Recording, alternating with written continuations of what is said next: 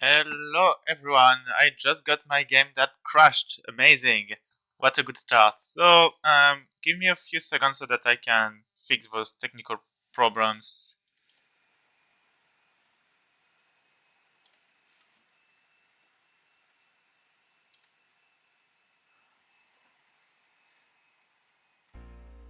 I don't know how it crashed. It seems that when switching scene from OBS, it just crashed.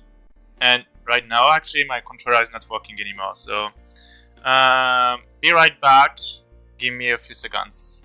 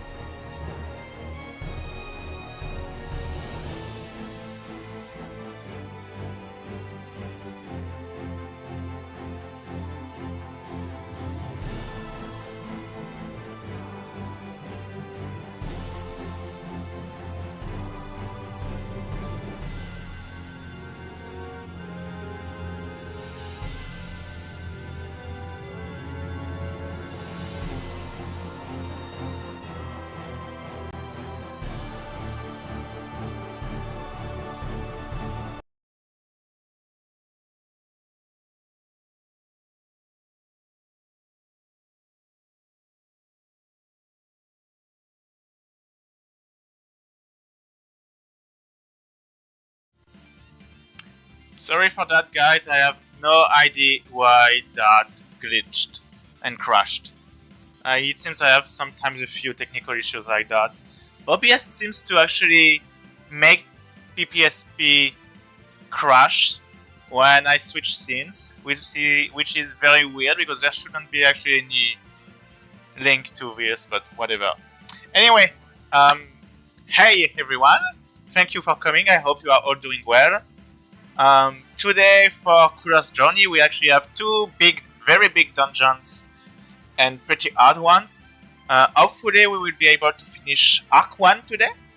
So let's start with that. And a bit later, we are supposed to talk about dungeon analysis. I don't know how long the second part will be. Once again.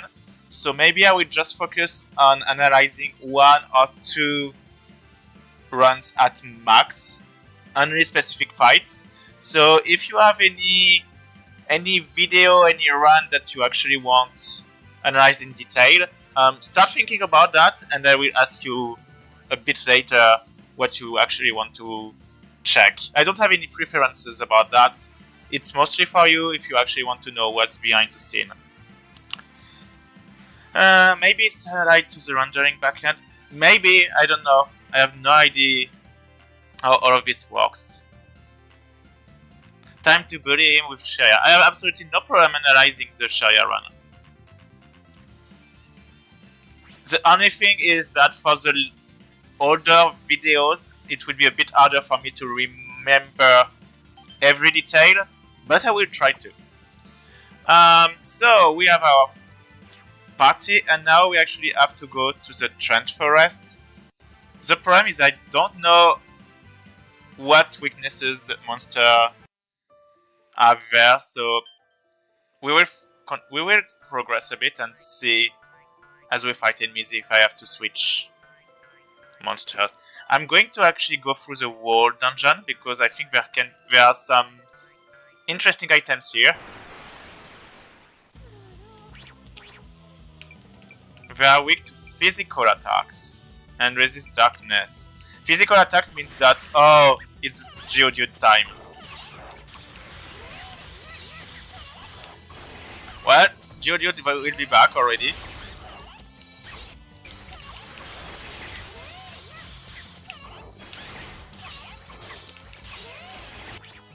I actually want to change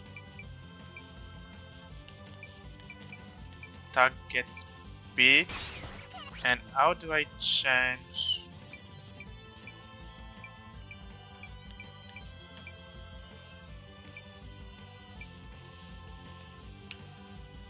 I forgot how I change.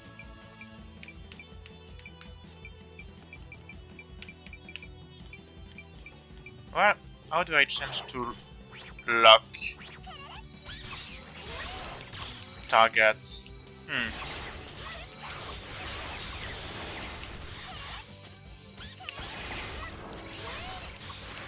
3D PSX would be interesting since you had so much fun. Much more, yeah, than it would. Yeah, I could do. I could actually try to do that. I think the most interesting contenders are definitely the Team Destiny games in general. For Chariot could work as well.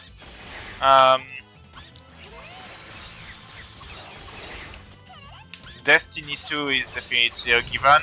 For it's been so long, I think I would fail to remember some details. NDX would be so much oriented, will be so much combo oriented that I think 1 or 2 videos can be fun, just to show all the different techniques used, but it could be repetitive after some time. So maybe we can also switch between every run and just do a few videos. I forgot to switch the monsters.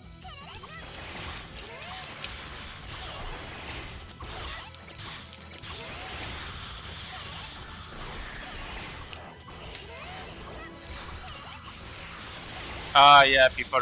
Yeah, this is that music also looks similar to the Emir Forest, right? In Symphonia, which is basically another puzzle dungeon that people don't like. It's the same song? Isn't it a bit different?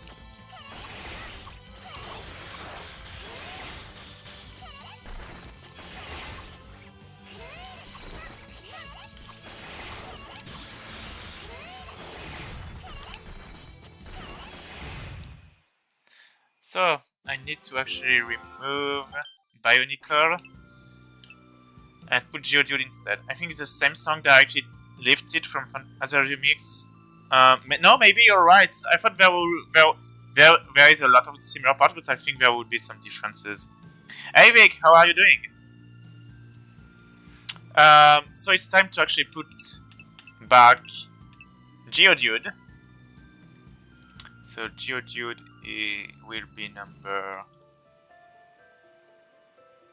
23.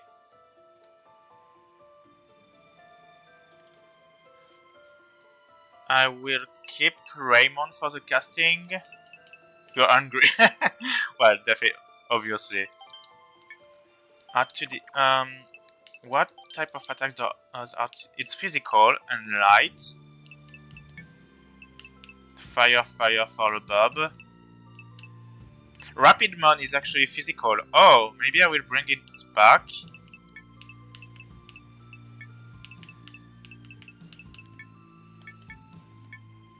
Instead of Regilit. Kirby won't be good. I want to, and why you fly will suck.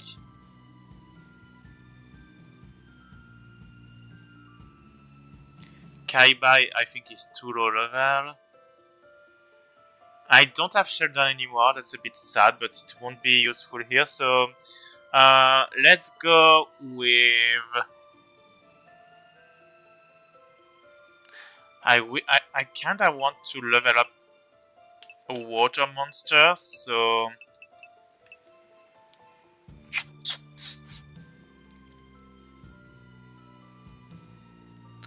For the second part of the game, because I won't have anything for the Flamberg battle, and it's pretty bad.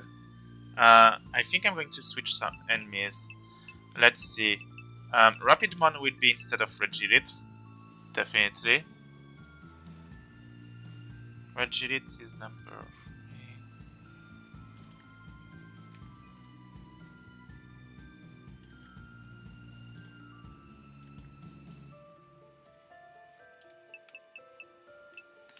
And I think I'm going to say goodbye to someone to actually put back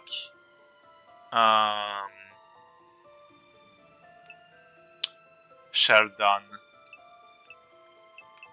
Kill Bill is Thunder. Thunder is so useless. Oh, Thunder will be useful for that cave. Regit will be useful for next farm. Bob. Fire is good on Earth and there won't be any Earth, I think. So I think it's finally time after many hours of good use to put Bob to rest.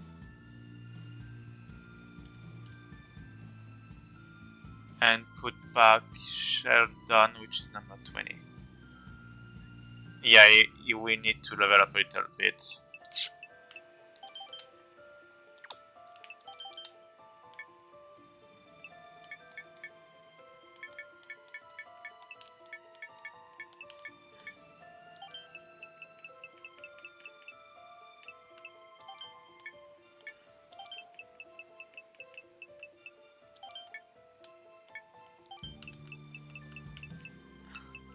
And I think we're good. What do I have?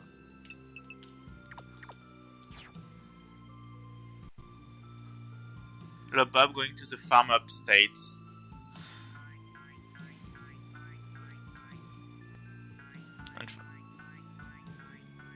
Unfortunately, I think we will never see Bob ever again.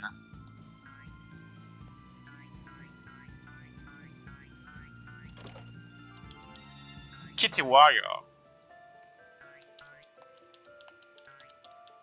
Yeah.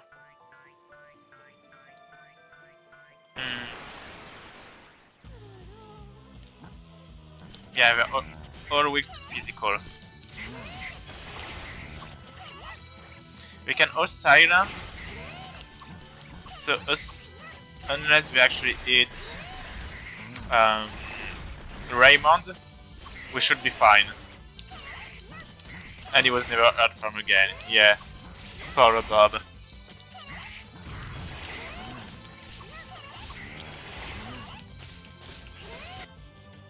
Oh, this thing is weak to fire.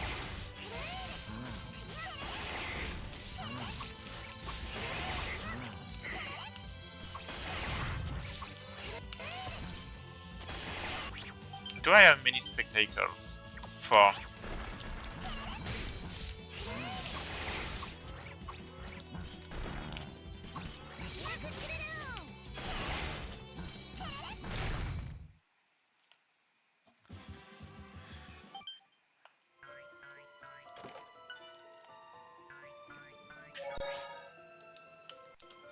Art bottle? Could be useful, I guess.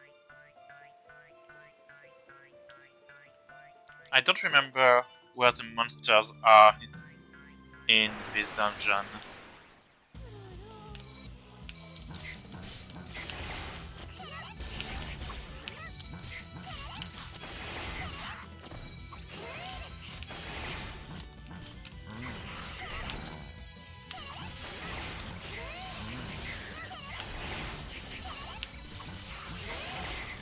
Geodude would really benefit from a Brave symbol, but I won't get any until very late, I think.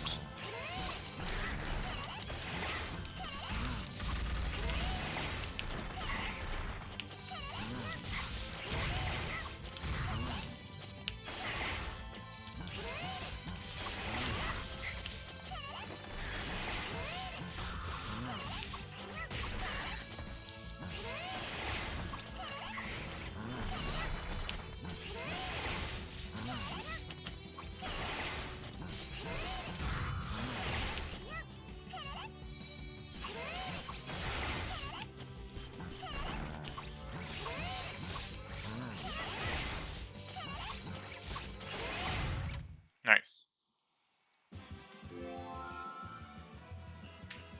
And we got some Odi bottle. That's always useful. Oh! A monster already.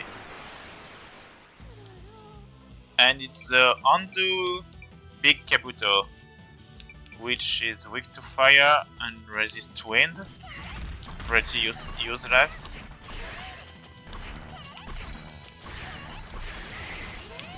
Earth Elemental.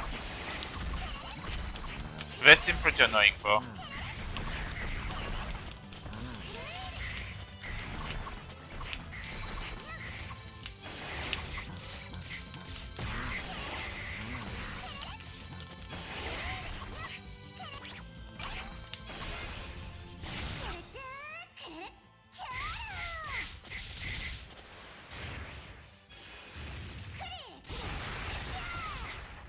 Nice.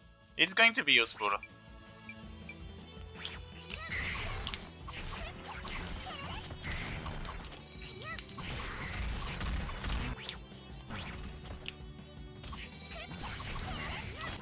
I'm sorry, but why are you not eating?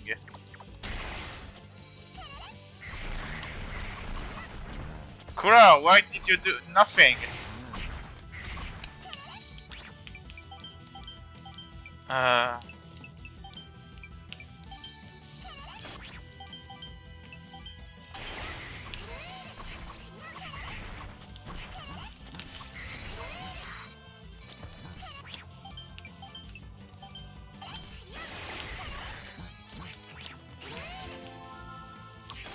Oh, they still have so much.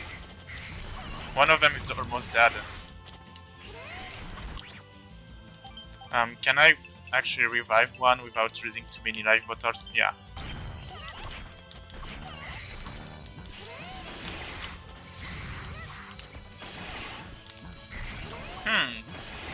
Oh, we can lower defense.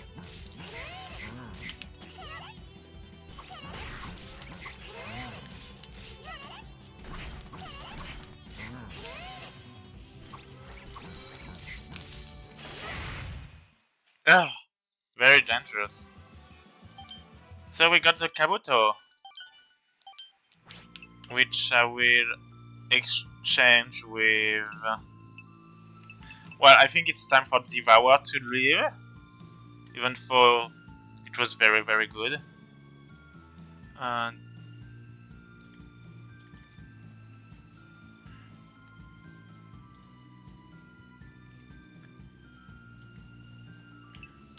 Yeah, because she needs actually 10 EBG, but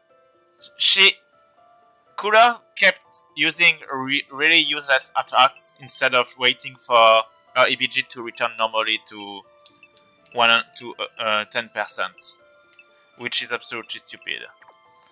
Oh well.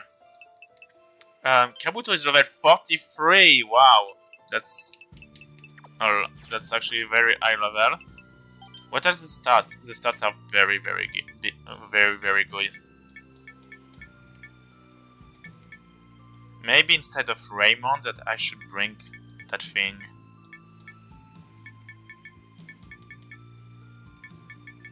Yeah, that's a very powerful monster for now. It's 10 levels higher than Geodude, so...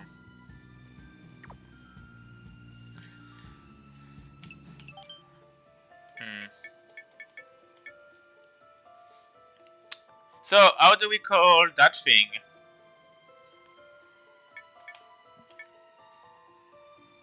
Do you guys have any idea?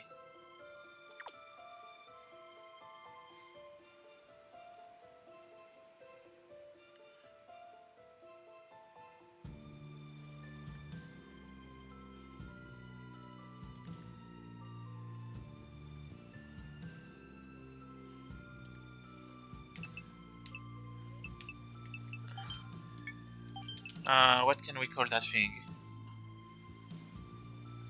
Just Kabuto? Well, since it's actually the original name, we can actually call that thing Kabuto. If it's fine for everyone. Kabuto. Horny. I wonder if I should try to use Kabuto instead of Geodude. It has a lot of attacks, and they all decrease defense.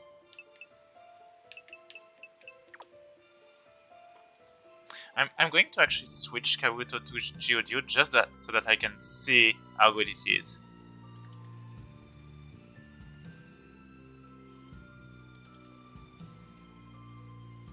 Nope. Nope.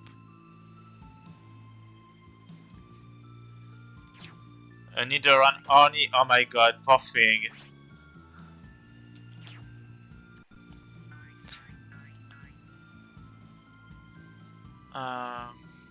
Wait.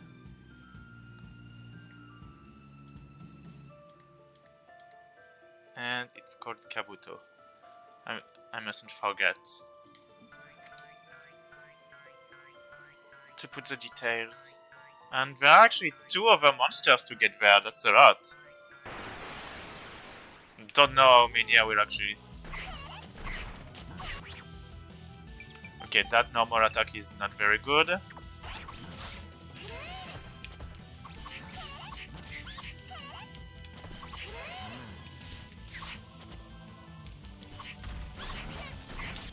Oh, this can combo, since it's actually...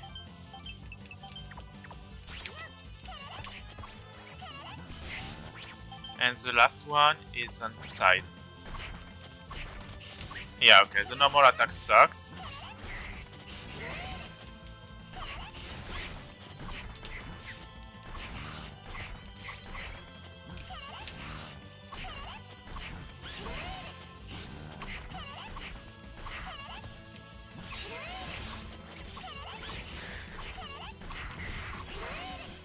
Okay, that art is pretty good.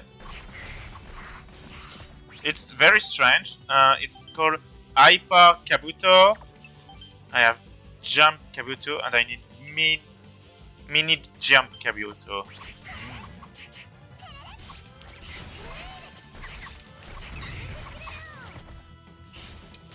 It's very aerial. I was surprised. It seems to send the enemy super high too. Interesting. And it is tanky, so that's a very good thing for that part of the game. We went there.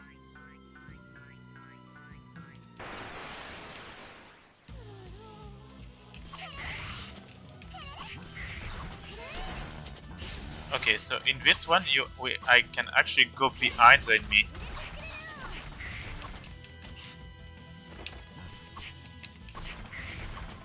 It's very strange.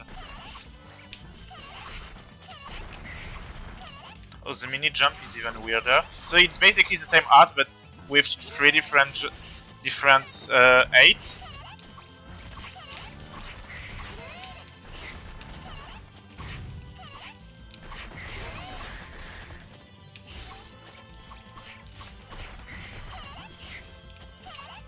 How weird.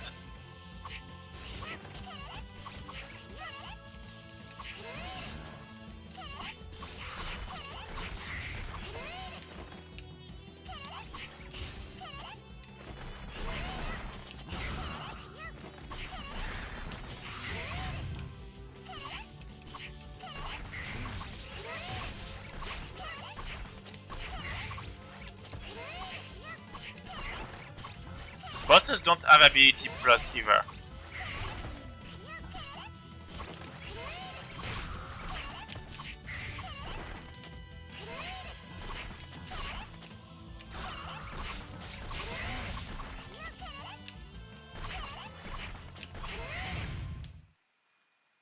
No Arcans either. The only ones are Dios and Meltia, obviously.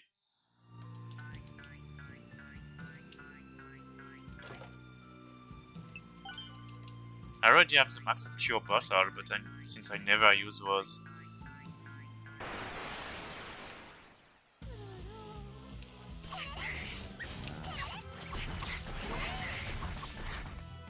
Oh my god, it gets sent so high in the air.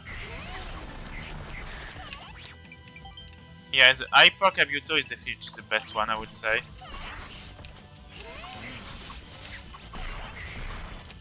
This one doesn't down, so that's what makes it good. This one makes him go out from the other side. No, they don't count as monsters. But you said bosses, so...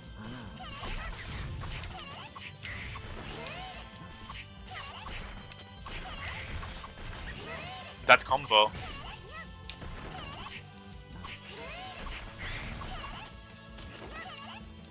The hitboxes are very strange. Because it seems that there is an additional hit that I can never get on this monster.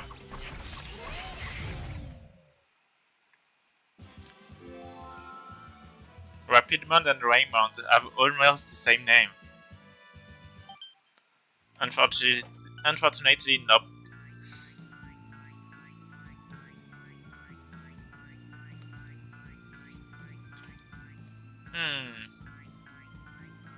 I'm starting to see the level differences.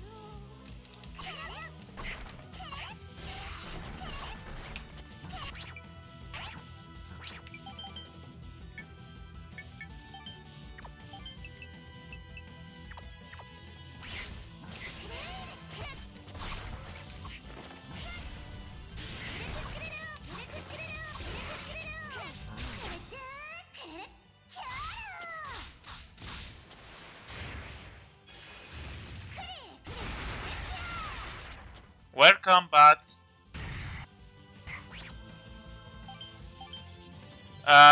Next week shouldn't be another stream week because I think I will finish this game. I will finish the run before.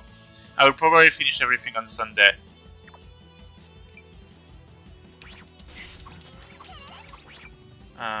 Wrong. This one.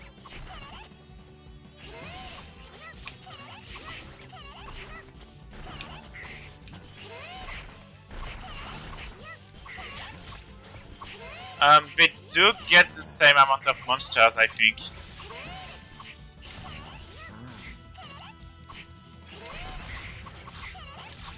Well, you know, there are actually a lot of different romanizations for Couleur. Like, it's very hard to tell which one is the official ones because Couleur and Couleur are both official names, but in different materials. So, whatever the way you call it, it will work.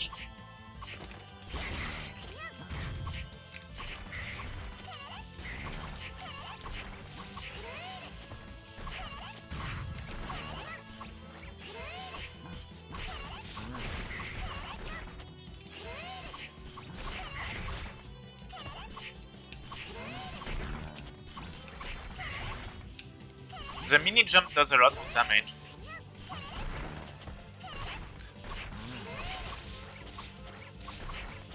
Pommel.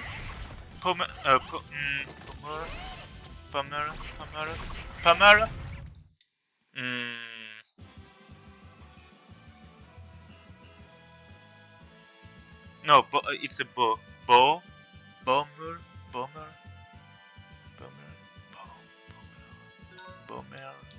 Nope, I'm not sure what it's supposed to be.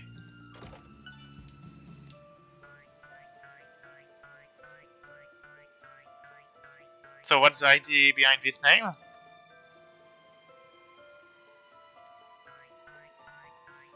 I cut the chest here so I can progress. It's French. Okay, can you tell me more? Hey Harangi, how are you doing?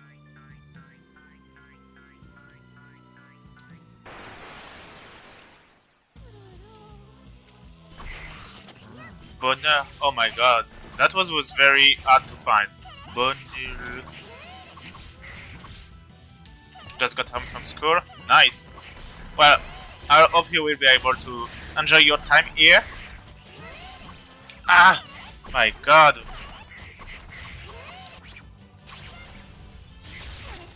Let's kill those things. Nice. One more. One last to fight.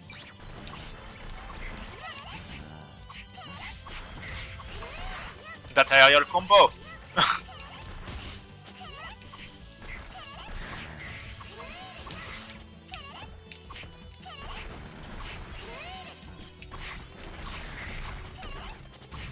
Oh wow.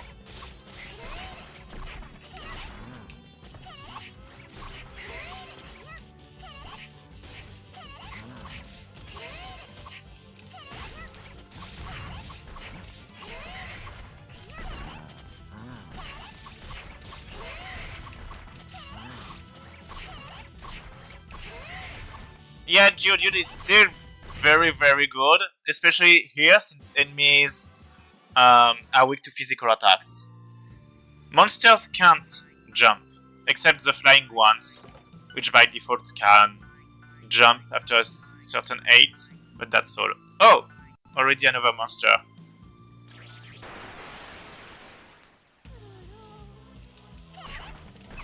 Oh, it's a bite plant.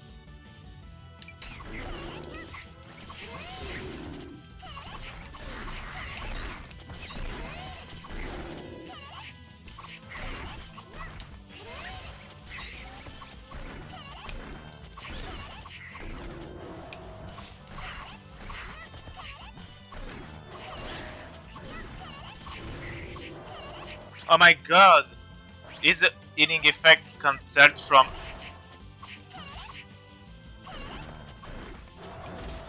Oh my god! But it still uses...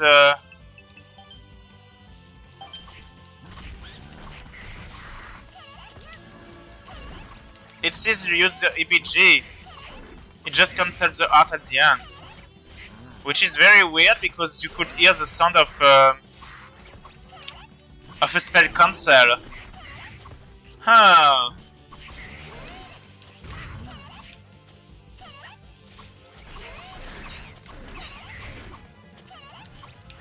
Couleur actually dances to heal my party. It's literally the only healer I have for the whole game.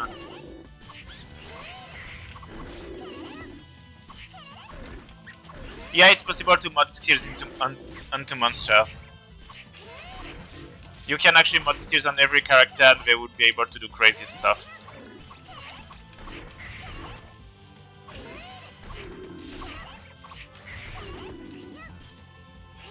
Level 42.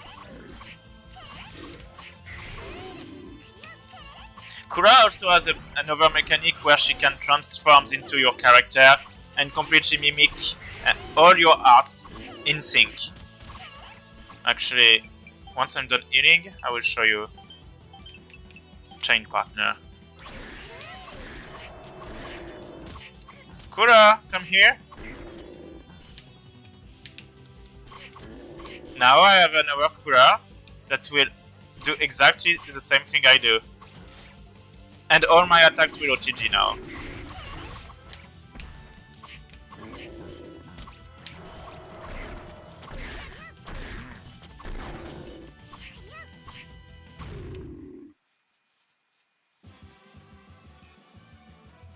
Kabuto with Jump Cancel Touchdown would be amazing, definitely.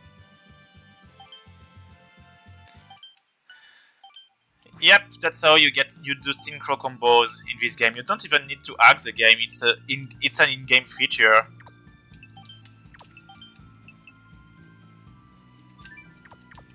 So I got the bite plant. I think it. What can I use it for? Regilit will be very useful for next dungeon, so I want to keep it. Kill Bill is for a very late. I need Raymond too. Damn it, it's getting a bit hard to know which character to keep. Rapidmon for physical attacks, but right now Sheldon is the only water monster I have. And I will have a fire dungeon. Well, not anytime soon, so I guess it would be too late. So let's actually remove Sheldon. Kinda sad because I wanted to keep him. 36.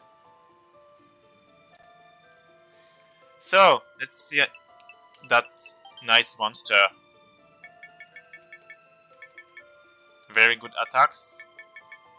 Well, it's a very high level one.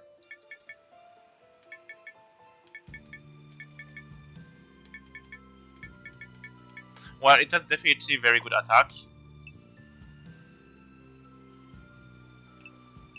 I need to switch him because the problem is that since it's always in the bench, it will never level up properly. I didn't check Kabuto's skills. No skills, and Bite Plant no skills either. You wanted to call it Plantix? Yeah, I have a lot of rock type monsters. I'm a rock gym leader. Oh, I like this idea. So, there is a first proposition for Plantix. Does anyone has another Chomper? Oh, since it bites, why not?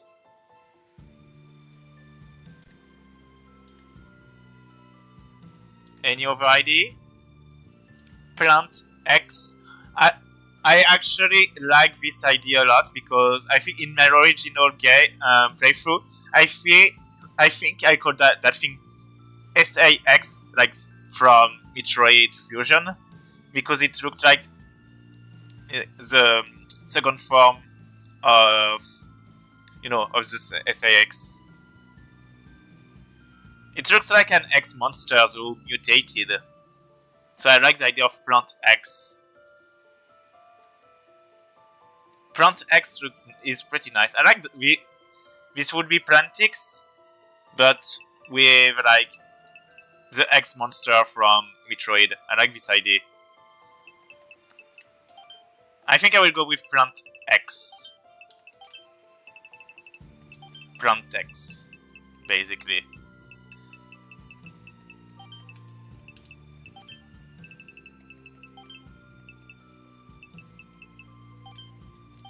Nice.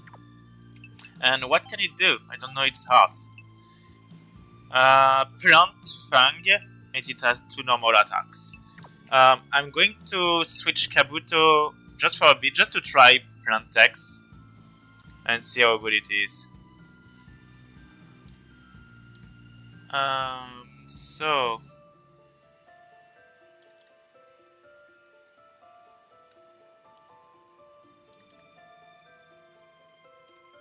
up.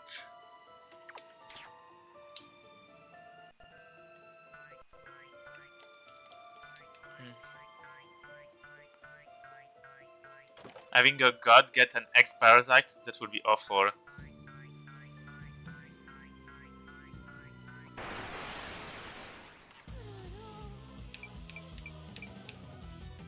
Oh my god, that working animation is ridiculous. Oh my. The normal attacks is very bad.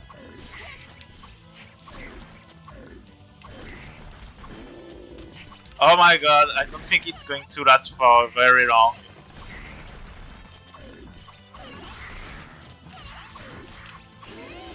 It's super creepy, bro. Look at that art.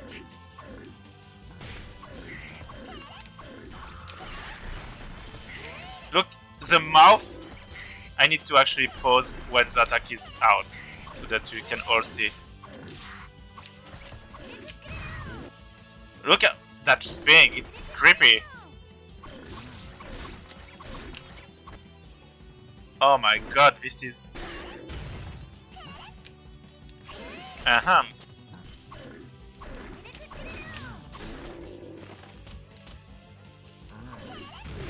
Oh my god.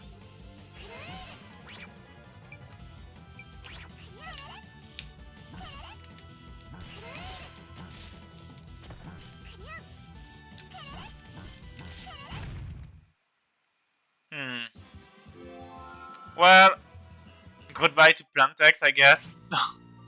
It's definitely worse than Kabuto.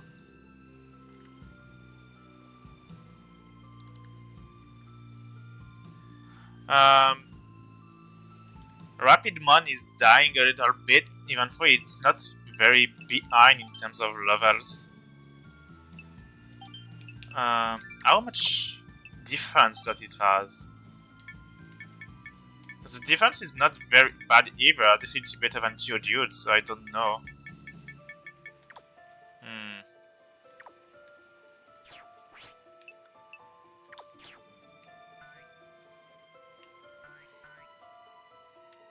I didn't get, I think, items below. Yes, there should be stuff to get here. Life bottles, yes! I have 15 of them now. So many herbs too.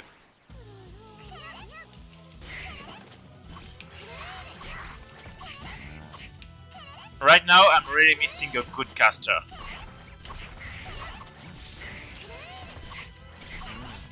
Yeah, there is another monster, which is, if I remember, the Araune. I don't know how you pronounce it, but it's how it's written in Japanese.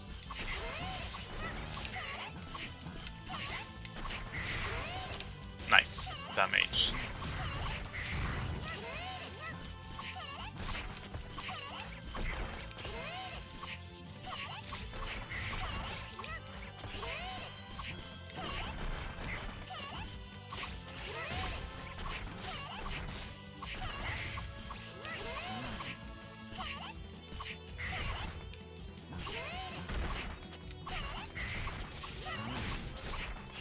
Harauna? Maybe.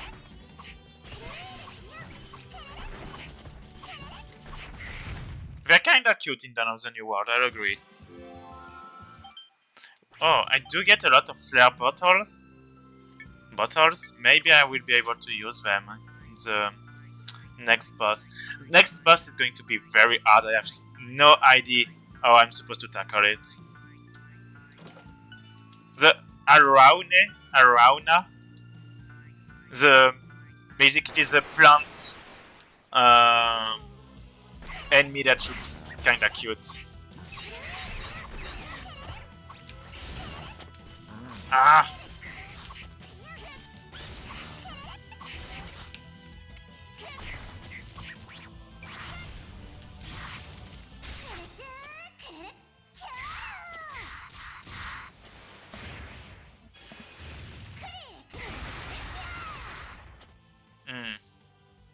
Good damage, but that didn't kill.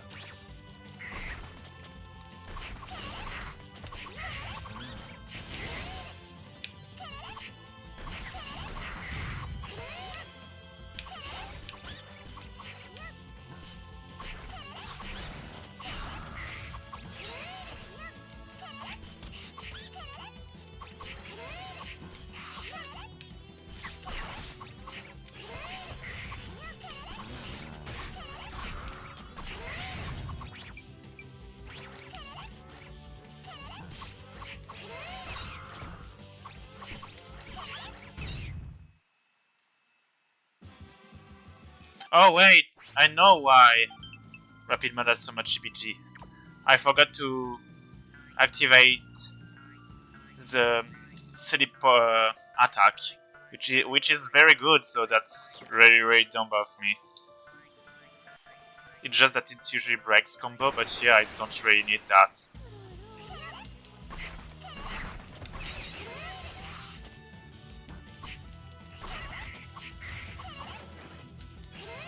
Well, thank you, Bat, for coming. See you later.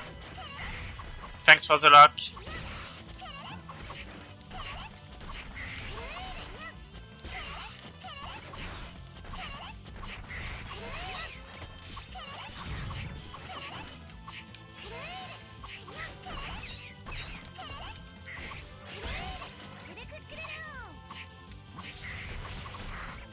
That combo.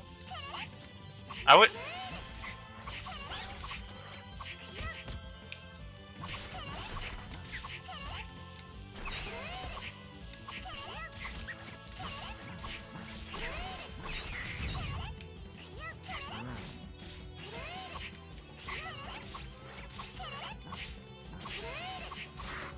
Couleur is very cute.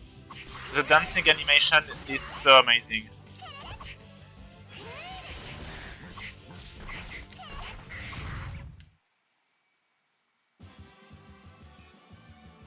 A good wiki with pics of monsters? Nope, not at all. What are you looking for?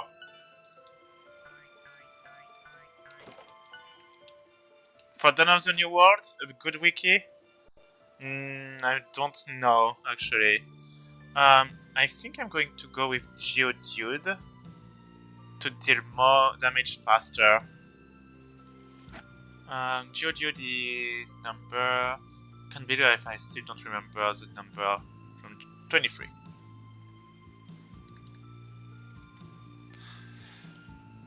But I will keep Kabuto because it seems to do a lot of damage. Let's see the battle formation, been a while since.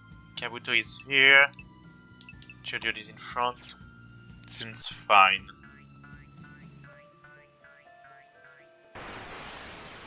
Yeah, there's a video showing actually all the whole monster book.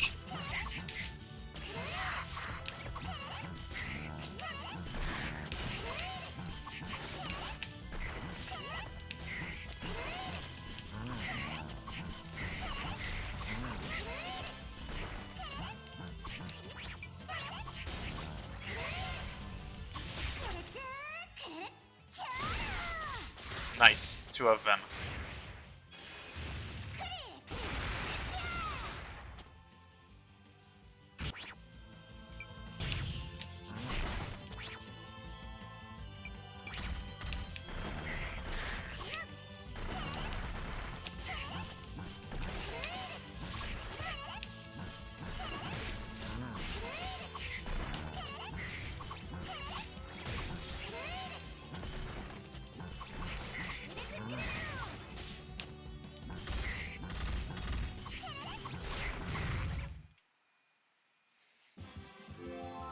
Nice. Geodude leveled up. All is right in this world.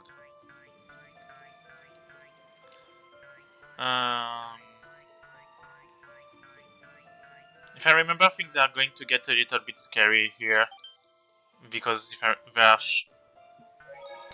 think there's the Araune. I think there is a Mimic here. Phalanx.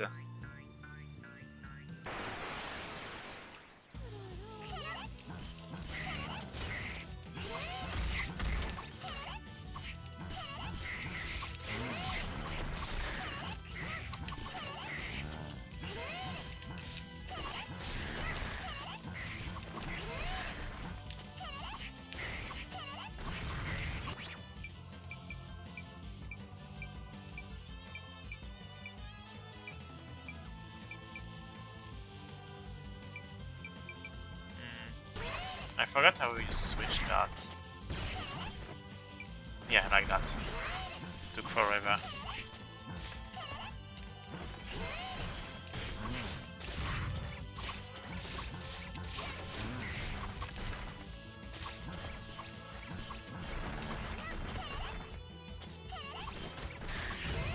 Ah, Couleur, yes. I shouldn't have to tell you to heal.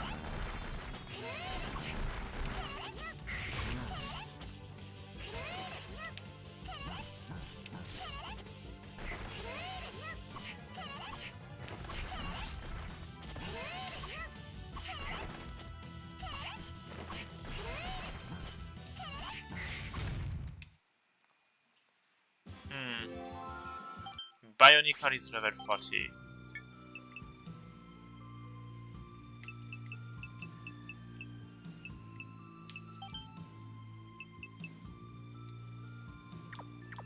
I could remove all the normal attacks, yeah.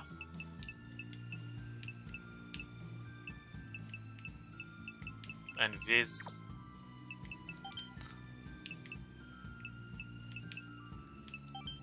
We will see how it goes like that. Maybe it will be better. But when your character is completely dying, you shouldn't even have to ask for this. And it's Araune, they're here.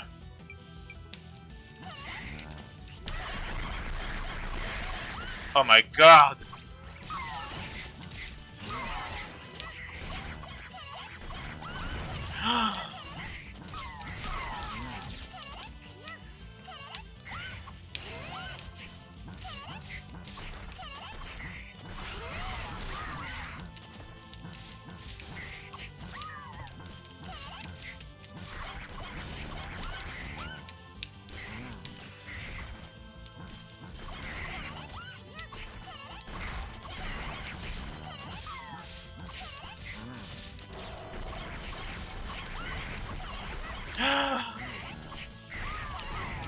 Oh my god. And since Couleur can't heal, because of... this is bad.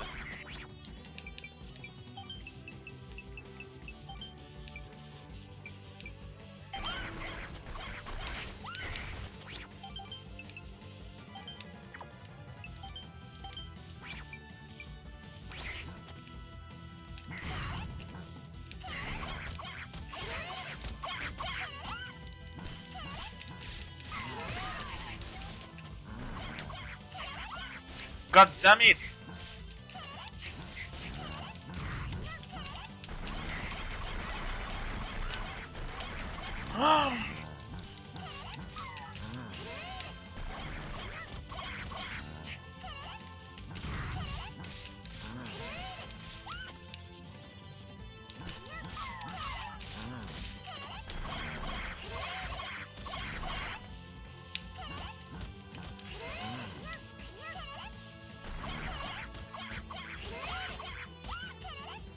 Oh, they have annoying their normal attacks seems super annoying.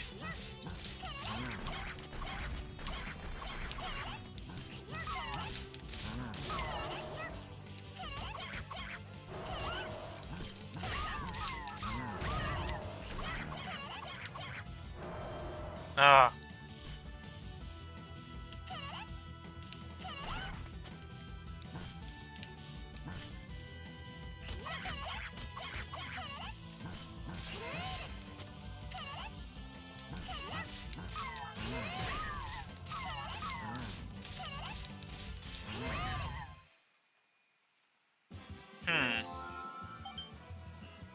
I got the Araune, but damn it. I think I'm going to switch Rapid on because Rapid Mon is dying so much against those enemies now. I think he's way too low level. Oh, that was awful.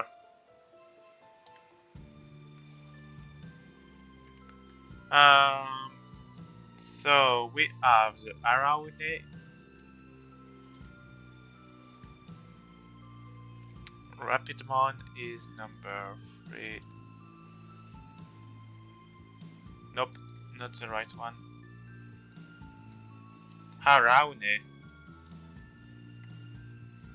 Oh, yeah. Equipment, you're right. Rapidmon was number... Where is it? Rapidmon 30.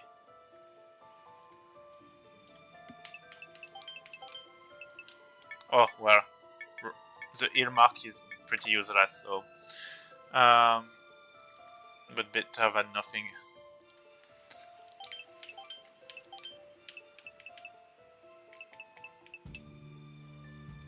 So, let's see the stats of the Araune. Very low physical stats. Very low stats in general. So it's pretty weak compared to the Kabuto. It doesn't have any skills.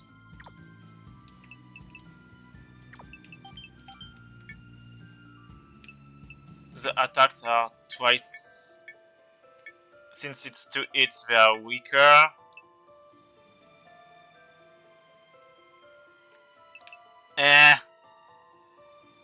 Well, I guess it will be a good support character. I will keep it for because I need higher level monsters.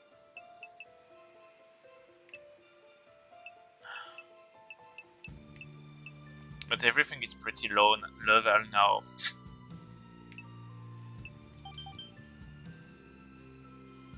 It's getting a bit hard. And I need to heal Kabuto.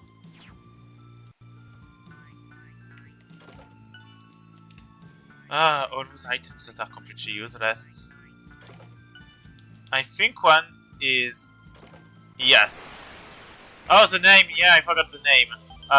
While we do the fight, I will let you think of... I will put Kabuto the Piohan, actually.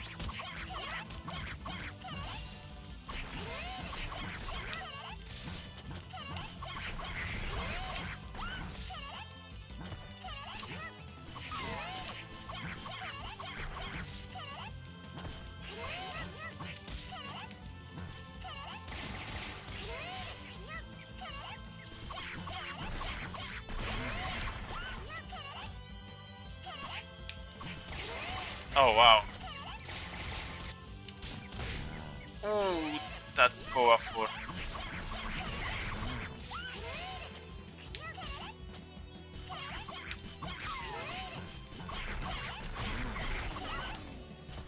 Nice.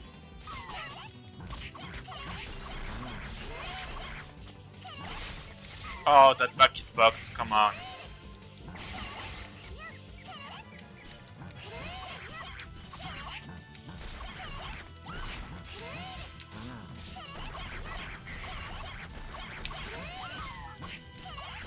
The Aron is actually very good for combos, definitely.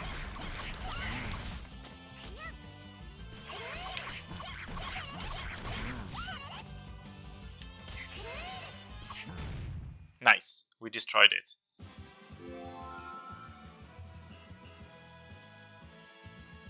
And we got a new badge for... We got new stuff for... Oh, we got a new badge. Darkness Elemental, but more defense is always nice. And we got a new art for Couleur, which is... Guru... Oh my god, we got it! Yes! Okay, now Couleur actually has a very, very good art, which I will keep active. Nice.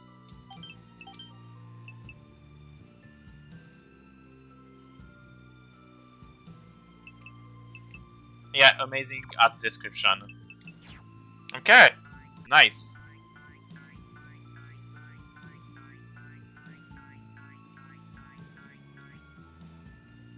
Wait, there's another monster here? Oh yeah, I need to name Aaron. Sorry guys, but I'm going to... Oh wait, please, people, I know. So... Which name did you want it? The Ivy, Darcy, Try to Fly... Gloom? Gloom. So it seems everyone was okay with Gloom?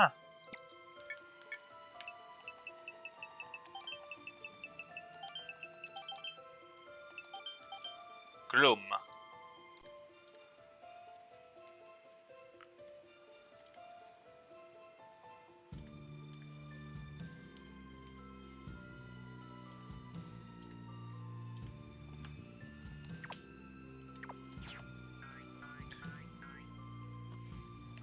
Oh, I'm very close to the boss and I have no idea how I'm going to deal with it.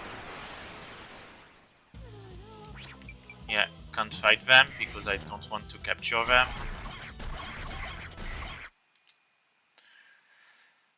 Oh,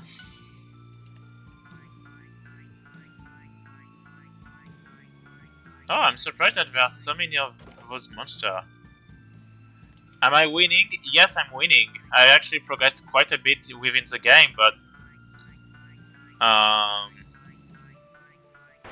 will be now at a part where I have no idea how to deal with the boss.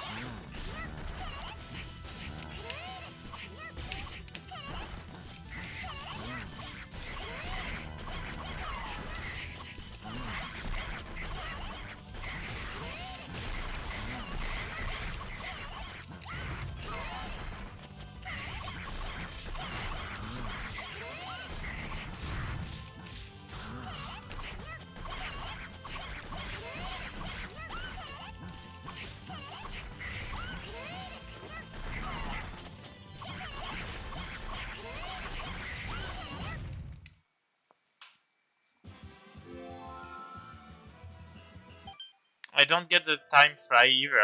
Time to fly. But everyone was for Gloom anyway, so we went with Gloom.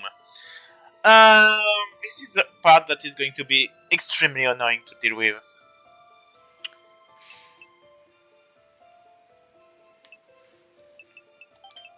I'm going to remove Jump Kabuto because it can sense and the mini jump. No, mini jump is the one I want to keep. It's hyper and jump that I want to remove.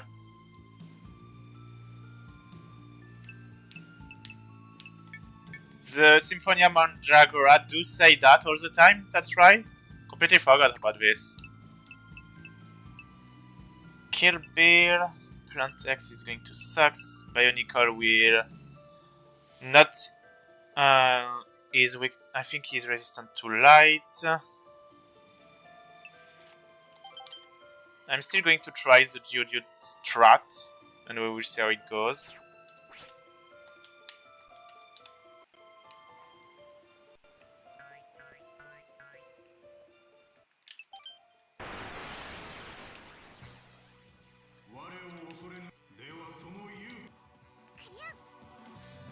Oh no, he resists only light, so I could bring Bionicle if I have some issues with.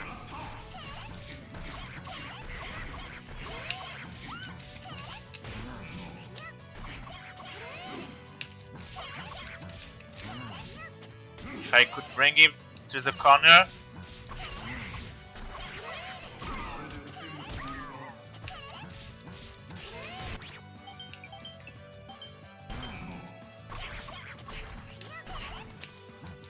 Damn it!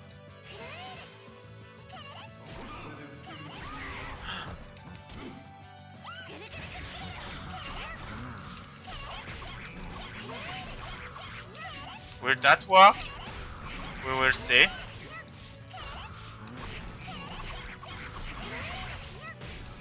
It seems to work, so perfect.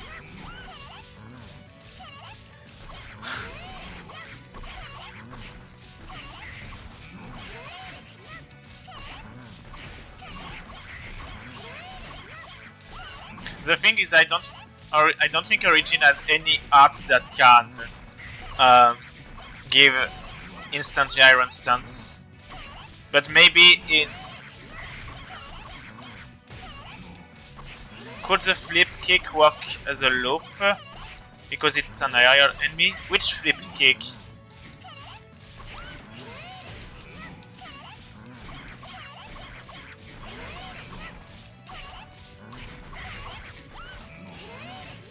From Kabuto? Not sure.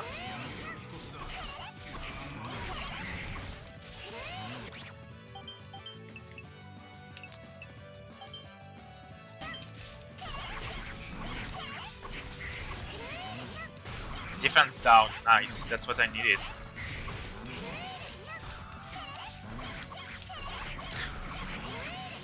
Geodude is so good, I don't know what I would do without him.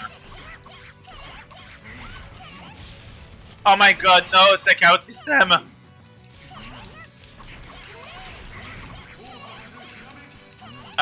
This is indignation.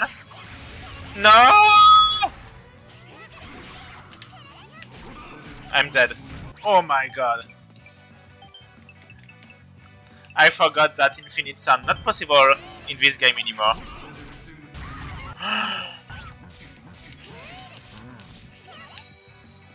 Explosion. Oh my god.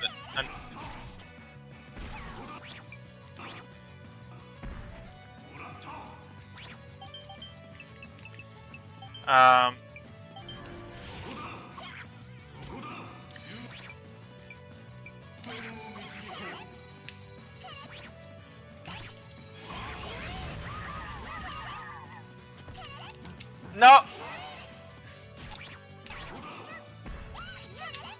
Earthquake.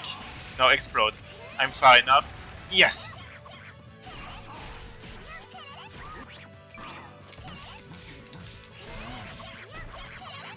In Ray. This is not good. Let's try to revive.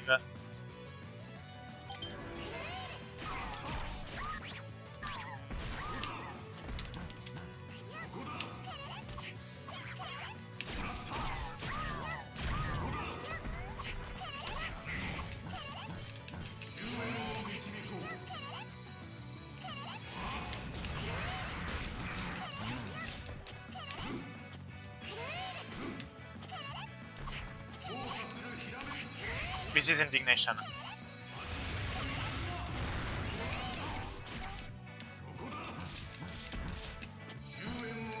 That's God breath for me.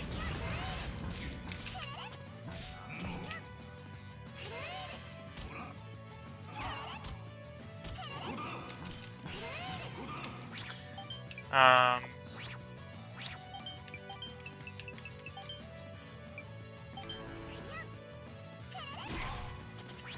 this reminds me, instead of a Darkmont, I should put, just in case, Thundermont.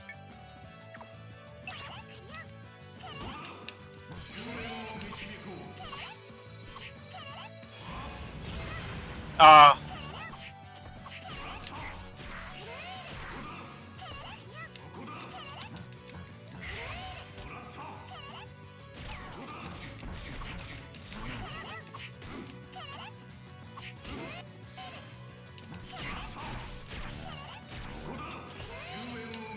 Earthquake.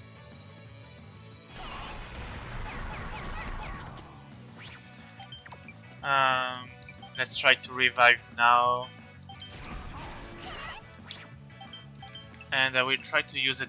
Where is the art bottle on?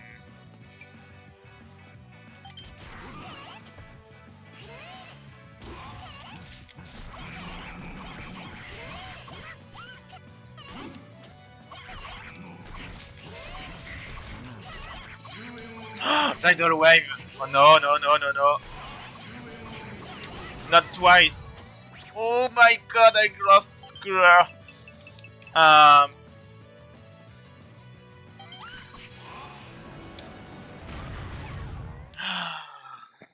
Wow, got destroyed.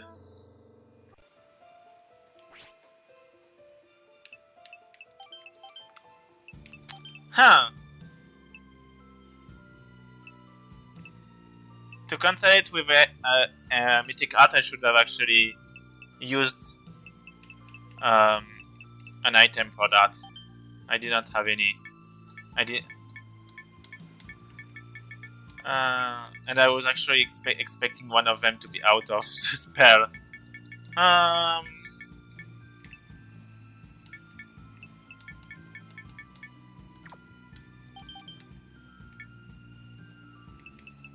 That's still the best thing to do here. No, bosses are immune to status effects. Okay, let's retry.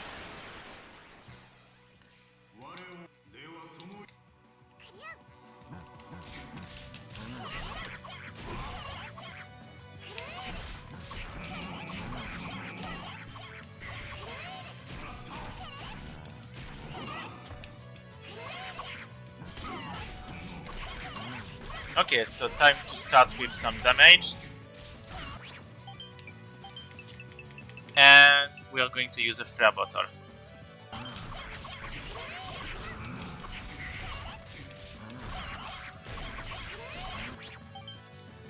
Actually, we are going to use 2 flare bottles. Kabuto does a lot of damage too.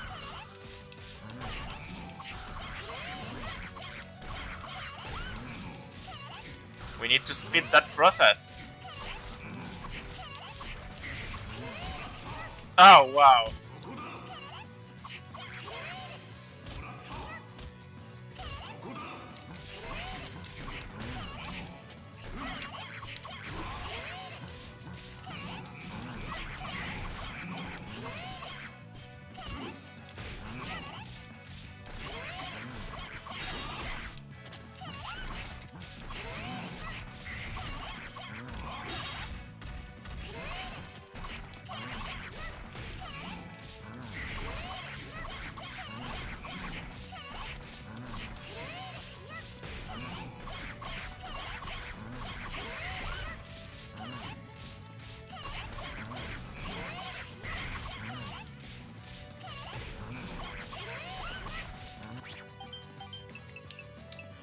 Pine Gumi.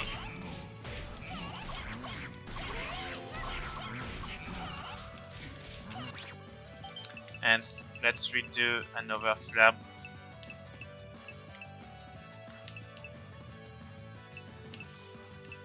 Flare bottle.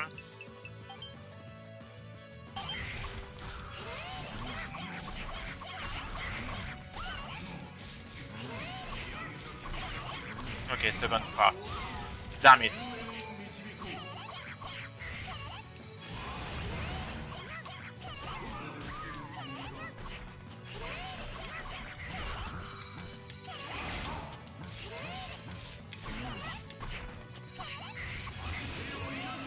Lightning, damn it. Oh, that. What is that bucket box?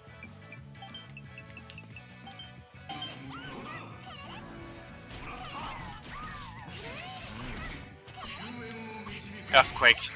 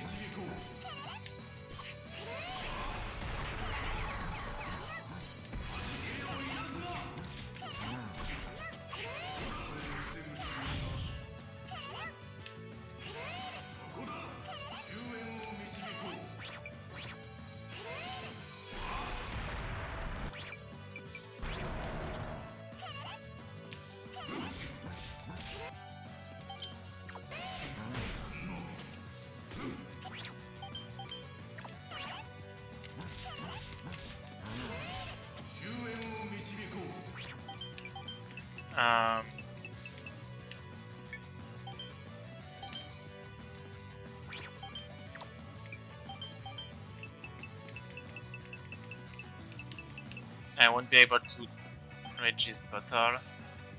No, I think I'm going to use a life bottle on Kabuto. Cancel the spell.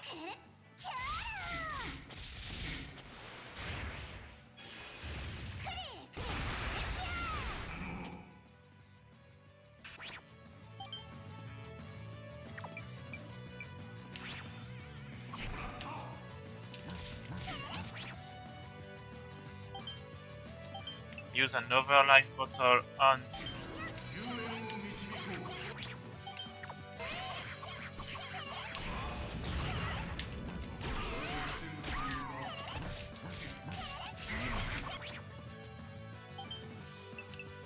how many only one specific. I'm not going to use that.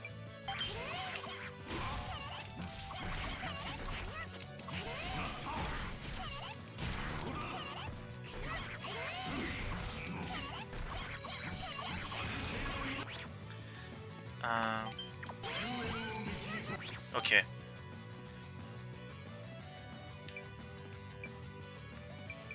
I will survive Earthquake, but not the other, so let's try a resist bottle on Kabuto. I think that was a good idea. Indignation, damn it. No, that's what was Earthquake.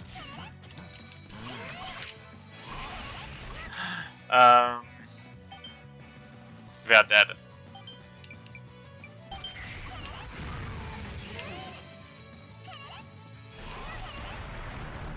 I can resist that.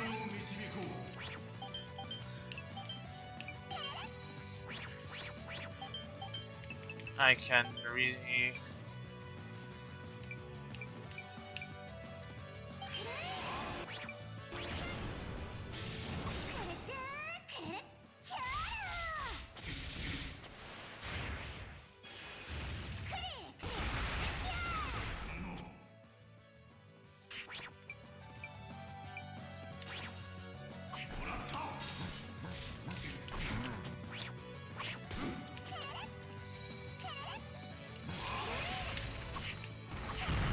Ah!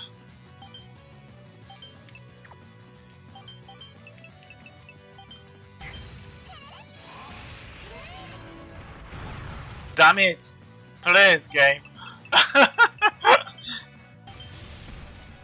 No way.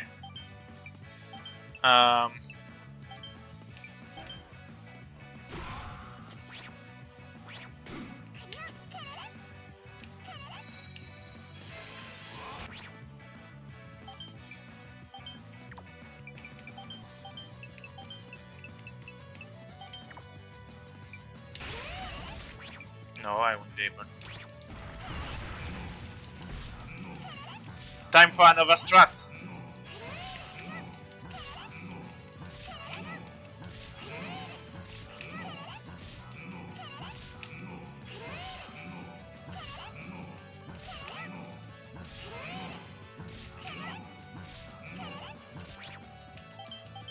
Where is the flare bottle?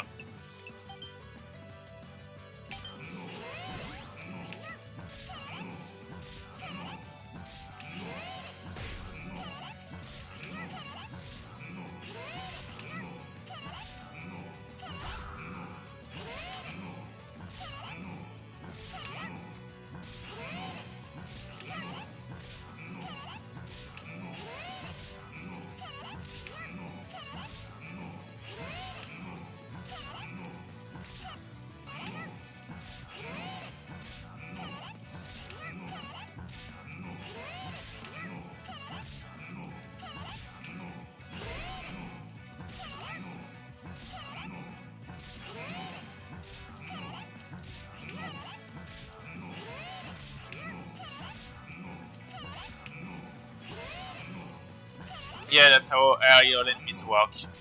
Every aerial enemy.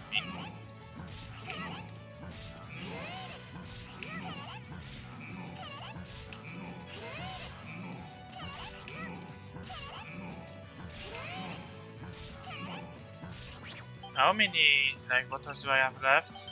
Do I want to revive both? They will be switched.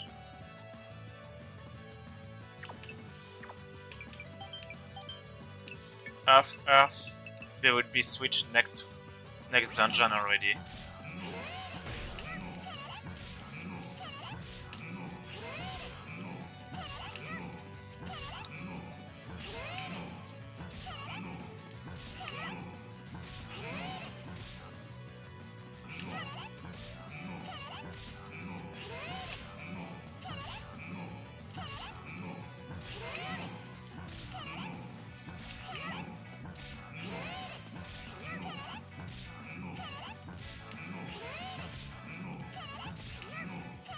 Geodude was the main character all along.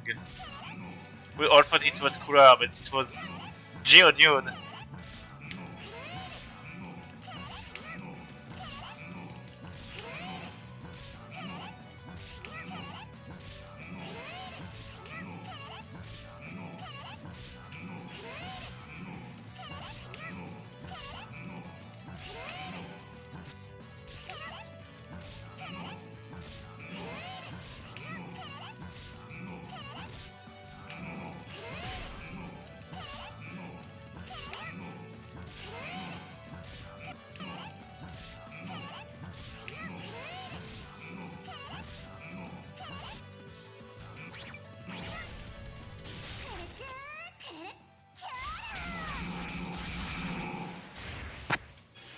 That was pretty awful.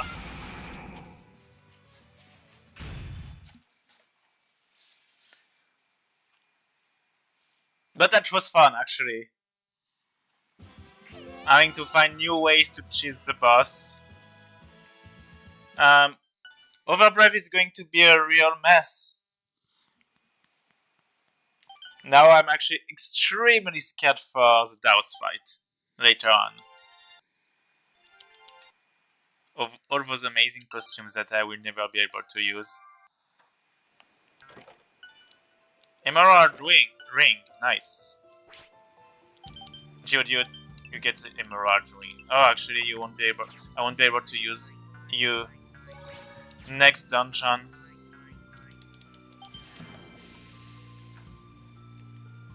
So Daos fight will be very terrifying. I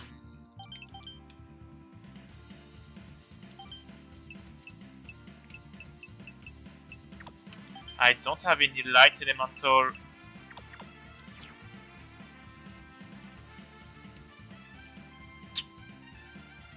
No light elemental page, because that would help so much.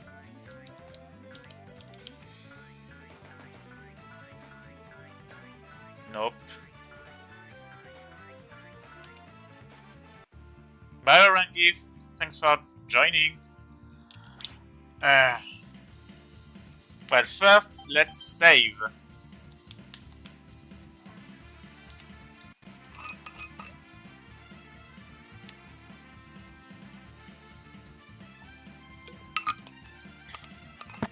I just thought of something. Douse laser is light elemental, so all the monsters I will get in next dungeon won't be useful at all. Ah, that sucks.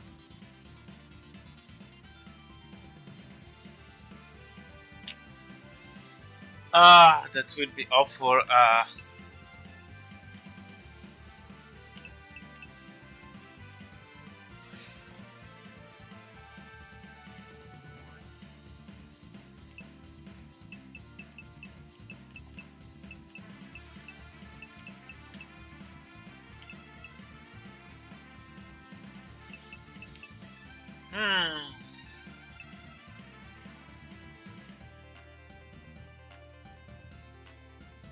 So anyway, for the next fight, I will bring back Bionicle.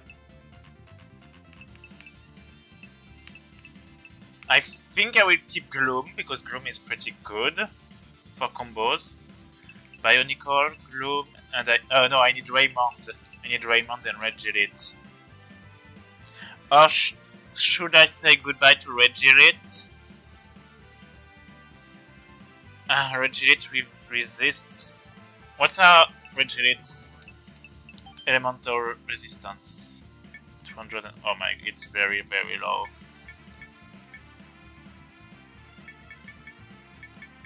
But it has good attacks.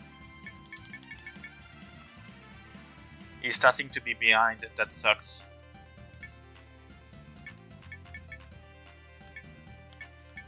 Actually, I think I should keep Kabuto because his defensive stats are insanely better than Gloom. So anyway, I need Bionicle, Couleur, Kabuto, and Raymond. So let's replace Geodude with Bionicle.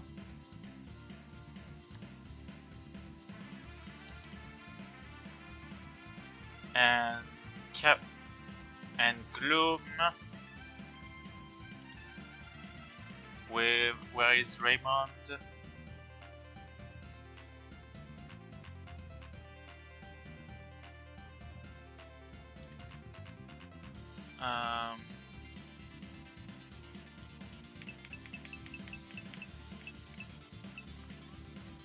Can you edit their experience at all? I can, but I won't because it would be cheating. Mind mark.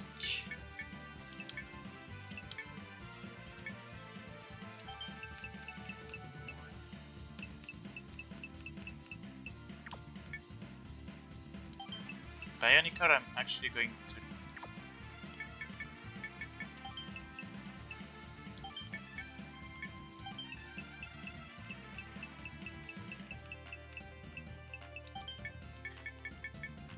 Okay, that seems pretty good like that. I think I have a Dark Mantle. Yes, Dark Mantle.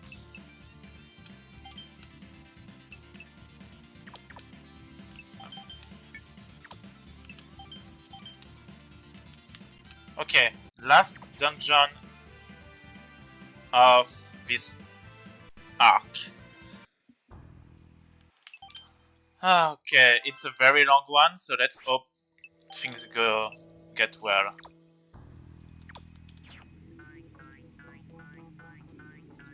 There are 3 monsters to get here. Poison check. Oh, that sounds like I will need this.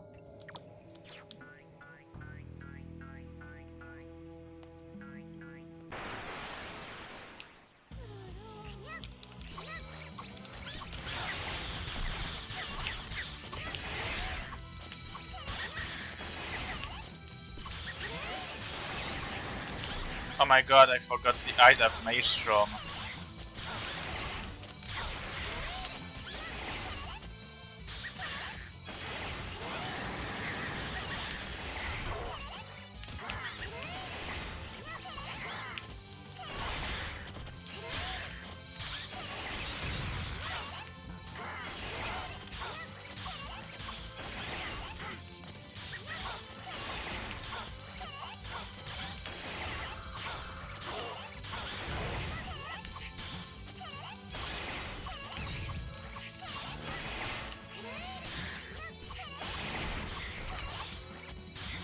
I'm taking so much damage.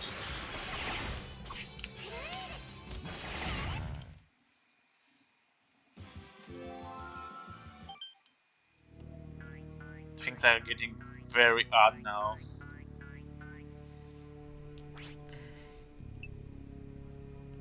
Couleur's level is very good. 41 is actually very decent.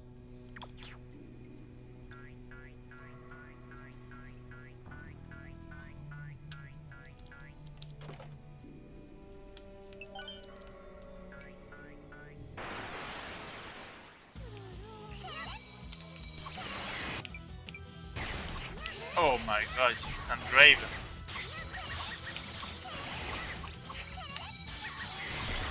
Oh my god, instant grave.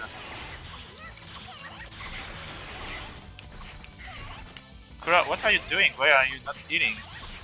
Oh, because you're being annoyed by an ostrich.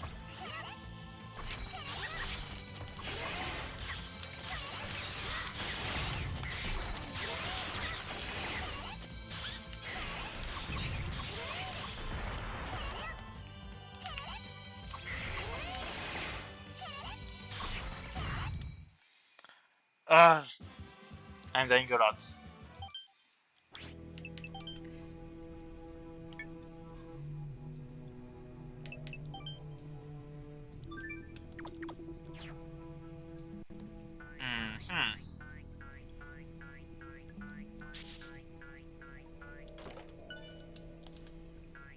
Nice weapon.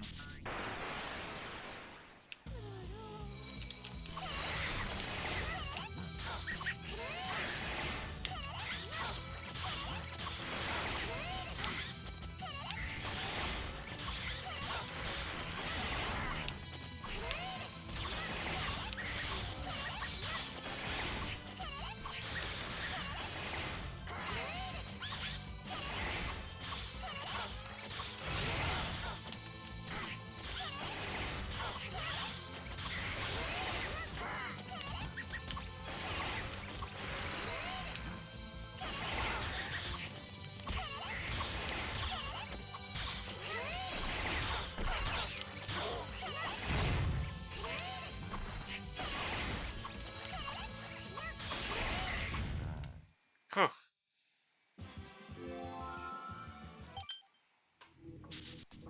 Damn it.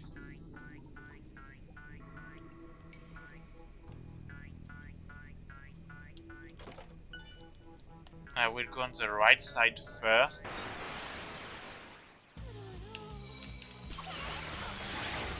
Oh, Godzilla is back, and it's evolved.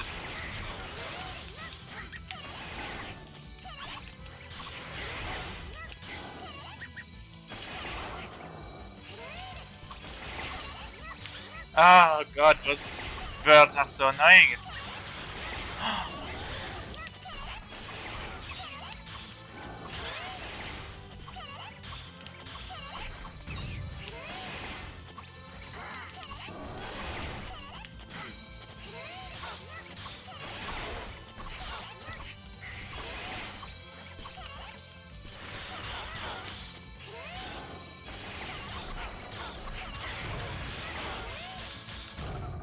Nice. The drill attack does a lot of damage against the Godzilla monster.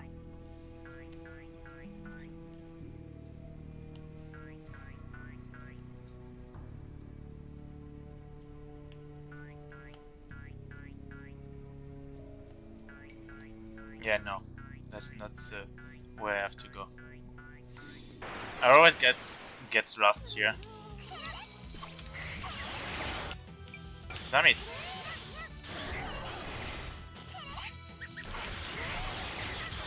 The AI caster is not very good with it. You will see.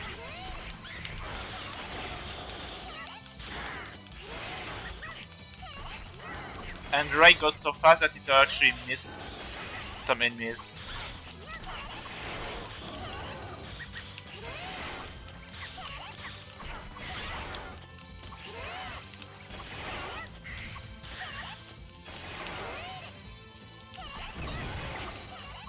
Because Ray gets so fast that the hitbox doesn't last long enough. Which makes no sense at all. He actually did nothing in Obi.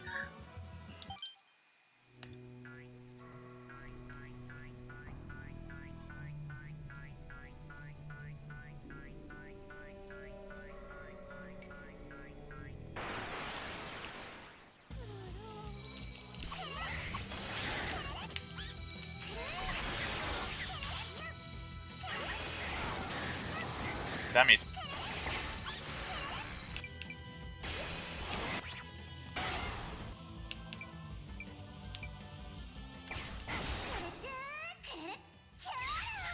That's not the monster I was targeting. Amazing. Thank you, Couleur.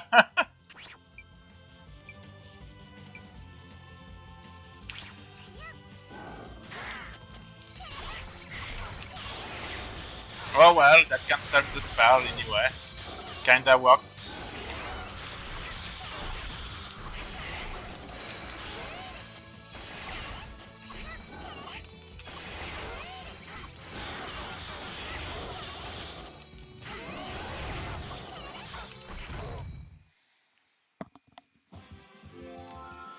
Whew.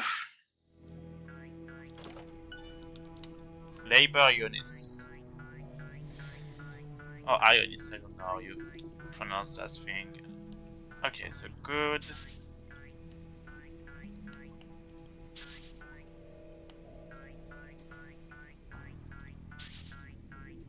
Damn it.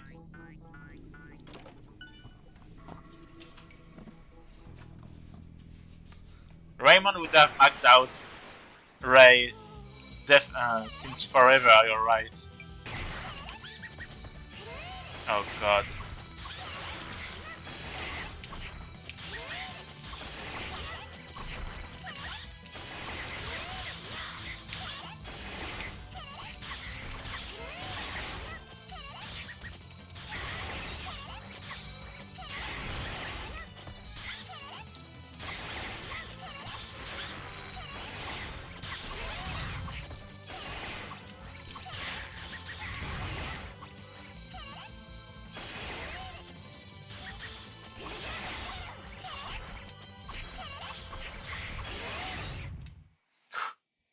Okay, this is getting a bit better.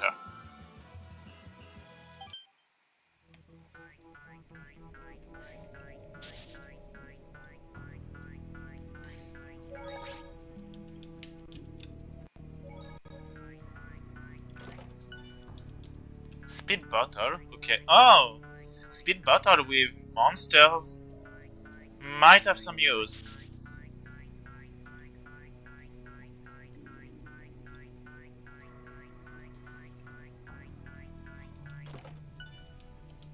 Technical ring. Technical ring is for... wait, it's for drops. Let's go with that. If this allows me to get better...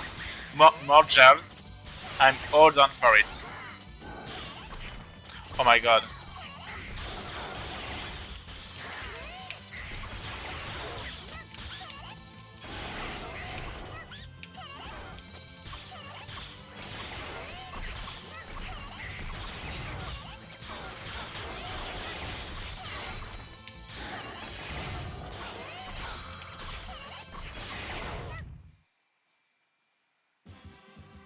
No, it doesn't move the wheel over the side.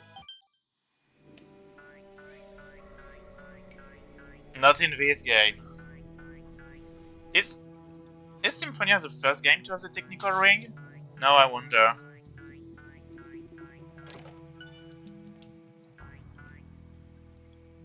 This is the entrance, and I went the left side first. Oh yeah, it's just completely different. That's right. The icon is completely different. That's why I completely forgot. Thanks, Kev.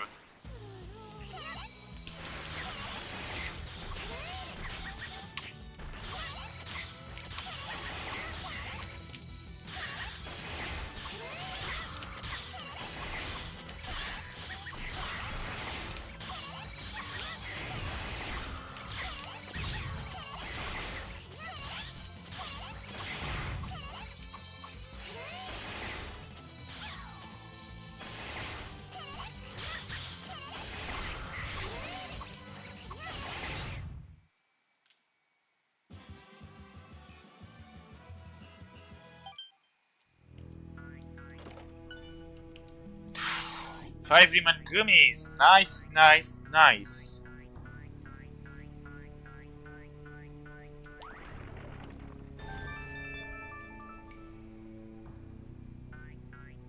Whatever.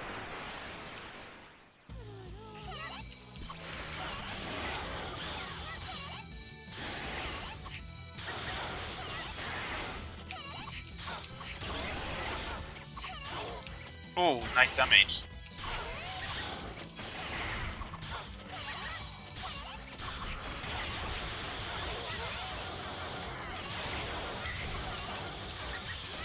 So many hits!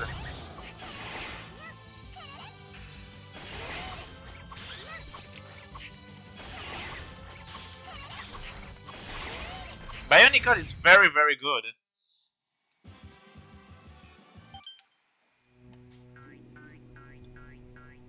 I think this is a Misty Mark, which is useless. Yeah. I remember too much of this game.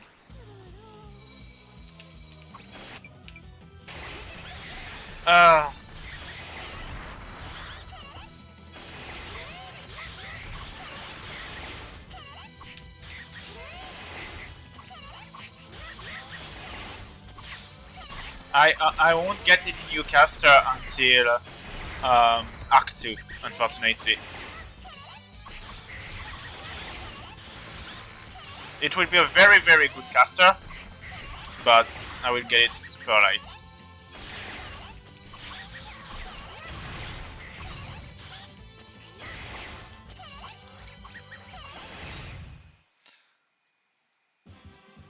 Almost died here. But I'm getting a lot of lemon gummies, thankfully. It's helping a lot. Should I go this side first? But there's a monster on the other side. I'm going to use them.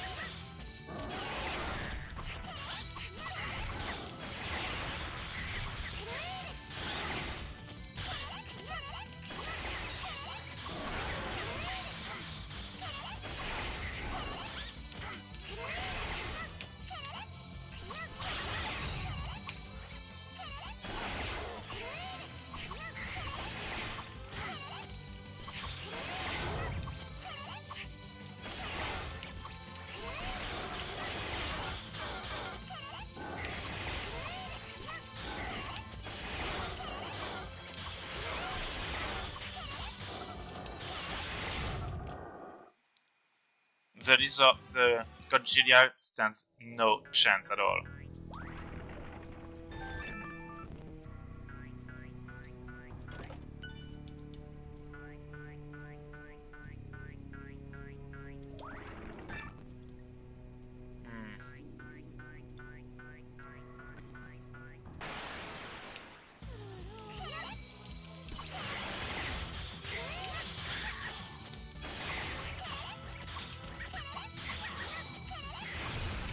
Damn it!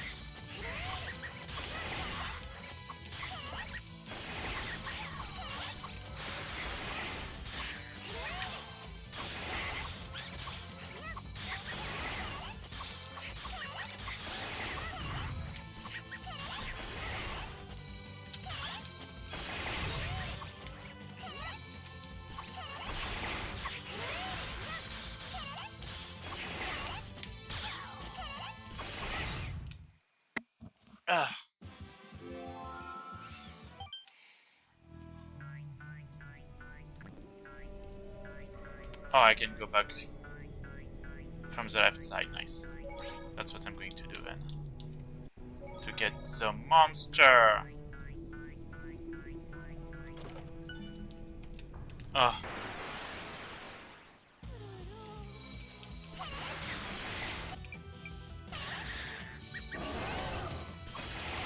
Oh, the eyes left to the other side.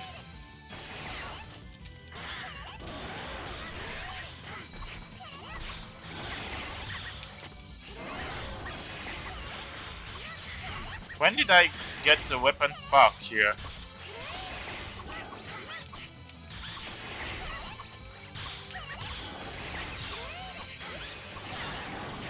Oh my god.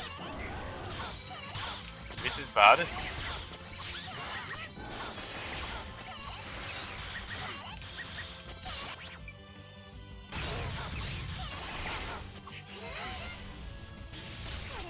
Maybe I will have 2 of them? Nope.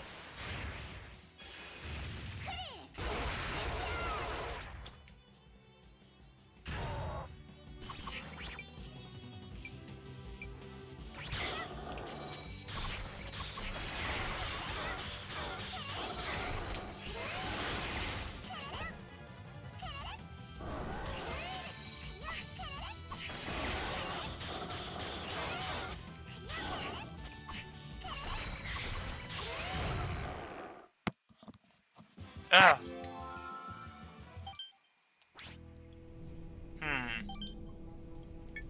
Might use some.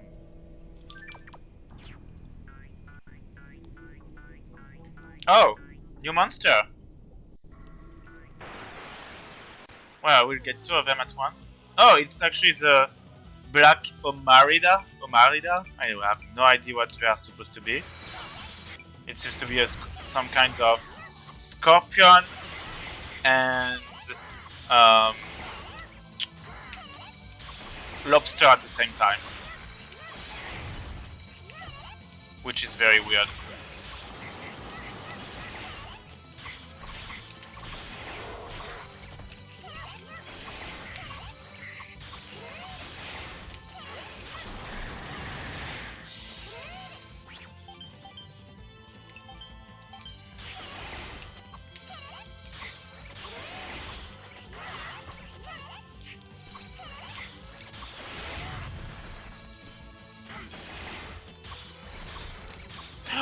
Couleur is petrified.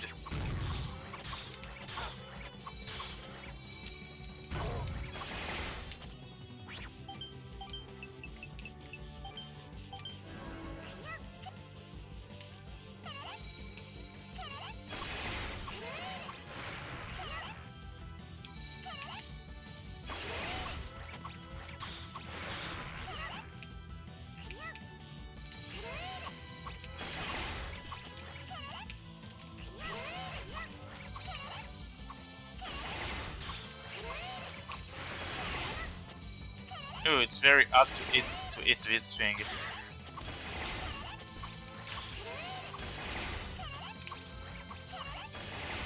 Yep, if I can petrify enemies, that would be great.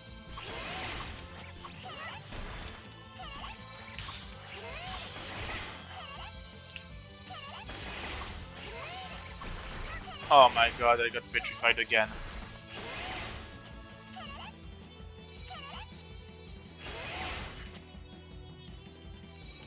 Wait, when I'm petrified I can't issue any order through shortcuts? Interesting.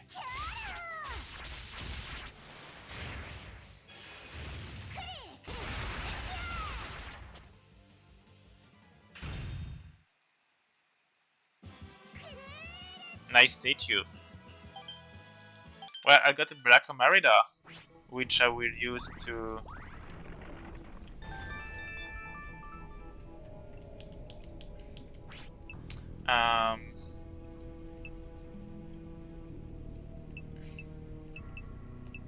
I will definitely remove plant text because it's just not good at all. In any way. In any single way. Number 4.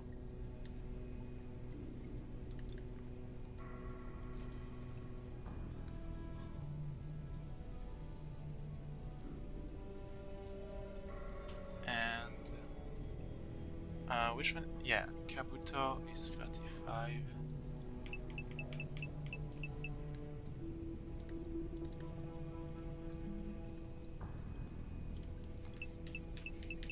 So, extremely powerful. That's a very high attack, very good defensive stats too. Yeah, it's a very good monster in terms of stats. It's definitely a mix between a scorpion and a lobster. Black Omarida. So what are its skills? No skills. It's so weird how the more monster I get, the less skills there are. Where are the ones with elemental resistances? Huh. And what does it have? 3 normal attacks and the stone shower attack. Scorpion, Milo, cause of Senseiya. Oh, nice reference. Unfortunately, I haven't played Senseiya.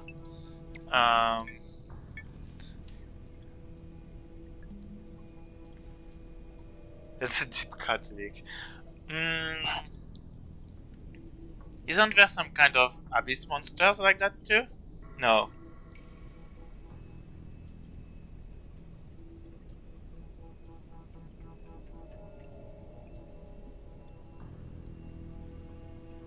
Yeah, skills for additional resistances, but a lot of monsters have a lot of the early monsters have additional elemental resistances. The new ones don't have any, which is very strange. Griscore without wings. What is Griscore? Is that Pokemon maybe?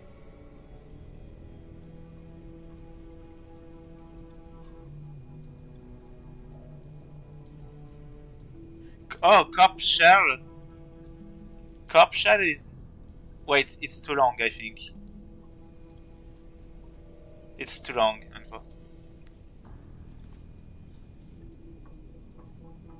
Griscore equals Corval. I don't have the reference, I'm so sorry.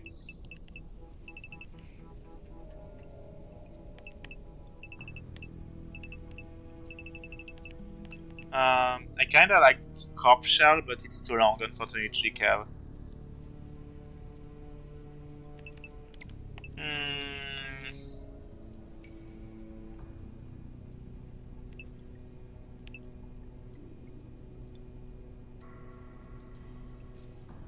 Yeah, it's definitely different in French. But we can give it a...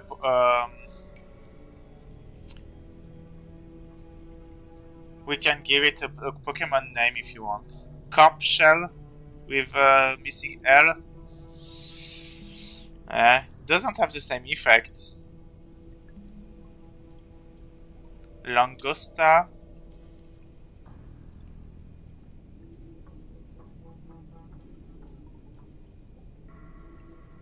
Lobster in Spanish, because why not? Yeah, that's possible. That's a possibility.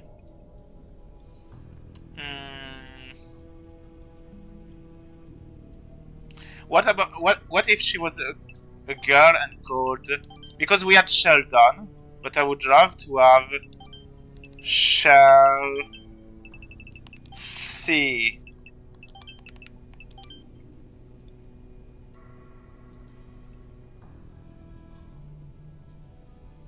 Claudia?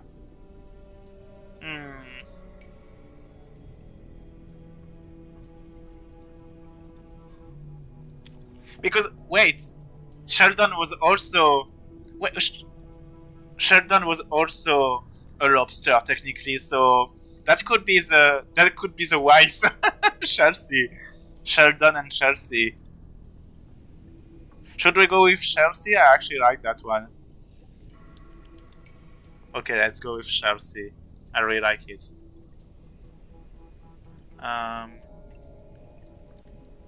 So 38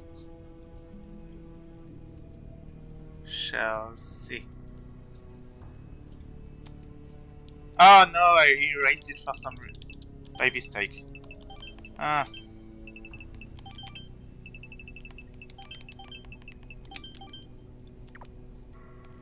All of this just for that.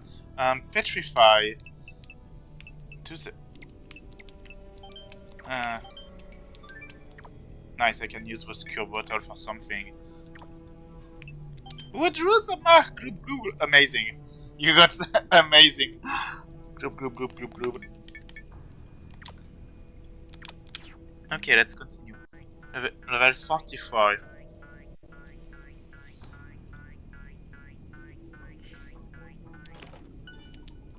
Ah.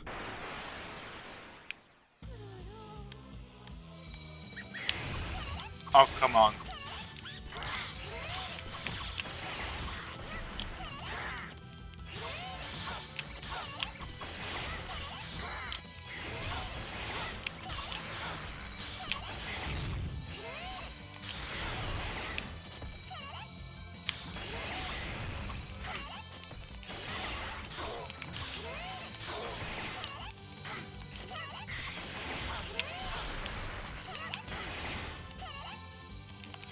I think I'm at a point where, unfortunately, I will have to switch monsters a lot due to stats differences.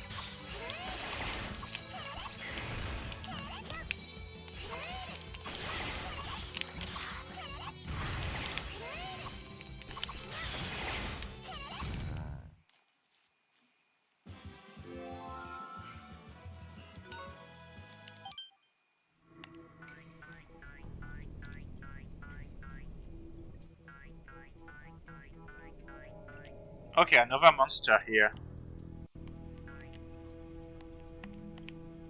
Hello? Oh, come on.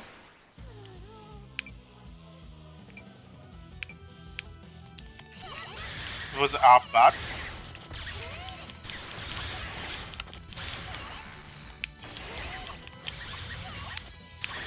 Oh, this seems very annoying.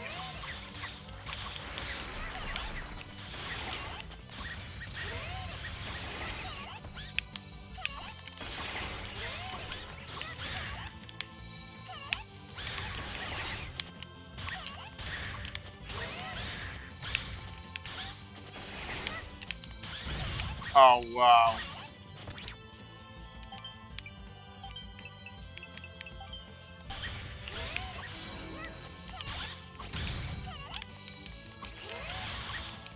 Oh, this seems so... Wow, this is so annoying.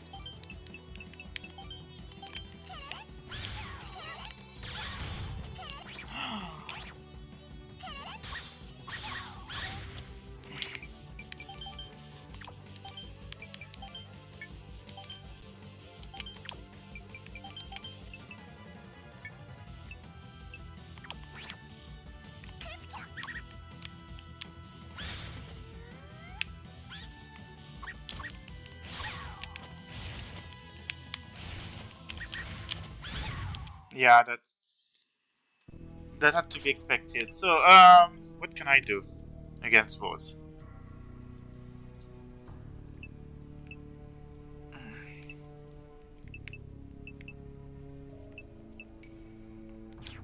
I will try to see if I can block them. Okay, and now I'm going to use the magic bottle. How many magic bottle do I have? 2. I can use one on...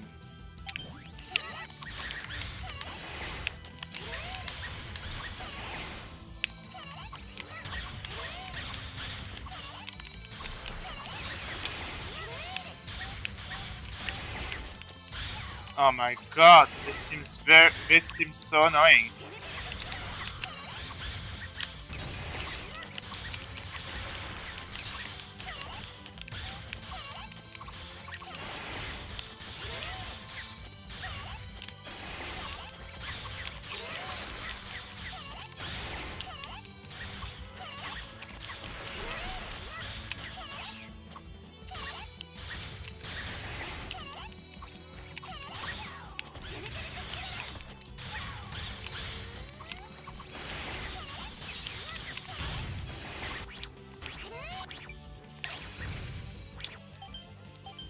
Um...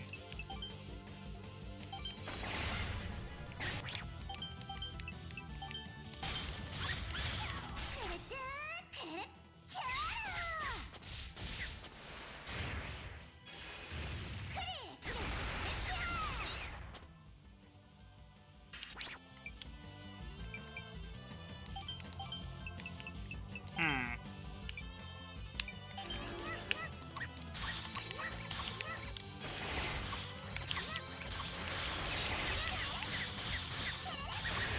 Okay.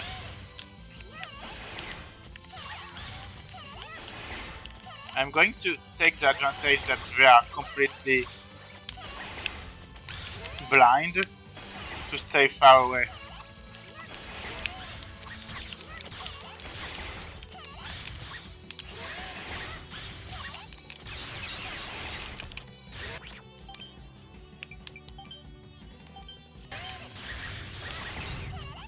Yes.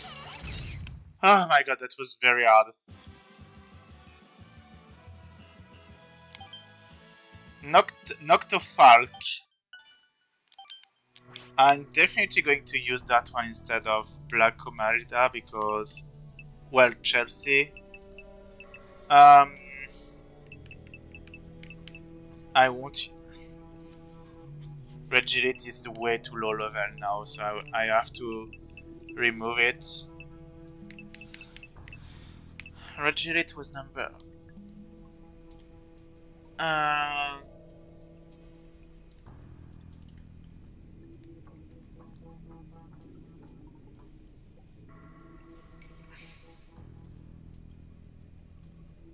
And actually, I want to switch.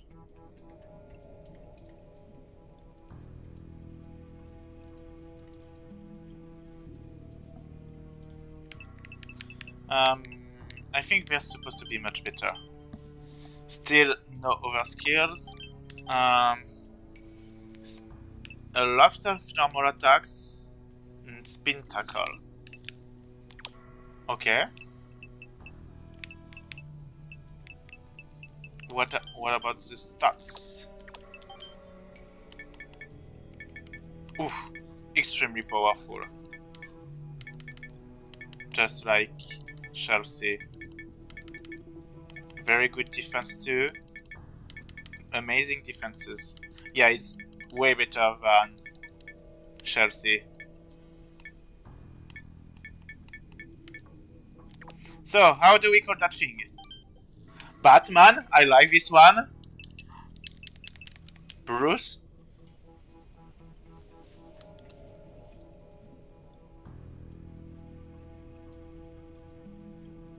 Bruce Wayne, yeah, I got that one. But I think Batman is actually funnier, but we found the same thing. Batman? I like Batman. We can go with Batman if you want.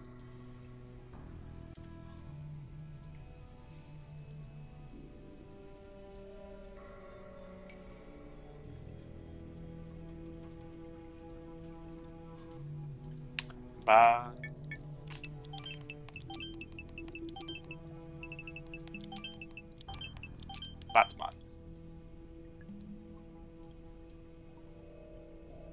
Batbara. Oh, that was actually a nice one. But I think I prefer Batman. It's super easy, but it's just funny. I just find it funny for some reason.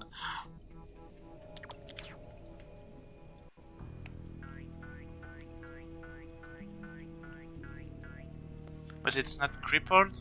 Oh, I don't have the reference, sorry.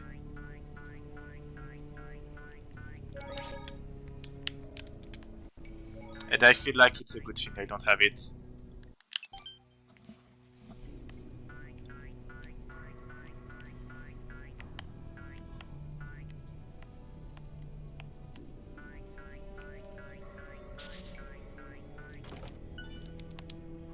Attack symbol.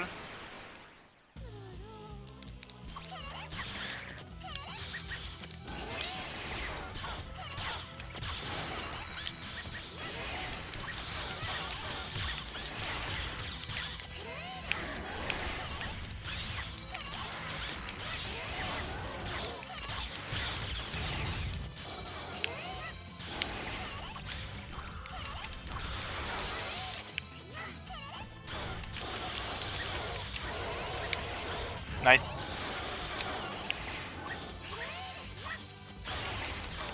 Okay, Batman seems to be an amazing support. Overbrave Bionicle is very good.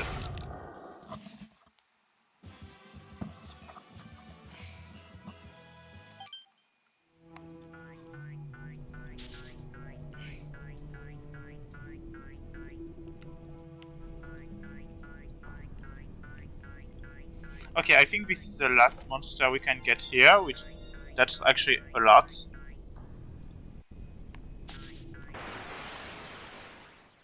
The Maron Ape.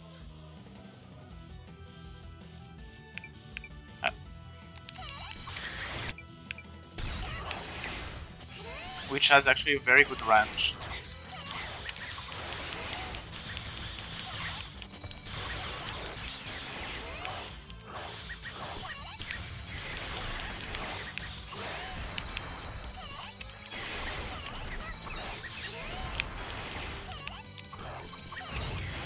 Oh my god, they destroyed Batman.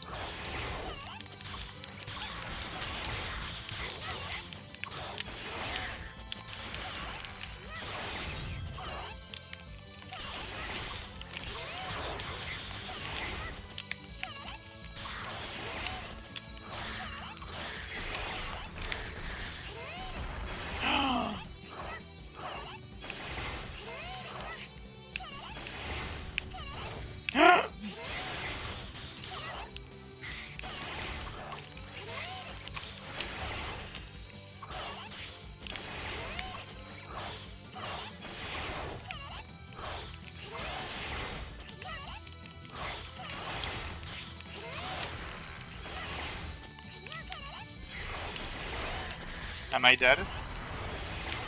Almost.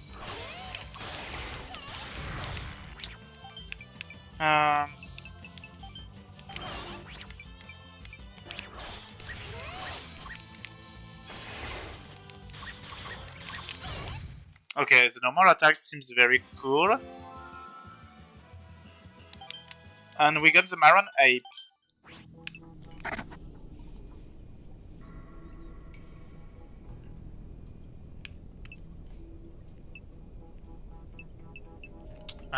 Who will I replace? I want to keep... Kill Bill will be...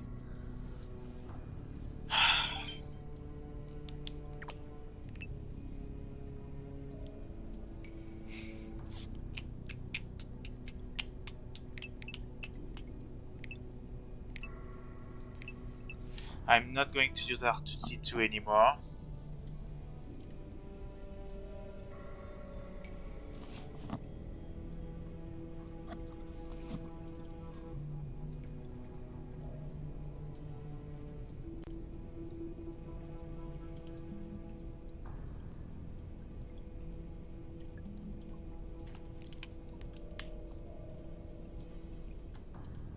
So, oh, you already agreed with a name with Luffy? Let's go with Luffy then. It actually fits very well. Does it have any skill? I don't know why I'm checking. Maron Tackle and Maron Double Punch. I wonder if it's good. What are the stats? Oof. Very high stats.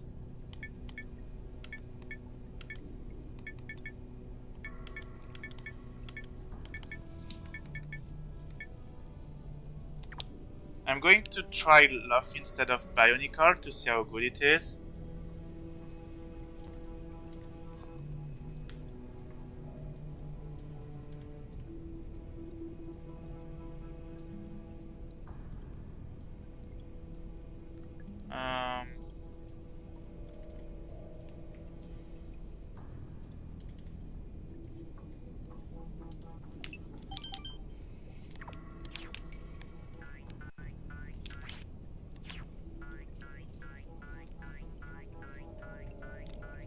I'm starting to get damaged a lot.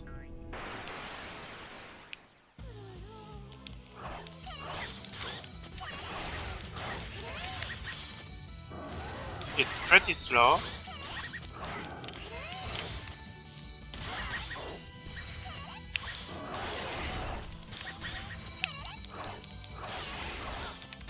Okay, the normal attacks is okay.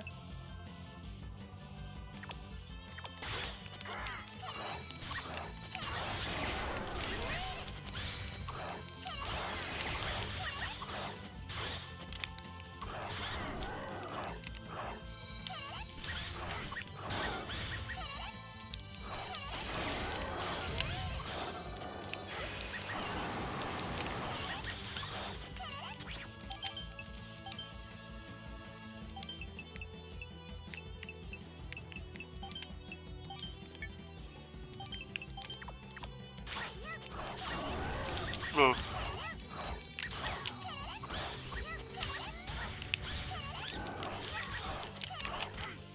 Okay, nobody is actually helping Couleur, so...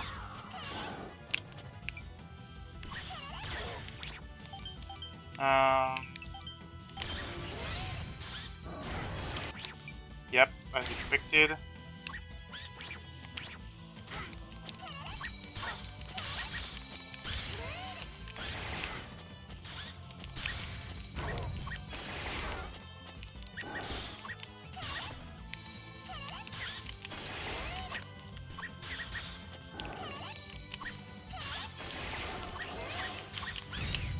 Okay, pretty good.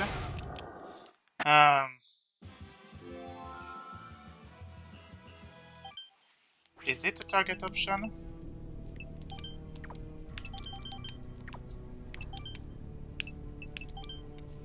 Don't think so.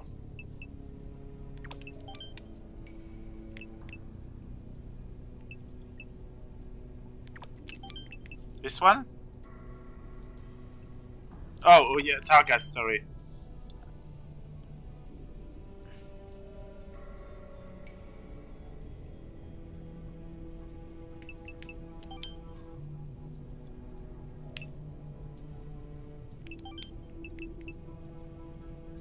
No, I think it's a fourth one. We will see how it goes like that.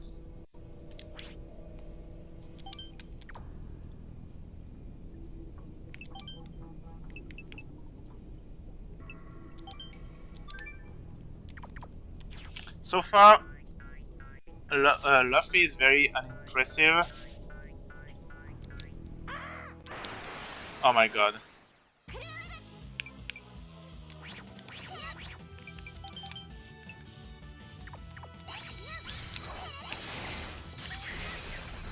I'm dead once again.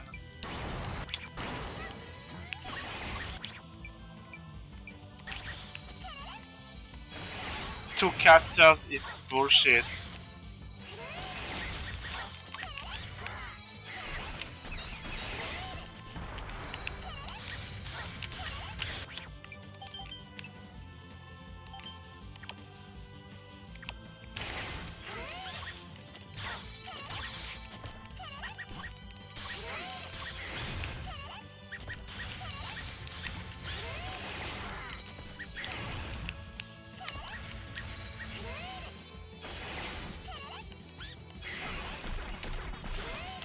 Right into the spell, I'm an idiot.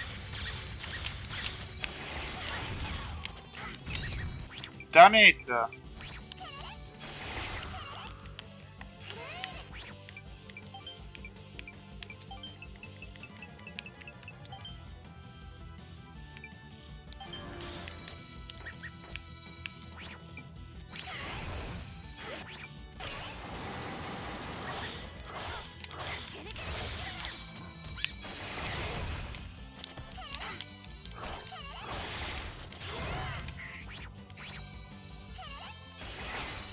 Yeah. Going to restart. I'm not going to put Luffy in the party. I need actually Bionicle to have better range, I think.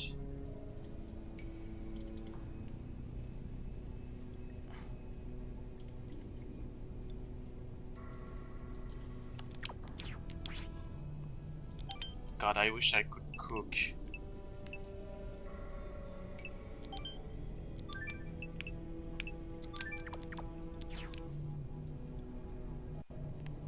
Yeah, no cooking or even being able to heal makes it very, very hard.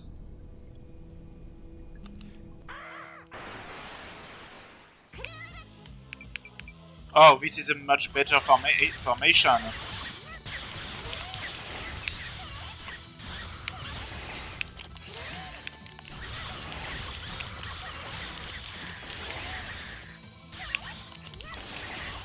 But I need to level up gems.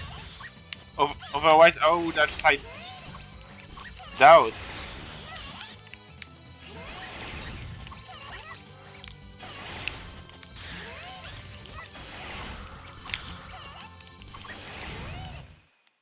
Okay, destroy this time.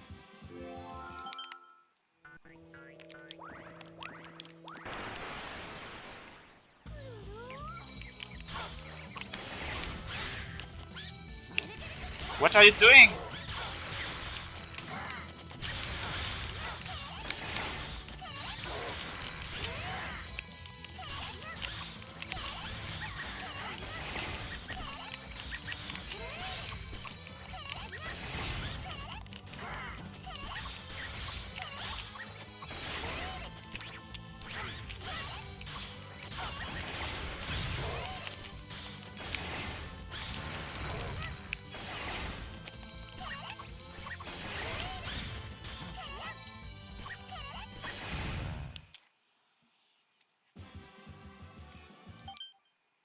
No, I'm not going to cheat, guys.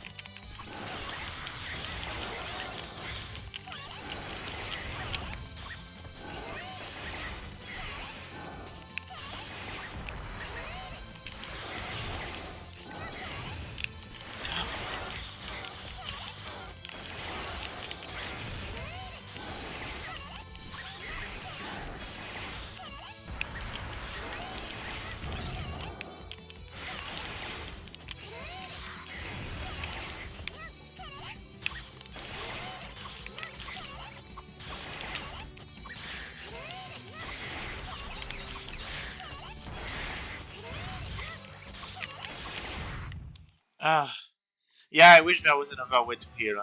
That's definitely the biggest issue so far.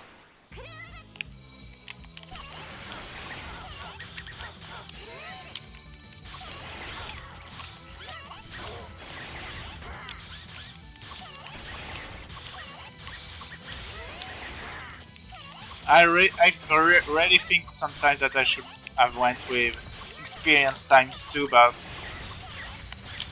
this was the goal of the game. It has to be a challenge. And so far, I'm surprised that it went so well. I mean, I'm definitely using all the different beats, even the most OP ones, to be able to finish the game. So.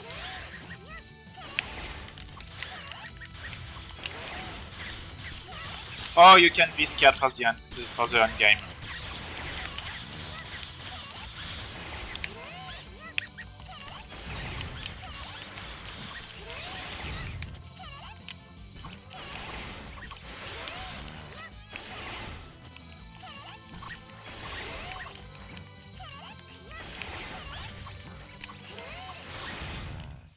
Yeah, I can definitely always grind a bit.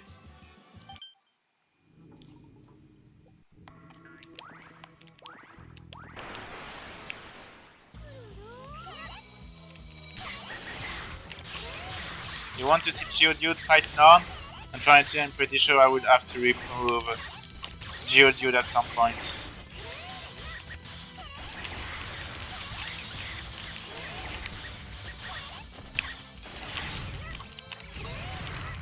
Nice!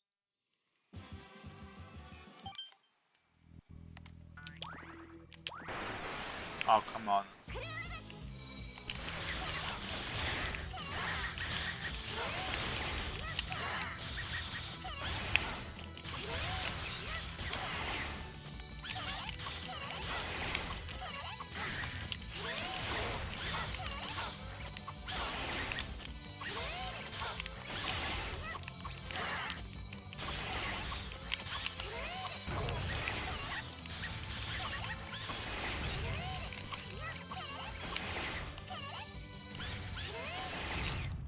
Nice!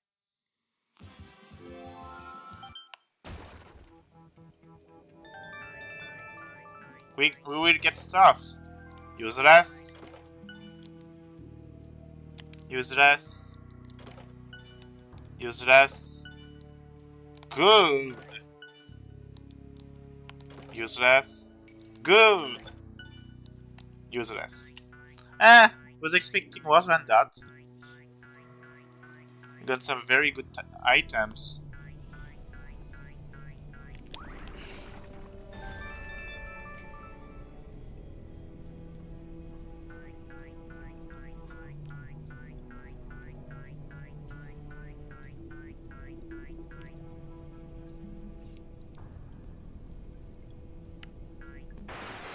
A universal mystic art for monsters.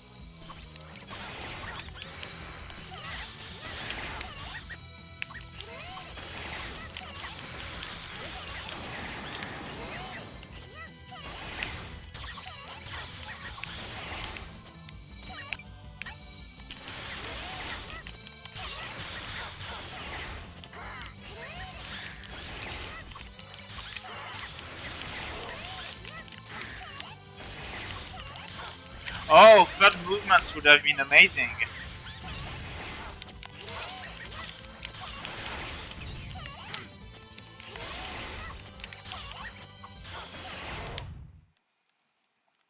But I guess it would have been very obvious that this is done with the New World team.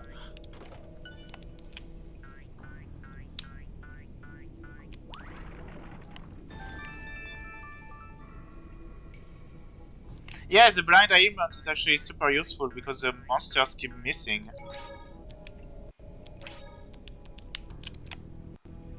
Let me see if I'm missing anything from...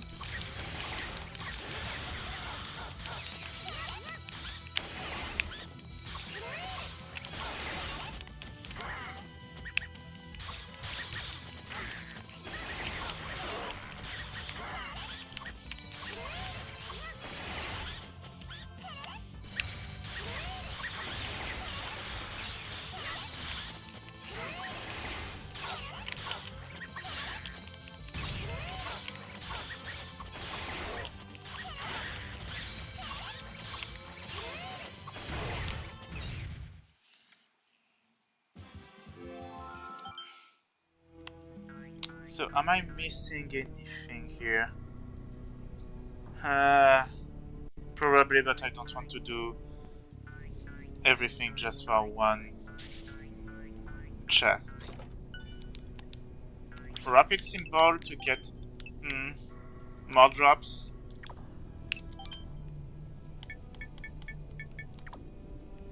Meh. Meh.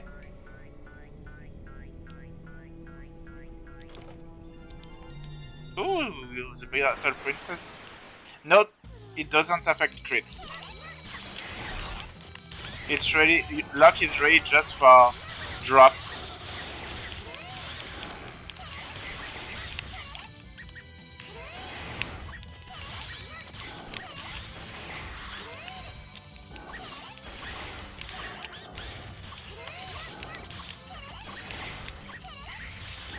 Crit is actually extremely deterministic in this game, which I really like.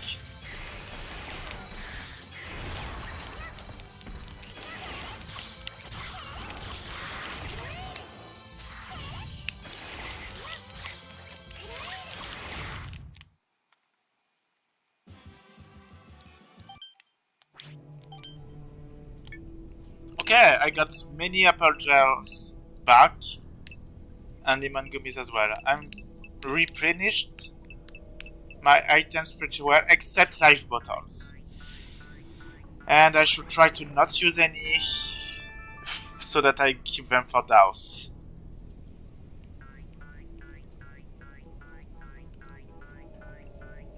Yep, technical ring is being very, very useful here.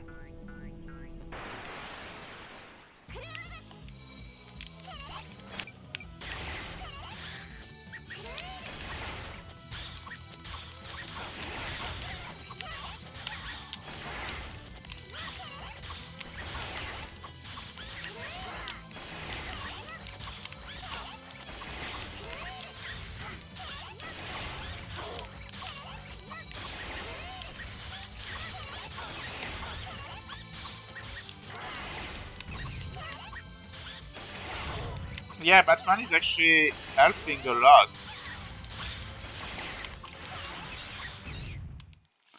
Wow, this is working very well.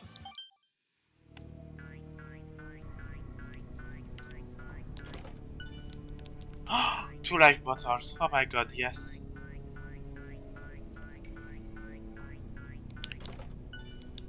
Useless. How much money do I have? Oh my god.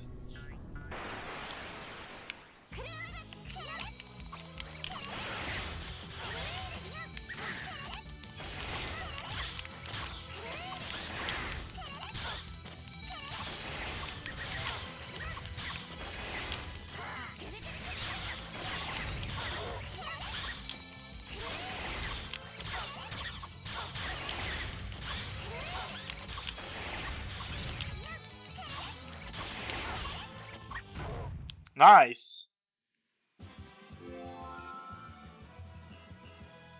I think I have a lot of chicken.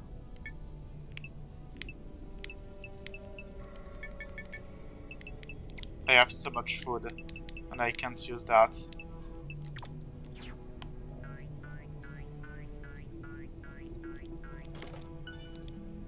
Ooh, that was worth it.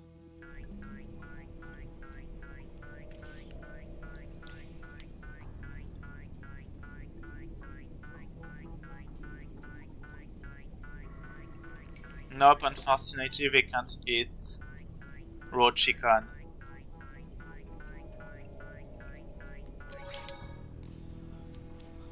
Should I go with Bionicle and have Batman as a support? I think that's the smartest way, because Batman can be hit by so many attacks.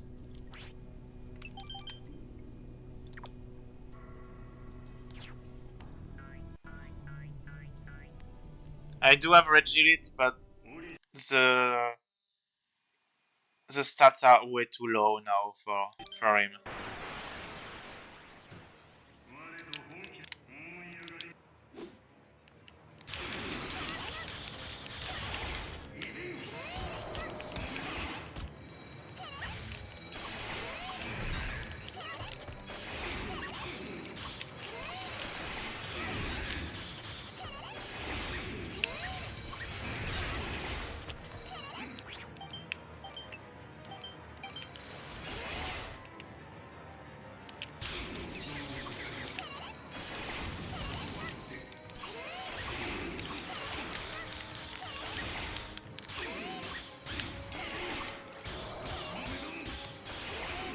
You did this fight with Wonderin? Could have worked, but aside from spamming Rainbow Road, I don't think that she's the most optimized character. Spamming Ray with Archer is actually very good here.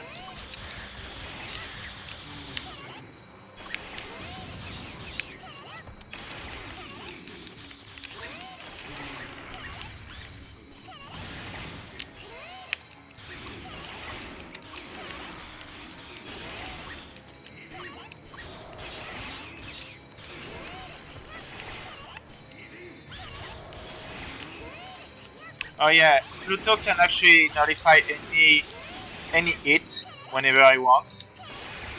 Oh my god, explode.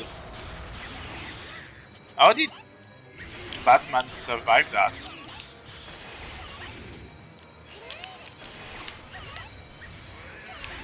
Claudia Olin.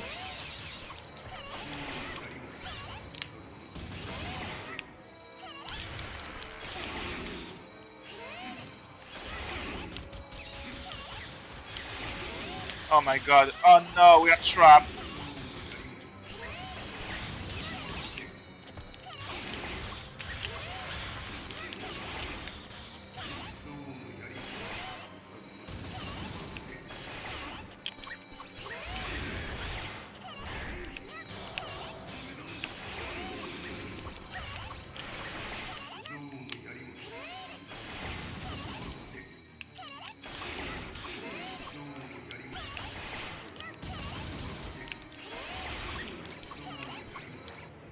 So many HP. This is going smooth, but he's not really retaliating that much.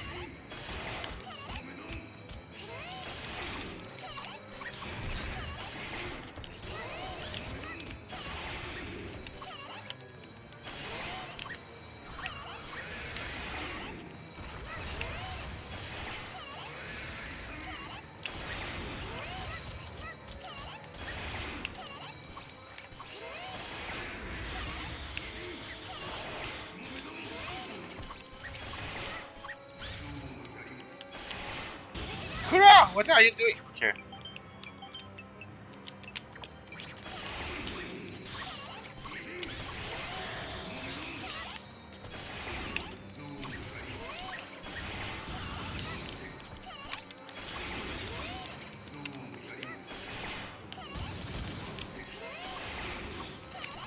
Well, the fire of hell, I guess.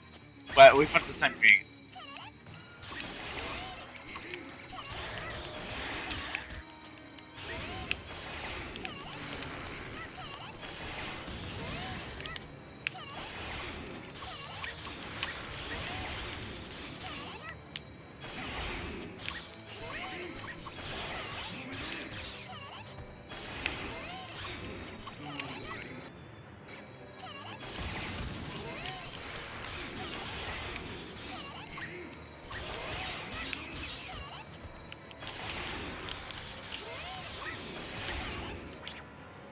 Okay.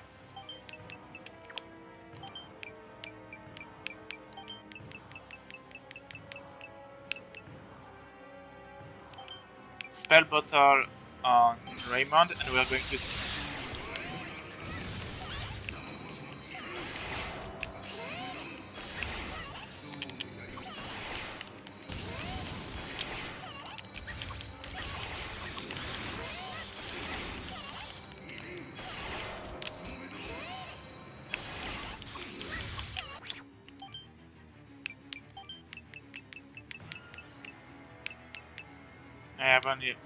I only have one.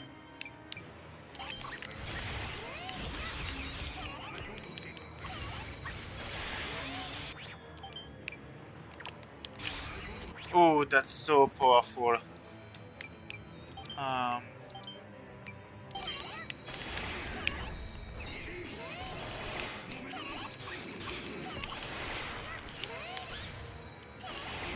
Stay here, Pluto.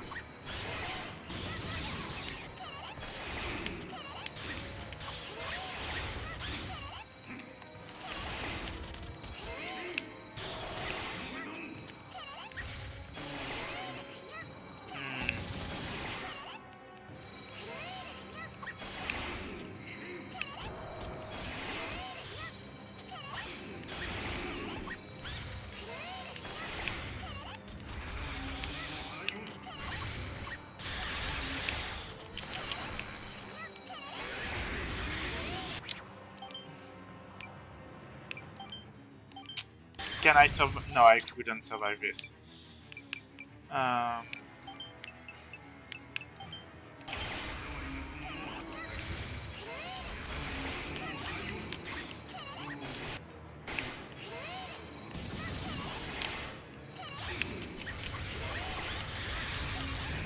Oh, the damage output from this attack is so high.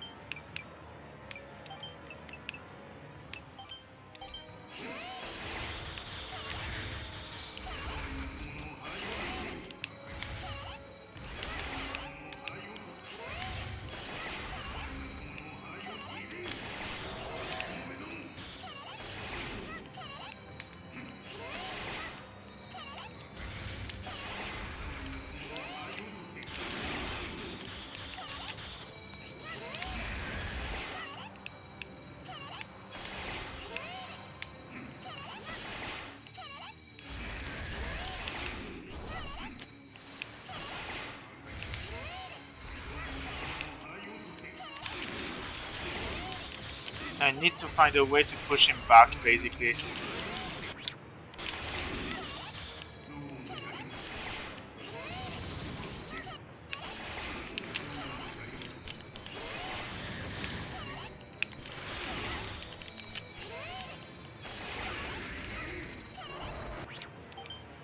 Okay, I will try to revive now.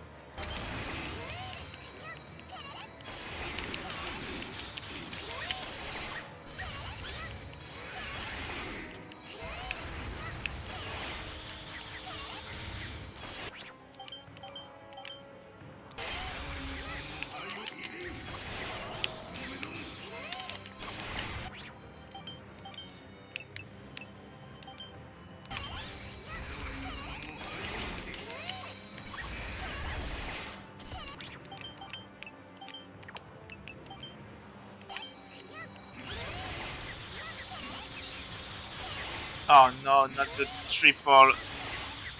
4 times!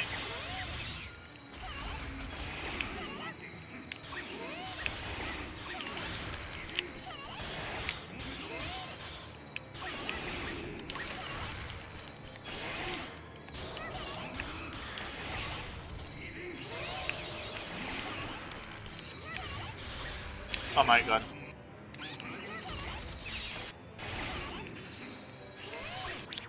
Um,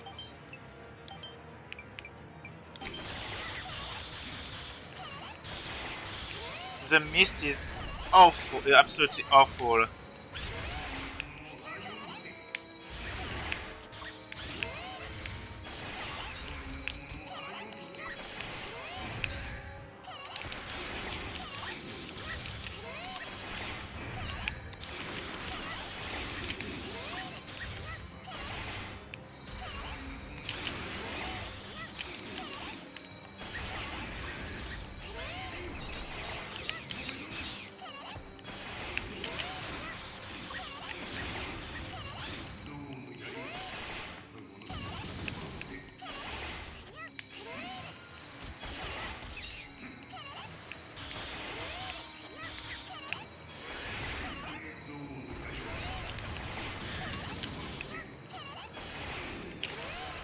Oh, bloody howling.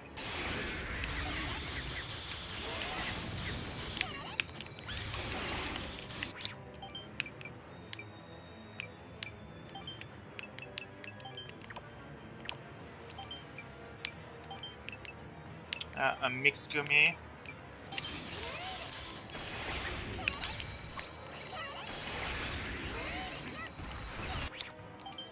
Oh well, he survived the mist like that.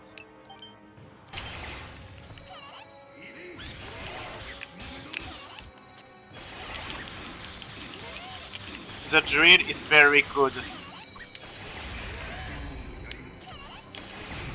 Yes! Well, that was actually a very fun strategy to do. But this took 9 minutes! Oh my god!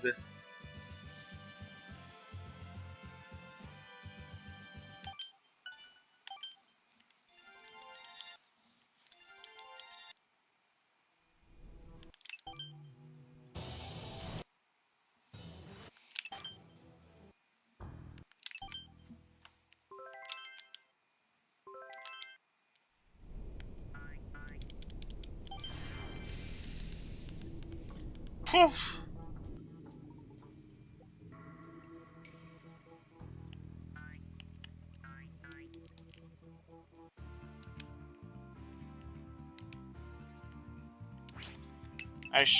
I could farm gels. How many do I have?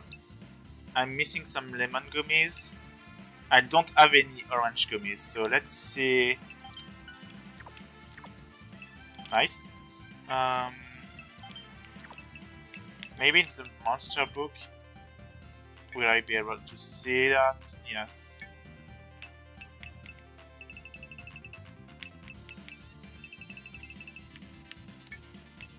Isn't that from locations that I have to check? Yeah.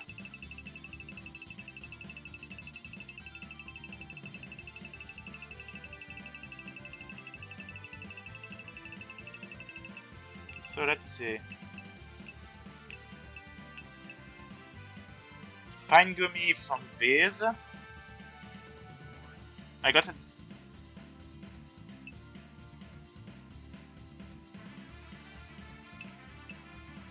apple gummy from those awful things. And lemon gummy here. Apple and lemon gummies, that's what I need. Apple. Oh, I have what I... Actually, I have enough gems. Oh no, that's life bottles that I need to check.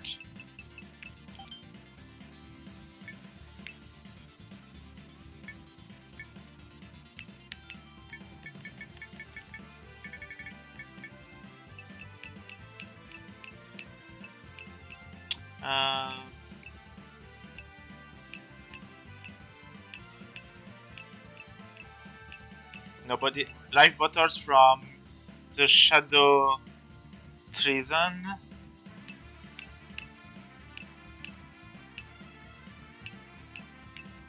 Are those... Yeah, those are worse.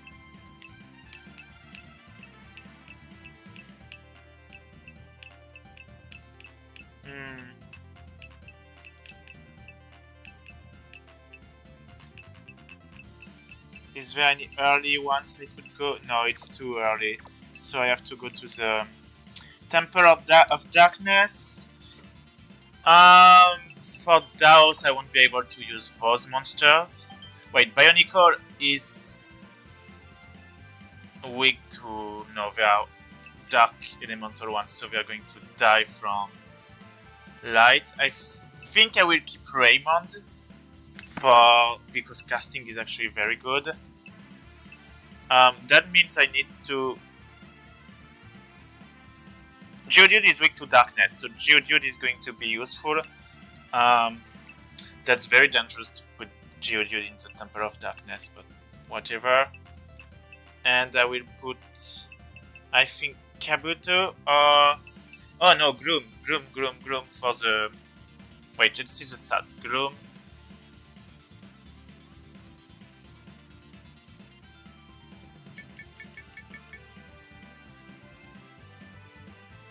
Yeah, Kabuto has so much more.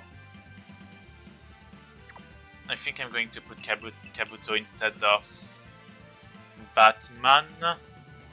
And I will just keep Bionicle there. Where is...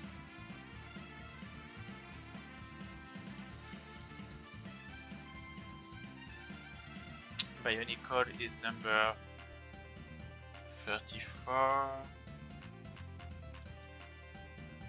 And, oh my god, I forgot who I wanted to put in player 1. No, I'm keeping Bionicle and I'm leaving Batman. Batman with number 39, which will be replaced by... I already forgot. Gloom.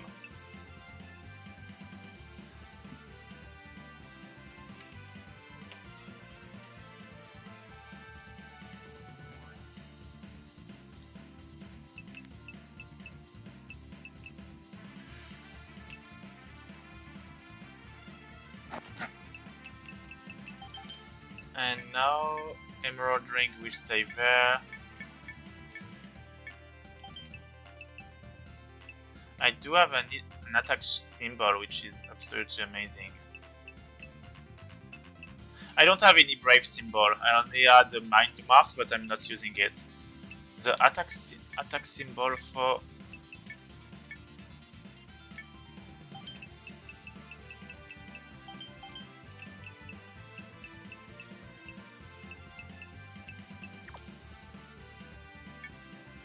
Yeah, I'm not using the mind mark. It's not that useful anymore. So let's try to... Do I have any dark bottle? Yes.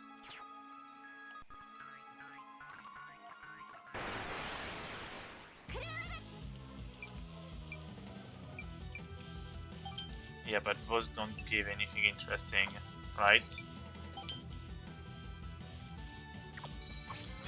Oh yeah, the technical ring. I didn't equip it.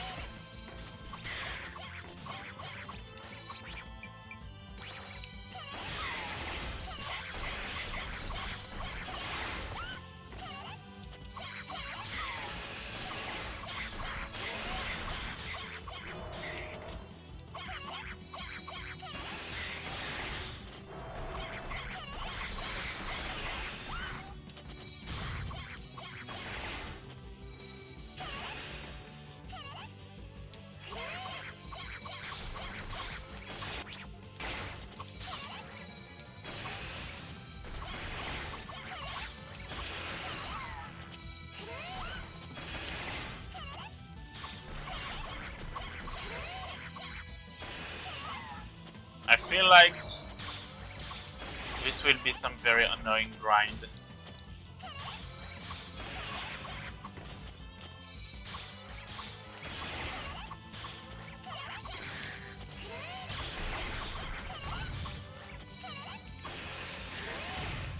Actually, let me check just something.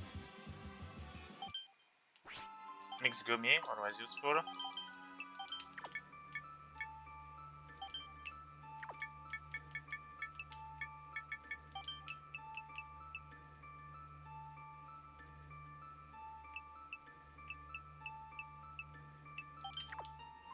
I wonder if I shouldn't put Kabuto instead.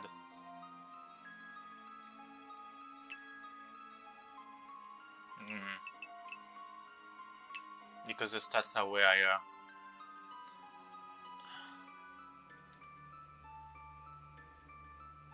I think I will do that. Kabuto is 35.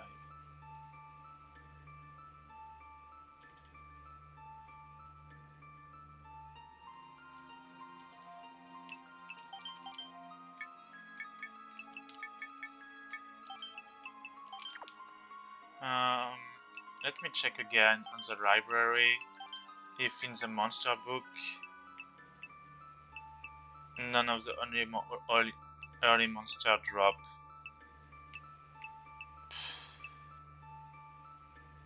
The Lobo.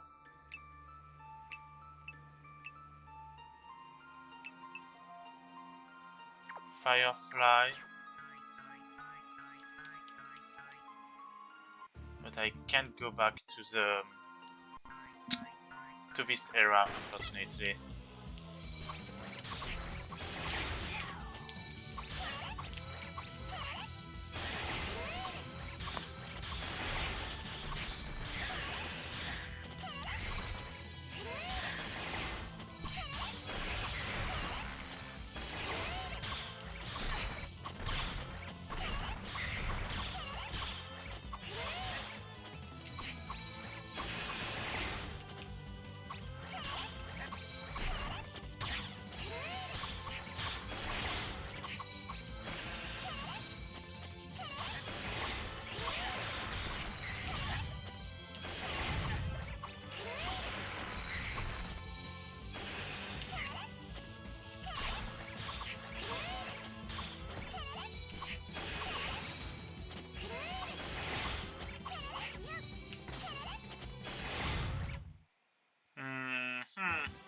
This is going to be annoying.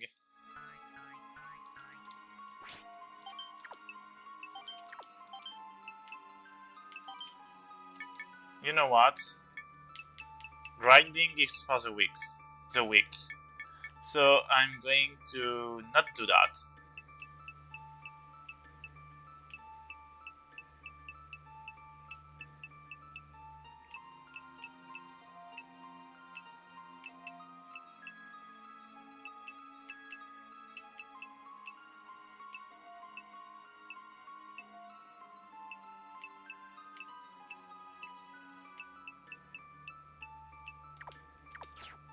Actually, maybe I can get them much more easily here.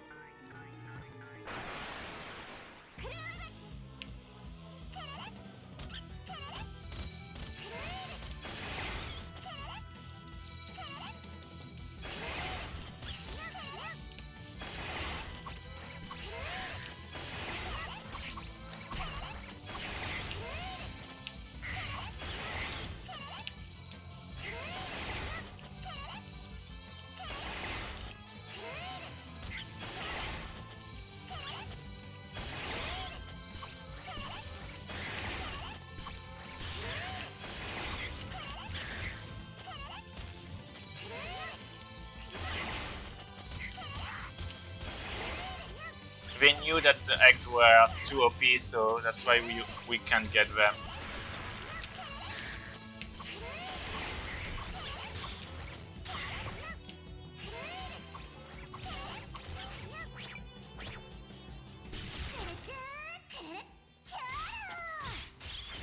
I keep glitching that camera.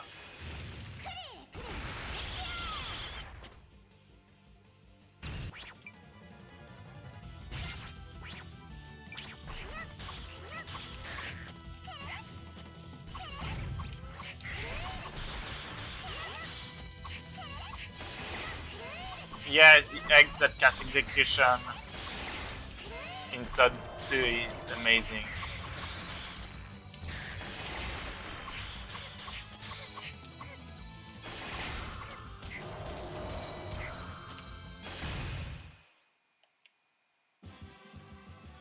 One life bottle, yeah! I have 7 of them, that's enough, let's go. Just guys, considering the time, not sure I will be able to do the run analysis tonight. So either we do that now, we switch to actually analyzing some videos, if you have some in mind. Or I continue just to do those, and maybe we will do only 1 or 2 videos at max. I won't be able to do much in the end. Is there anything you prefer to do?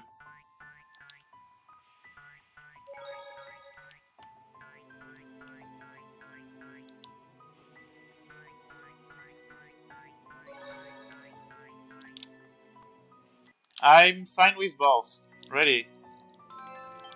That's why. If you guys have any preference, I'm done with it. I'm going to check very quickly before entering Vala if there isn't anything hidden in Olive Village already.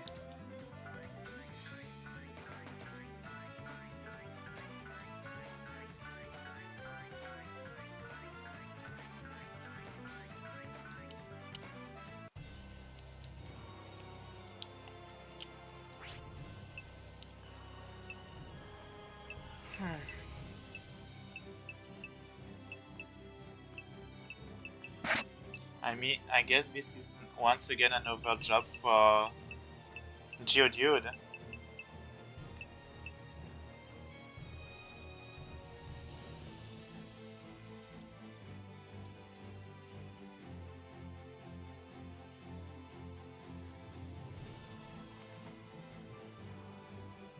No preferences?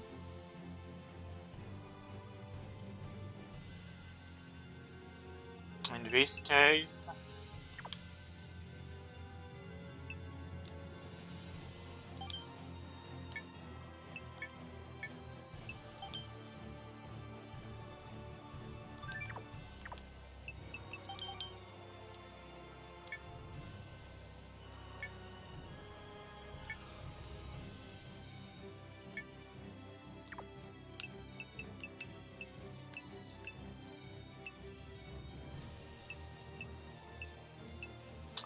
then let's try those.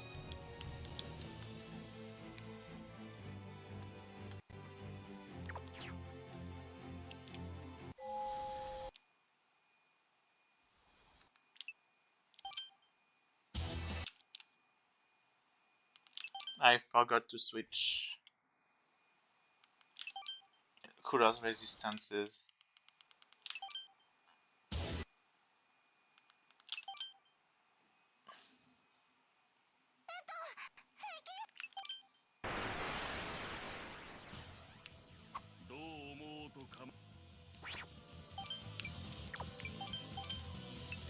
Not a dark mantle, but a light one.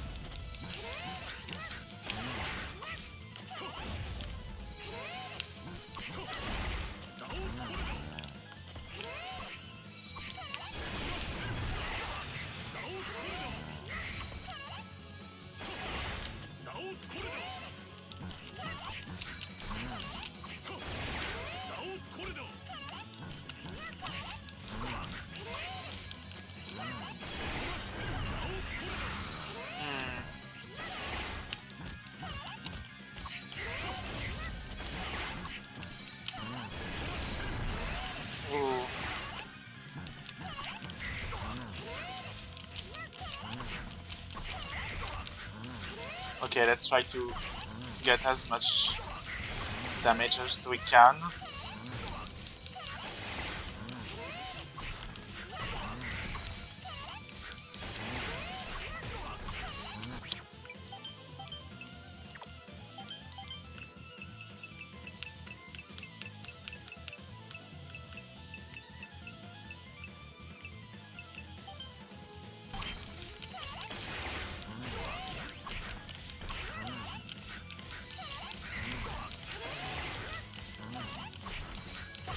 I can't believe this strategy works in every type of enemy.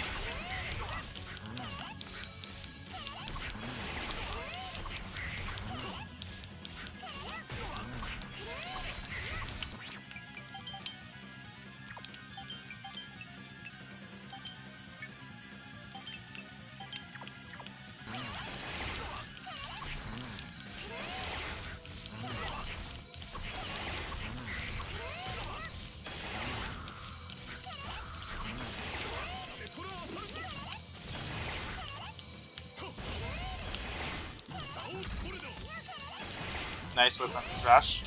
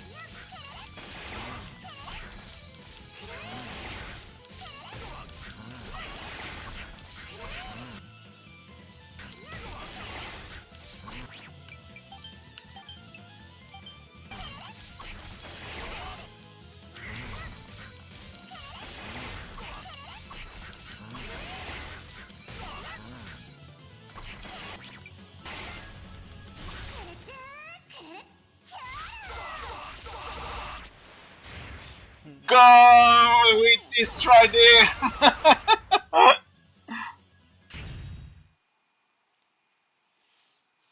Well, I think Geodude will have to stay for the rest of the game.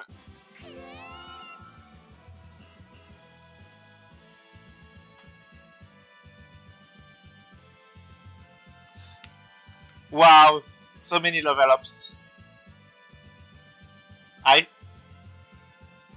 I think some characters got like 2 levels at once.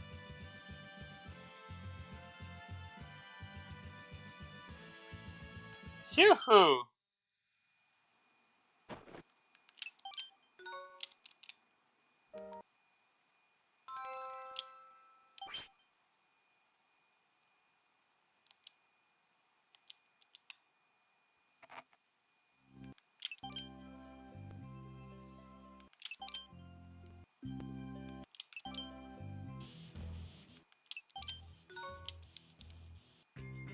No, I still have everyone.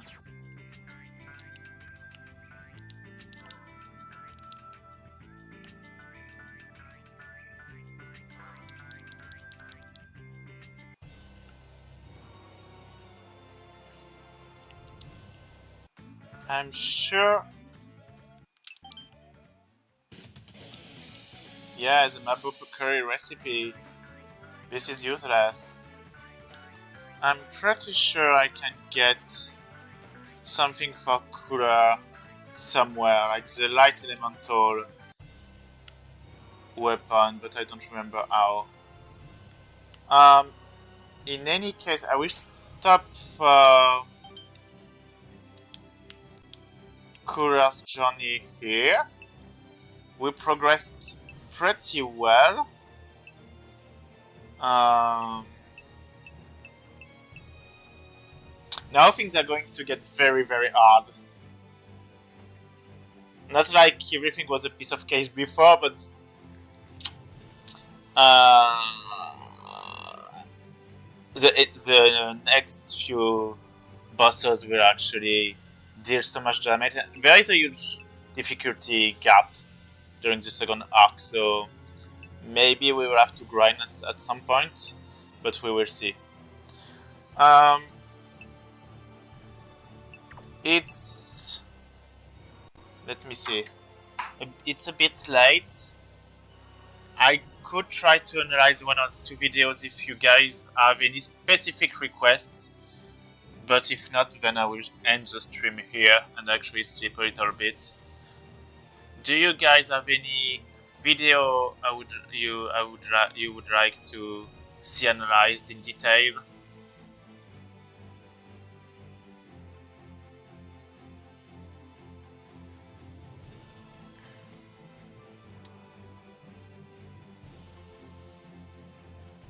Let me see. Did I have anything in mind?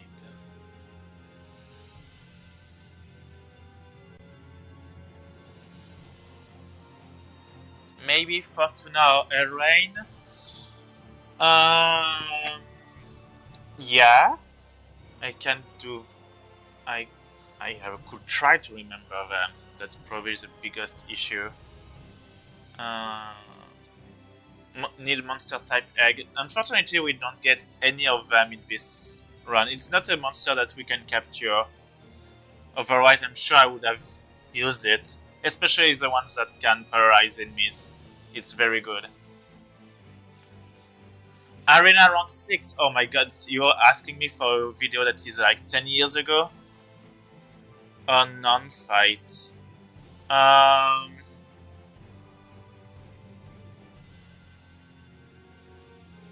Okay, I can try to do some of those.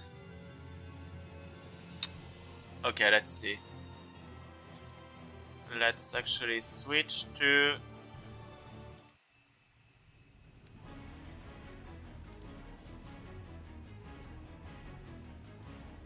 websites. And I will see. I will check on YouTube. I think that will be the easier way, and I need to actually stop the music because there will be some audio. So let's see.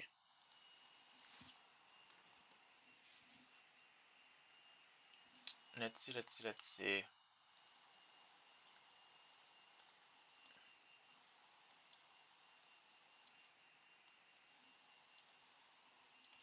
Mm.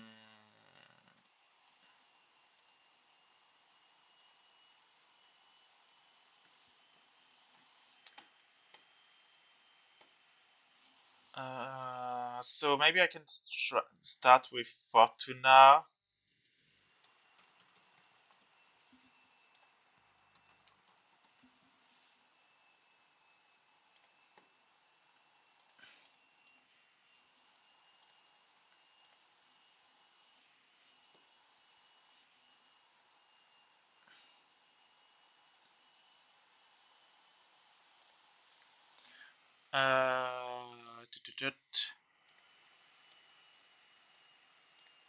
Okay, can you see my screen? If I go like that, maybe it will be easier for you to hold. Made a mistake. Let's see. So the Fortuna fight been a while, but I remember that I started this fight. I was like at level 120 or something like that. I was like 104, I think. I was like 80 levels below the final boss. Um, let's see. Sound might be a bit. Yeah. So in this fight, there were many things to actually take into account. The first one was Freeze Hunter.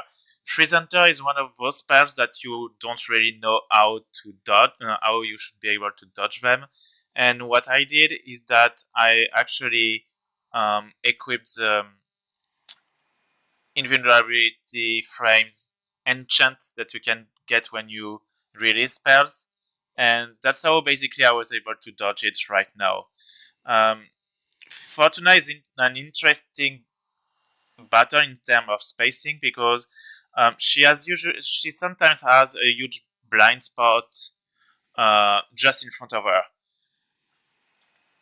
and the over normal attacks also can be pretty long, like this one, which gives a lot of time to cast advanced spells. Um, the issue with those projectiles is that since they are very long range, I usually have to run away a bit, which means that Fortuna can easily put pressure and corner me if I keep going away.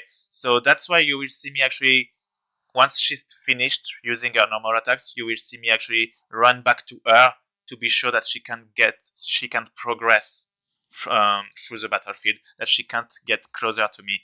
I always try to um, be to have the most part of the battlefield.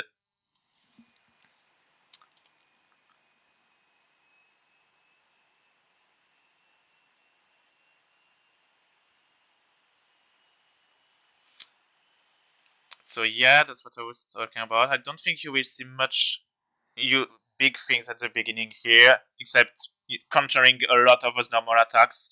I can't. While the characters are talking, I nobody can't actually trigger Spirit Blaster. So for now, I'm just trying to do as much damage as I can. I completely forgot that I did that dodge here. I think it was just to be cool because it's actually not really optimized. You will see me alternate a lot and always use my spell enchants, either um, from execution to get iframes, or to or for divine saber I actually use the one that completely stops the spell release stance so that I can run away. As you can see, I run far away for Explosion Nova so that I can run back. Always trying to keep um, that to keep as much I would say space in this battlefield. I never want Fortuna to be able to get closer. I need to actually uh, be the one that controls the battlefield, not her.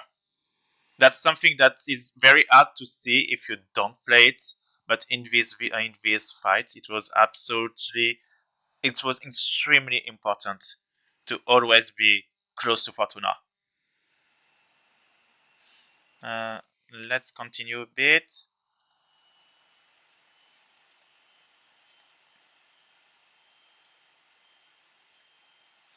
Okay, so for here, I just made sure to actually have the Crazy Comet trigger the Spirit Blaster. That way, I would have as much spirit. I would have a lot, a, a longer Spirit Blaster with casting bonus. When you cast Crazy Comet with one of the enchant, I don't remember which one it is, which is supposed to reduce elemental uh, resistance of the enemy, it actually reduces casting time. And it allows something that is very crazy in this game. If you have um, uh, high casting speed, you can actually chain spells like crazy like that, with basically almost instant casting time. Elemental resistance up, thank you.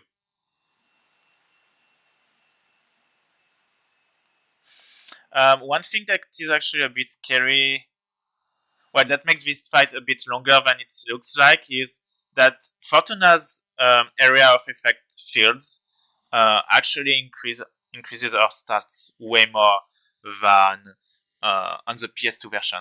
While she has way less HP, the fact that she can increase evasion so much means that almost no physical damage won't do anything against her.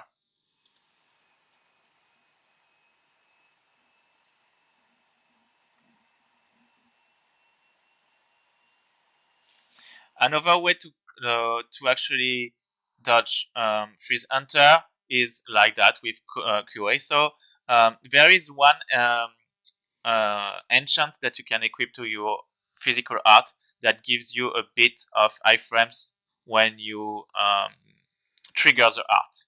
And since QXO already has a few invulnerability frames, it can become an art that actually has some decent invulnerability time to dodge some arts. And this one, for this spell that is actually pretty long lasting, it works well. But as you can see, the timing is very short.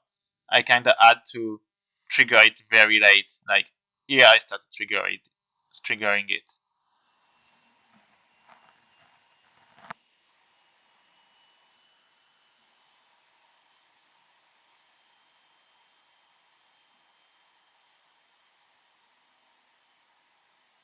So yeah, that's a lot of positioning and pressuring Fortuna. For Grand Vanish, the dodging is very specific on the character, actually, for some reason. For Harold, she can't just simply run in front of Fortuna to dodge it. She has to do a small step back, then run to be able to dodge it. It's a bit strange.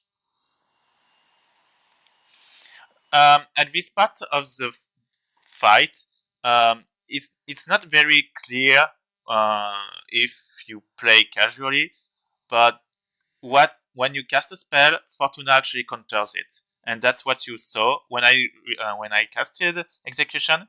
She instantly teleported to the caster and used that attack. It's not too dangerous because, as you can see, she can miss extremely easily. But the problem is that you will waste a lot of your TP like that, and it becomes very hard to actually um, take advantage of her different patterns to deal damage. So usually it's better to cast spells when she's attacking herself.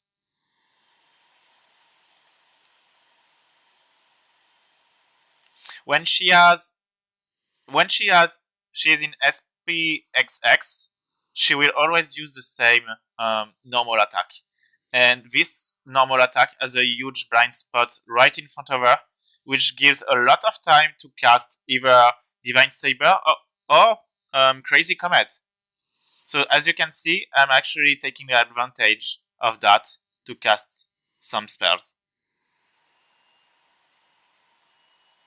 And here I will redo the Crazy Comet glitch to be able to cast multiple Embrace Hand instantly. Let's continue.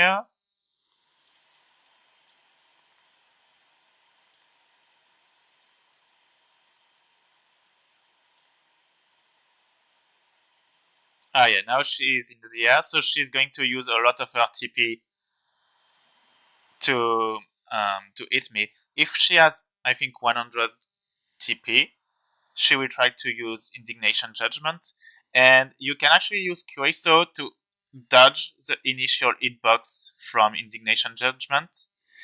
Then, if you spell cancel it, you will have barely enough time to run away and dodge the lightning attacks. It's very tight, but damn, is it satisfying to dodge this?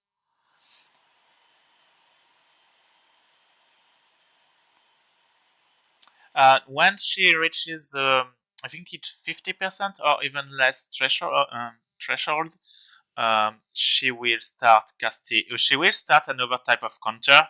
She will use Voltic Hit if you actually try to cast spells. But it's actually a bit annoying to dodge. But the thing is that you can force her to waste her TP like that. And doing this will mean that you will be able to completely cancel Last Vanisher, which is not dodgeable, and it's a whole battlefield. So it's actually a very good strategy to force her to do that. And as you can see, I always cast Execution so that I can use my iframes enchant.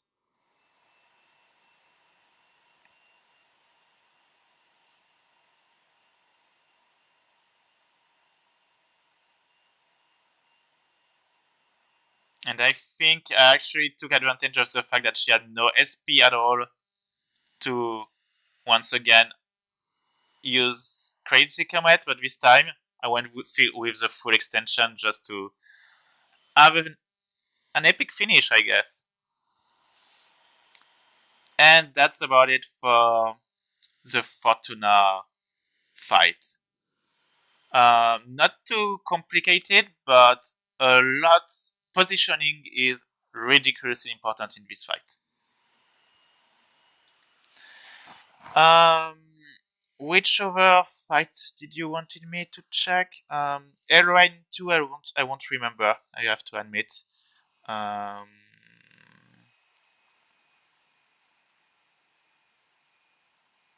the non-fight, I guess you mean from the main NDX run. And Arena rank 6 been so long, I don't know if I will be able to remember much aside from the ridiculous blasting. I can try to do.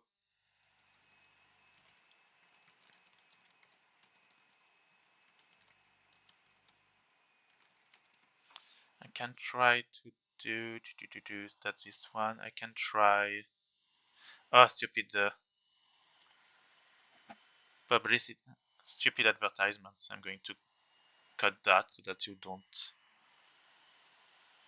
have these stupid things. No, no, no, no, no.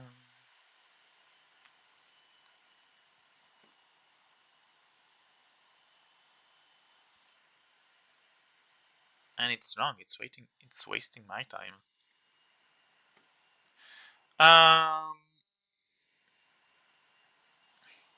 Just realized you don't have the sound from the videos, but if it doesn't bother you, I can continue just like that. I can put actually the music playlist then, so that you have some sound.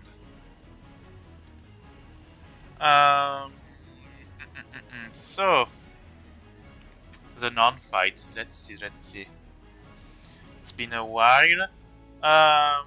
The idea was definitely to have some very tight combos while being able to showcase some very fun dodges. I will try to go in details with all the combos, so it will be a bit annoying. So let's see.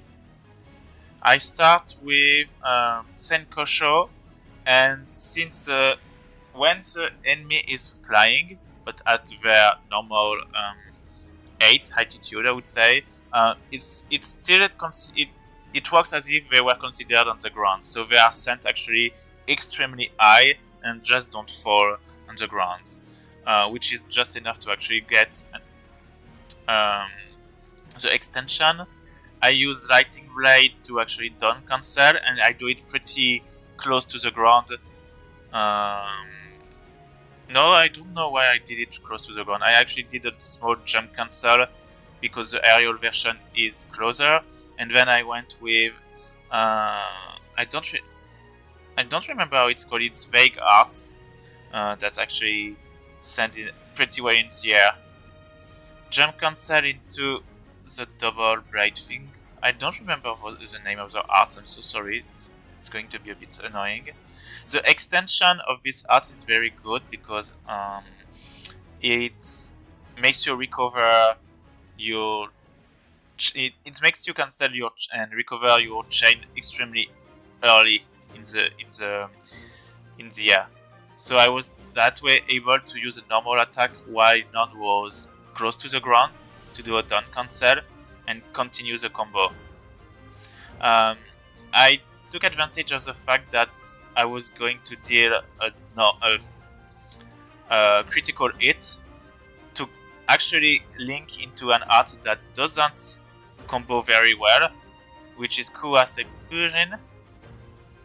I didn't really care if the second hit didn't connect. The idea was actually to have some cool movement so that I could go back close to her, and with a double jump, so that I completely recover my chain, and I can use Shizaisho to OTG. Um, she's actually into Toryusen. Is a natural RTA, so that sent non very high in the air. I use that art to push to send her even higher in the air, and then I use the aerial Majinken version. It pushes the enemy away, so if you want to actually combo after that, you usually want the enemy to be pretty high in the air so that you can chase the enemy. Which is what I did. I chased with a step cancel, and I used a down cancel with whatever that attack is called. That is almost instant. It's actually a very good art, but it sends your character away. So as you can see, I'm very far, and I use the step cancel in the air to get closer.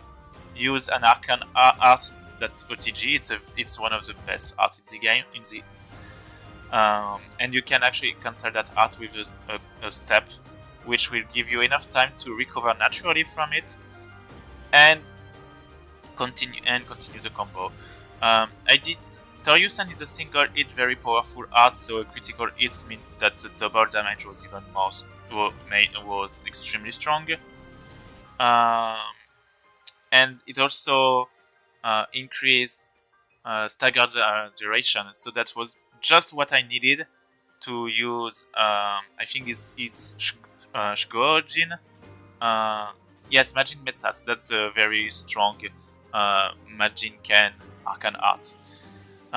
And yeah, that critical hit actually was what I needed to get enough stagger to combo into my over arcane art. Even if none was going to fall down from this art, and the second hit wouldn't deal any damage, the fact that the second hit actually hits her when she is down and increase the combo counter means that I wasn't going to lose the combo. So that's a very small detail that just makes the combo counter still alive. Shizaisho for the OTG, Senkosho into a very short jump cancel they Yojin, because it's actually faster, and it was able to be an RTA like that. Rush step cancel to completely cancel my art, and you see one of the first packet boxes. I use my art from the other side, and since I did it at a very specific 8, it ended up being a landing cancel, and I was able to use another art instantly when I reached the ground. And let's see if there is anything specific. Oh yeah, that's the funny part. The Yojin into roll step to go to the other side of the boss, and I did a step cancel instantly after inputting the roll step to be able to go below none.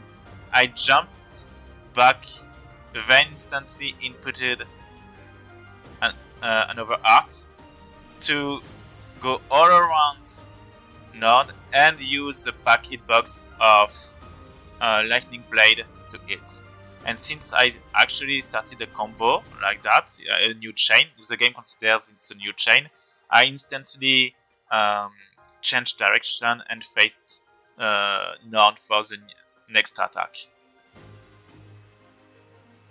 Another back hitboxes. I don't think I will go much more in detail with everything. This is an RTA.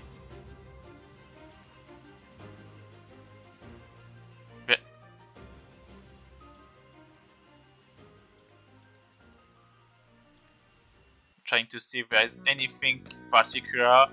A lot of back hitboxes. As you can see, I also use for that last art. You can see that I'm actually using the Non's Earth box to stay behind her and have the back hitbox. I'm not actually jumping away. and I instantly canceled the art with Overbreath Cancel to be able to continue the combo. Funny thing here, I did some very strange movement. Let's see. Back hitbox, Guardian Frost.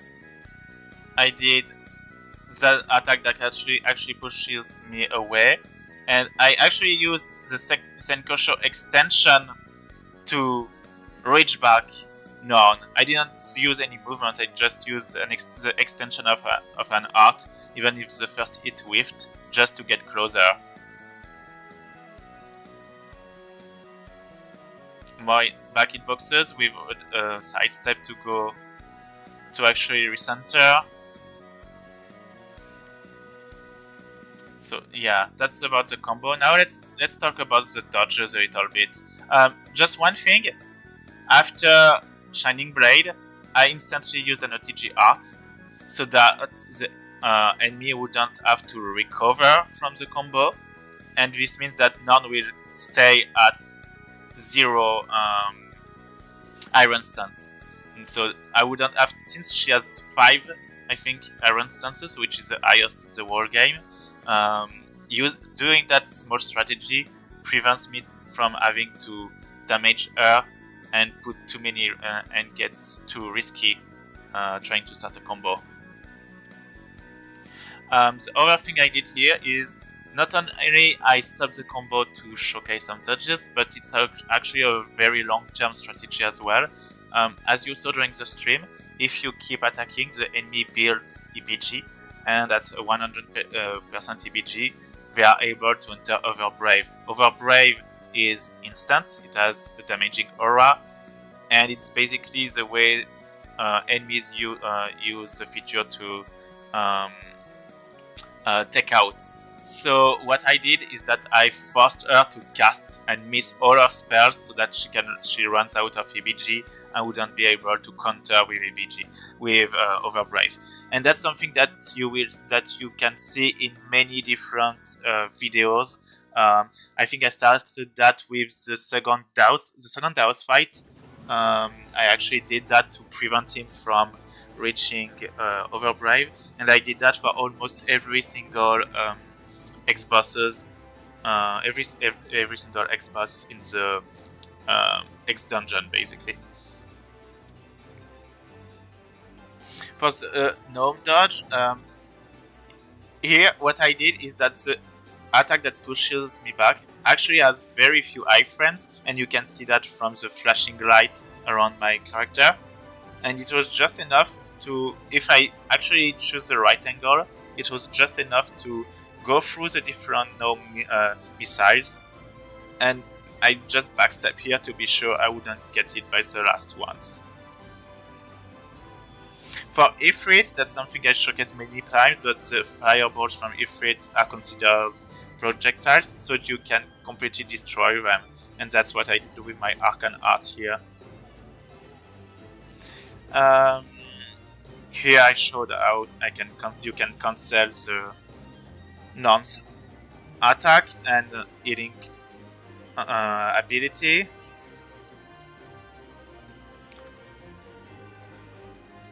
Here it's just a very small dodge, just above the Undine's waves.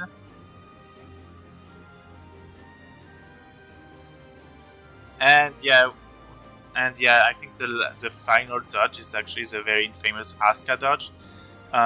So what you have to do is jump to force Asuka to go below you, double jump so that she will target you at the very top of your jump, but touchdown just before she arrives so that you can actually dodge from the back, reach the ground, jump again, and touchdown again. And then sidestep to dodge the very last hit. It's a very, very fun dodge to do. Once you actually master it, it's not that difficult. It's a bit tight, but once you get used to it, it's I've got way more technical ones. It's just that it was ridiculously hard to find, because as you can see, it's very specific. But that's what makes the dodge so fun to do and so fun to watch. And after that, that will be some usual combos with back hitboxes. So I won't go too much into details, but by the way, to frame step forward and to frame step back. Oh, oh, thank you. Can be useful, yeah. And thank you. Okay, I will try that. I didn't. Let's do actually. Let's check actually the Asuka dodge with the frame.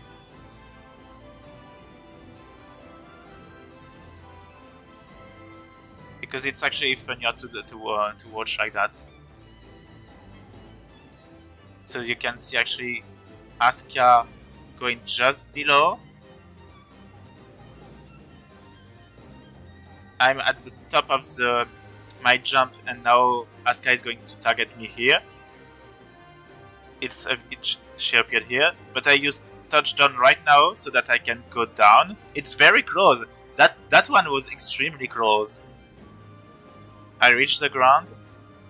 I jump again.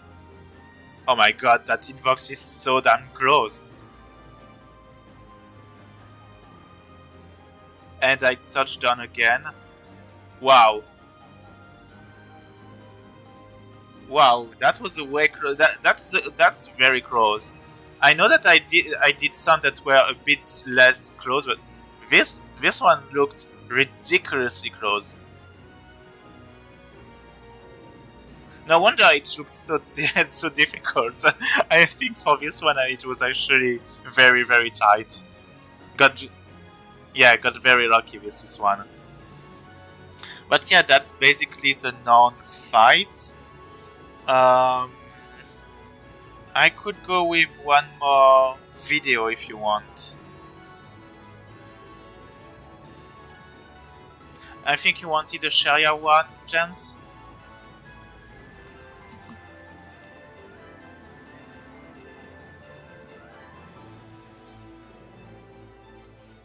Don't know which one could be fun.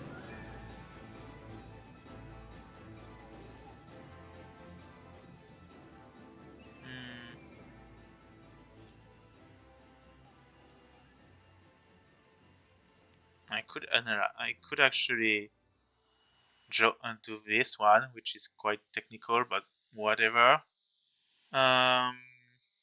Is there any specific fight I could show that is interesting? We did Destiny 2, we did NDX.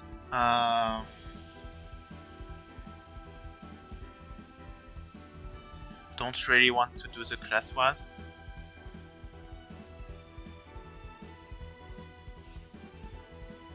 Well, see you, Gav. Thank you for joining. A tier 1 could be fun.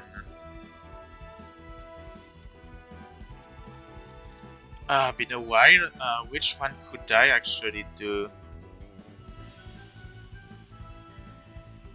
I could do Nebilim, but I'm not sure if I will be able to give more details than what I explained during in the description. But I can do that if you want. This one is actually not too difficult to remember. But 2 seconds, I just need to drink some water.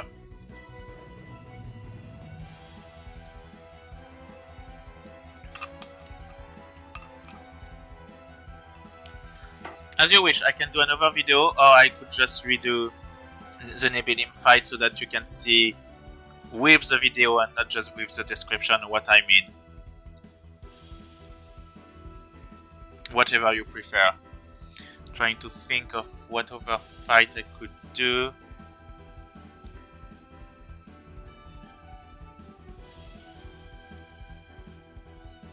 Because this is the only one.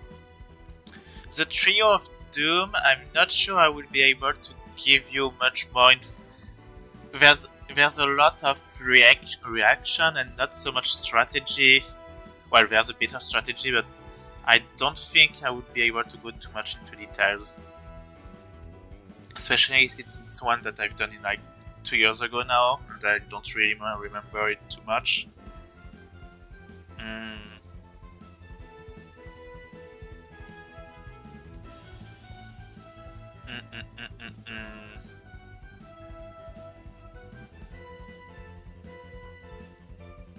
Yeah, maybe Nebili is actually the best one to describe.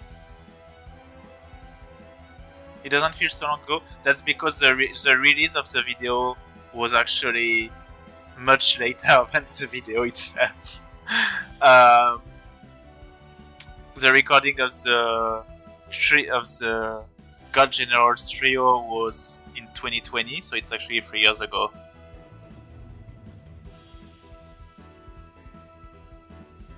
FPS shenanigans. Yeah.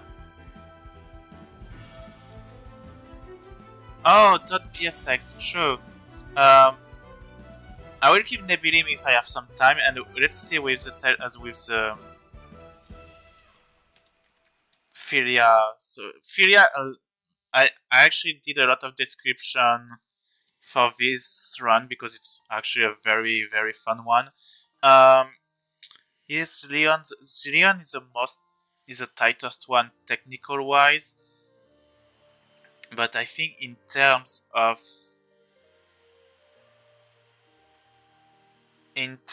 strategy, yes, exactly. Vic, you did remember perfectly. It's actually the one where I had FPS program. I think Batista 2 is one of the most interesting ones in terms of strategy. So let's try to remember. The fight starts with 2 assassins and 2 sorceresses, plus Batista. There are different issues here.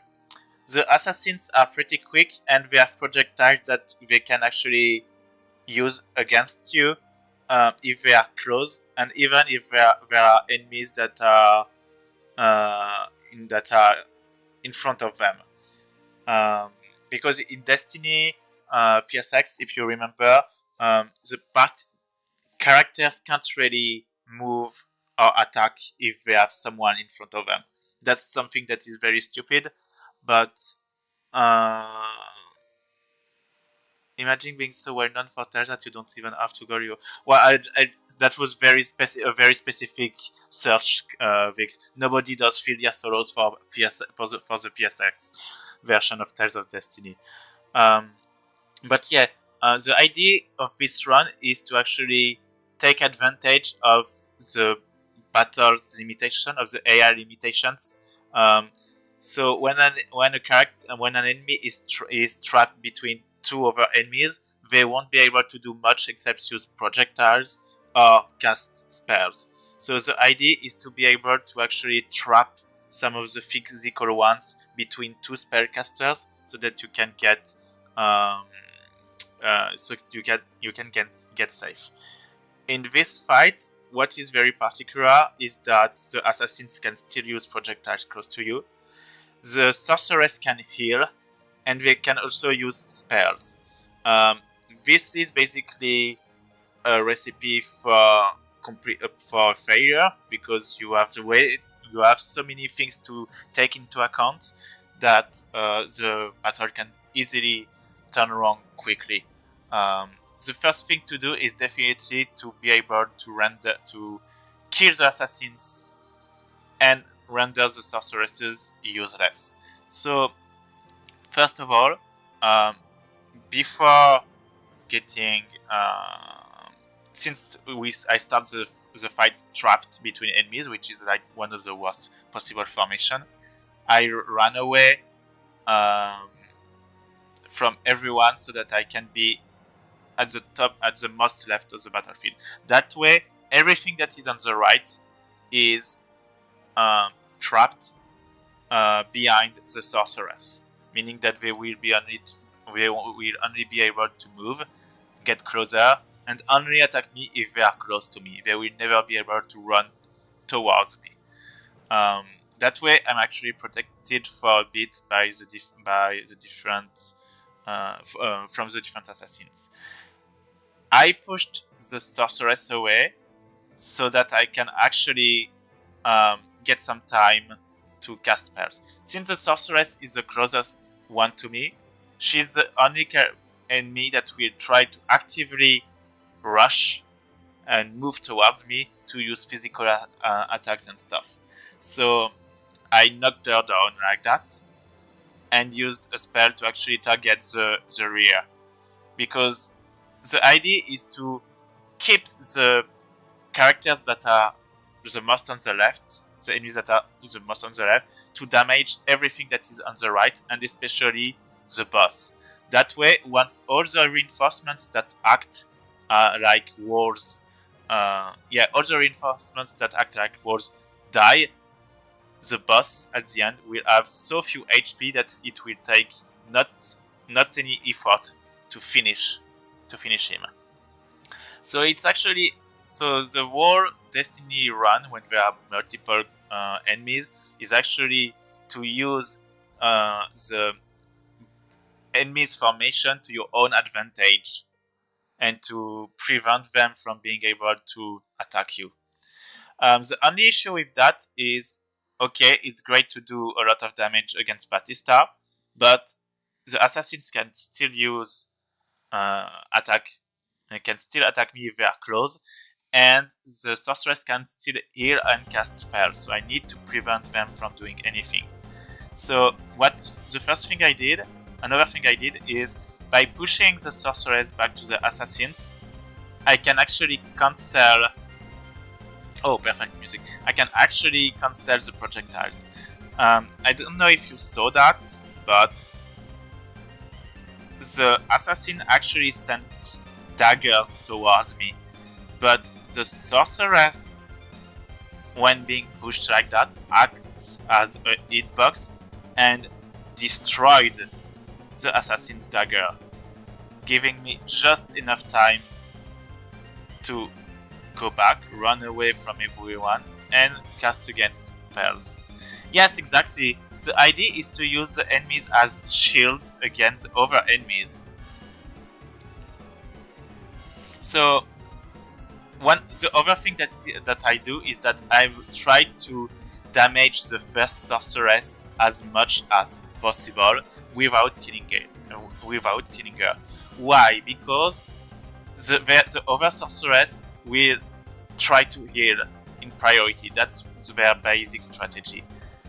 And the thing is, I don't want her to heal Batista because it's a boss. It has so much HP that it's going to make the fight last so long. So what I did is, by making sure that the sorceress in front of me is the most damaged, the other sorceress will try to heal the enemy that lost the most HP in terms of percentage. So by doing that, the sorceress in the back will always heal the sorceress that is in front of me. And what is even better is that by doing that, the sorceress in the back is actually actively helping me to make my shield survive even longer. I'm using the second sorceress healing ability to protect myself from all the other enemies longer.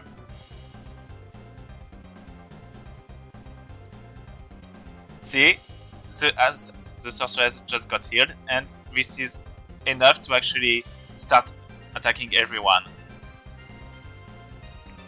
I think I did a very small mistake here by actually killing the sorceress in front of me earlier than necessary. But as you can see, this gives me just enough time to target the back.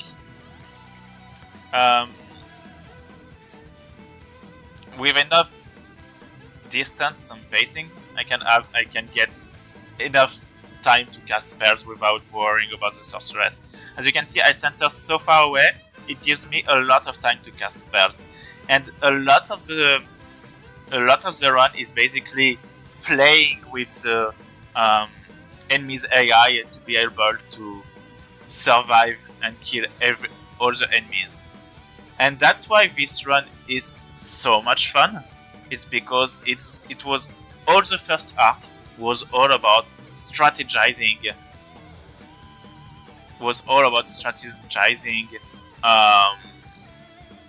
The bosses and how to kill the minions. So after that, it's just some normal run away and use spells against Batista. It's not that interesting, but playing ball with the enemy body, yeah, that's also like that. It was super fun trying to find the strategy, taking into account all the restrictions of the battle system and trying to turn it into your advantage. And that's why I love that run so much. It was a lot of fun because the strategies used are ridiculously fun. It's why I love that run so much, because it was probably the one that made me think the most about the strategy. It was like playing a puzzle. I have a few variables, and I was like, okay, how do I find a consistent strategy that will help me remove all the minions and kill the boss? It was really, really fun to do. That's for Destiny PSX. What time is it? Let's go. If you want, I can do Nebilim, or I could do. If I do a Sharia solo, is there anything interesting?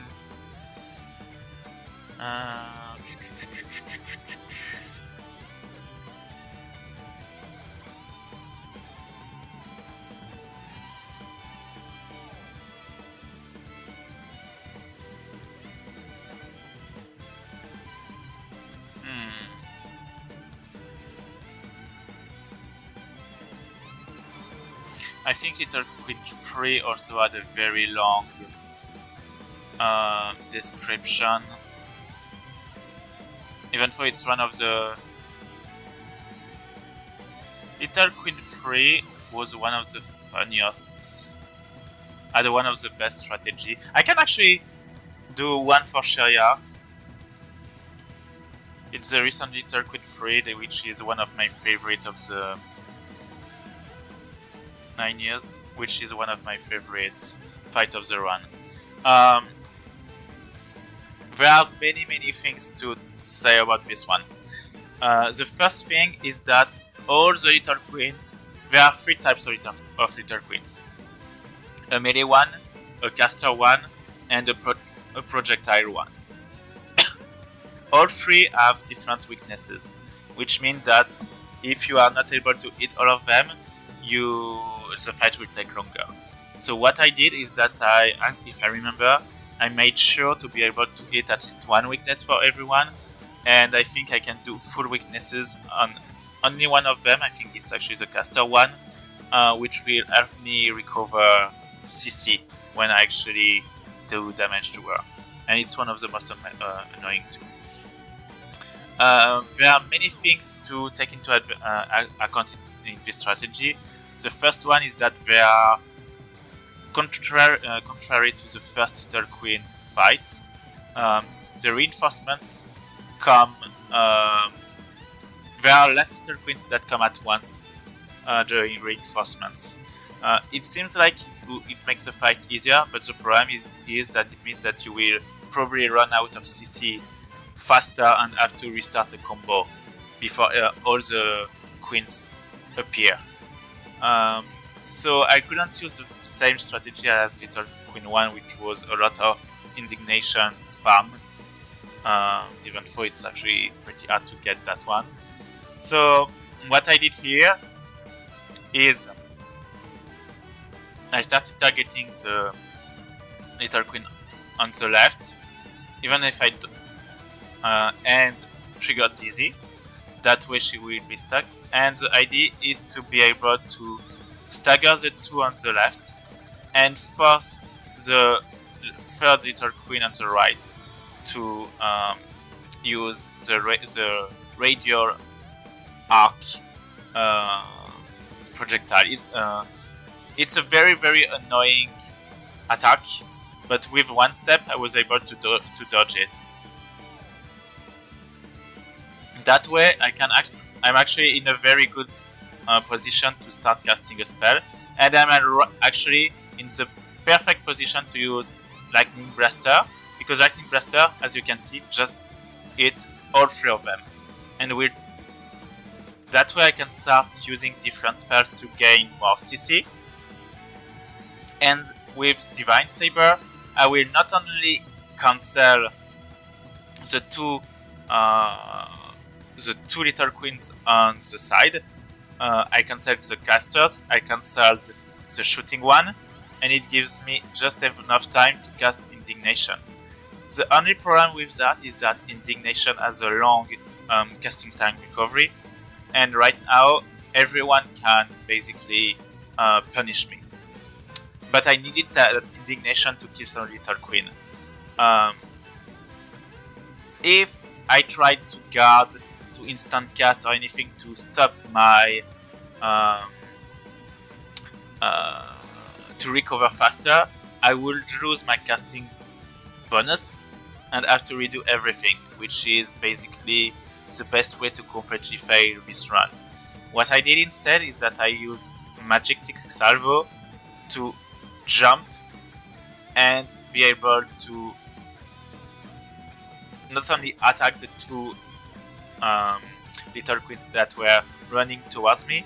If the fighting one tried to use the diving attack and I think Rising Phoenix, I would still be able to cancel them with that attack. And if you checked properly, Majestic Salvo made me jump above one of the projectiles from the gunner. Did you see that? If you check on the right, the gunner will actually start using the gun attack. And that's probably the problem, is that because this type of little queen is definitely the worst. It's ridiculous. It can attack you from pretty much anywhere on the battlefield. It also has aiming attacks. So their strategy was the most consistent way to actually cast one Indignation, kill many of the little queens, and start the next chain. So after that, I cast a few more arts to kill the existing one. Sorry. And after that, I knew that Divine Saber was going to kill that little queen, and I used my remaining CC, since I didn't have many left, to instantly cast Indignation with Axel mode and start the Indignation loop. That Indignation loop is not very easy. First of all, it's the longest damaging spell to cast in the whole game, so it takes actually a lot of time. And why I still use like Temporal Rift to stop time, all the reinforcements are active, so when they appear, they will actually run towards me to attack me. The thing is, since there are multiple enemies at once on the battlefield, and that the hits happen at the same time, it means that I will actually I will increase my critical gauge way more thanks to the multiple enemies than if there was only one. So by doing that, I am able to always trigger a critical hit on the little queens that appeared in front of me. One thing that the other thing that is interesting is that when they appear, the little queen will run, and they will stay like that in this running animation for a bit before attacking. So the idea is to actually have the right timing to be able to it with indignation before they start attacking. The other thing that is interesting is that the defense pattern in Graces is something that you can abuse. As you can see, one of the little queen is actually guarding, meaning that it will guard my indignation. But if I actually switch target, the enemy will release the guard position. So by simply changing target just before indignation hits, I force the little queen to release its guard, and I won't give it enough time to attack me either. That way I was able to get a clean hit against her. And then, once I don't have any CC left, I trigger Trillion Drive and finish. I don't know why it was coded like that, but basically Graces checks who you are targeting and if you are in an attacking stance to force the enemy to dodge. In the little queen to fight, I'm actually targeting the little queen even though I have no way to attack her because I'm too far away, and she will kill guarding and cancelling her own spells. Yes, exactly, James. That's this video. So you can actually abuse the guarding system from the enemies to force them to cancel their own spells and do nothing. So yeah, that fight was actually a lot of fun because it was all about how do I get all those indignations out to be able, without getting cancelled by the little queens. And it took me forever. The fight only lasts 40 seconds, but it took me I don't know how many hours to get that fight, because it was extremely hard to optimize. It was ridiculously hard to optimize. But I'm super satisfied of the result. So, and finally, we can do a little bit of Nebilim if you want. To begin with, I start very close to Nebilim, and I will start casting Enhanced Cast. The idea is to actually cancel as light as possible Enhanced Cast, because when you start casting a spell, then use over limit, you will actually trigger the spell save skill in Tales of the Abyss, meaning that the next time I try to cast Enhanced Cast, all the time that I used to cast this spell will already be registered, meaning that it will take way less time to use it. And I actually need to use over limit here because Nebilim is about to cast which is how is it called? It's Mystic Cage. He's about to cast Mystic Cage, and the only way to cancel it that early in the fight is actually to over limit next to her. After that, I use Enhanced Cast thanks to spell save, and then I instantly chain with Innocent Shine. And why I do this so fast is because that gives me just... If I didn't do it that fast, Nebilim would have got closer to me to try casting a spell before I use my own Mystic Art.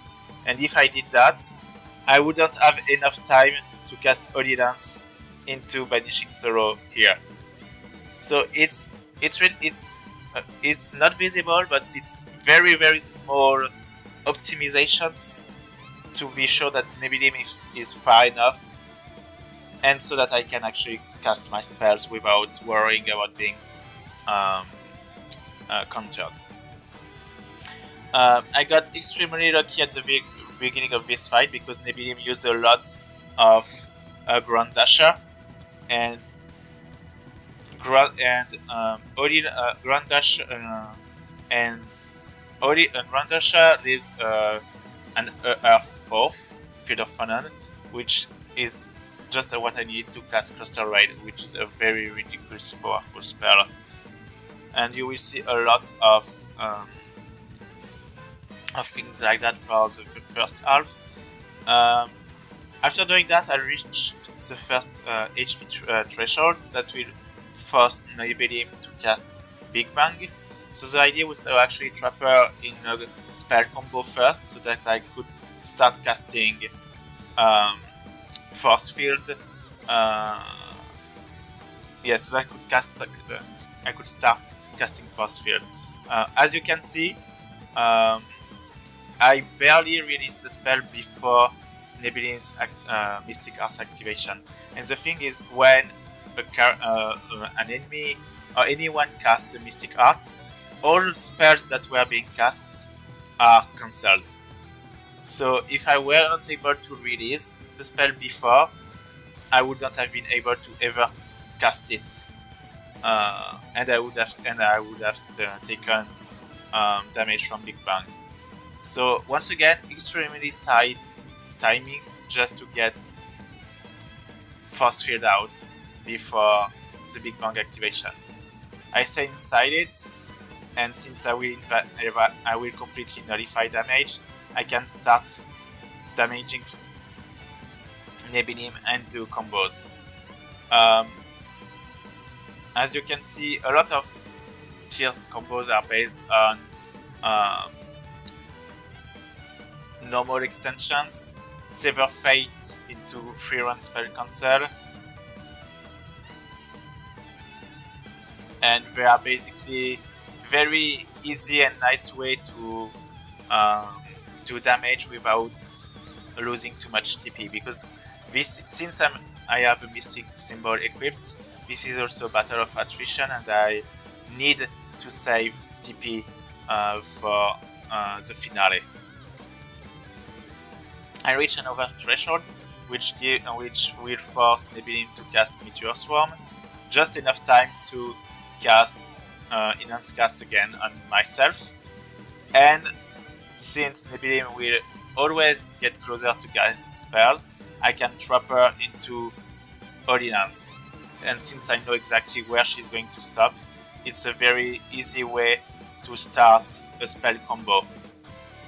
So here I got lucky once again. The Flame Rouge was planified, but the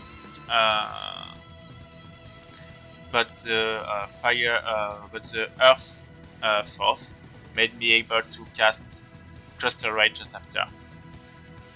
I'm not using Carmine Chambers in most of my arts. I'm actually in physical ones I do, but for spells I'm actually using Cobalt ones because it slightly reduces casting release time. So every single frame of time I can get to do spell combos are welcome. So after that, just enough to actually start a combo. Here I thought I would be able to extend the combo, so it's a small mistake, but thanks to Freeron's cancel, I was able to actually dodge Innocent Shine. And I went to the other side of the fight, once again to trap her in another spell. Overall, it's very easy to trap her because she has a very obvious pattern. Once she's far away, her pattern is very obvious. She will get closer just to cast spells. Once again, third time the charm, I got another Ground Dasher for more Cluster Raid.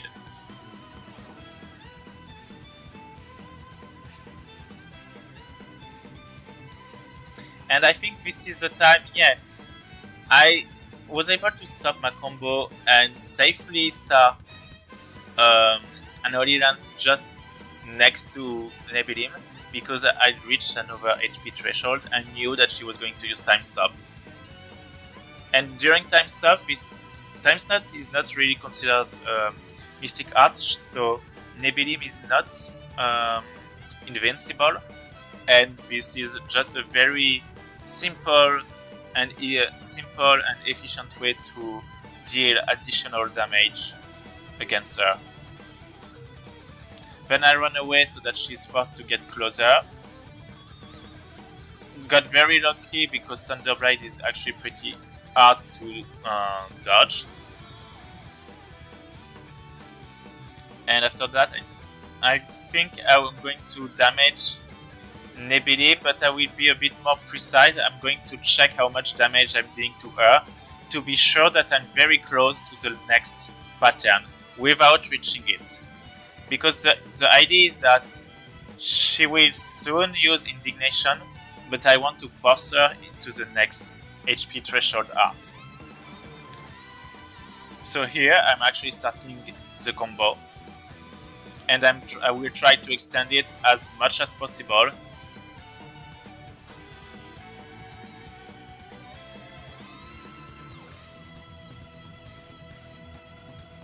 Then I'll push her away. Here she is in a state where she reached the HP threshold for Indignation. Is the damage output variable or not with the cluster rates? Did you factor into any decision? The cluster rates only made the first part faster. Yeah, it did. There's two things. The cluster rates made the first part faster, so I actually had to check a bit to be more precise with how much damage I had to do with Nebilim, because I was dealing way more damage than usual. So I wanted to be sure I wasn't getting too close to the threshold. So since it's a situation that I barely practiced to have that many cluster rates, I had to be I had to take a bit more time thinking about how I had to damage her without reaching that threshold.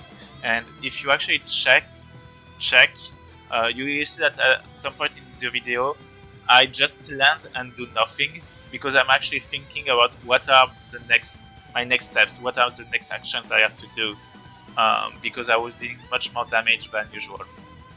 And the other thing is, since I was doing so much damage, it also meant that I was conserving more TP than usual. And I know that in most of my attempts, I was actually running out of TP at the very end of the fight, and I was almost never able to do a Fortune Arcs ending. Here, I actually had the occasion to maybe extend my combos and end the fight a bit earlier with Fortune Arc. We will see about that a bit later, but the cluster rates are basically what's allowed that finish. So Nebilim here is in a state where she can use Indignation, and she can use Indignation from anywhere.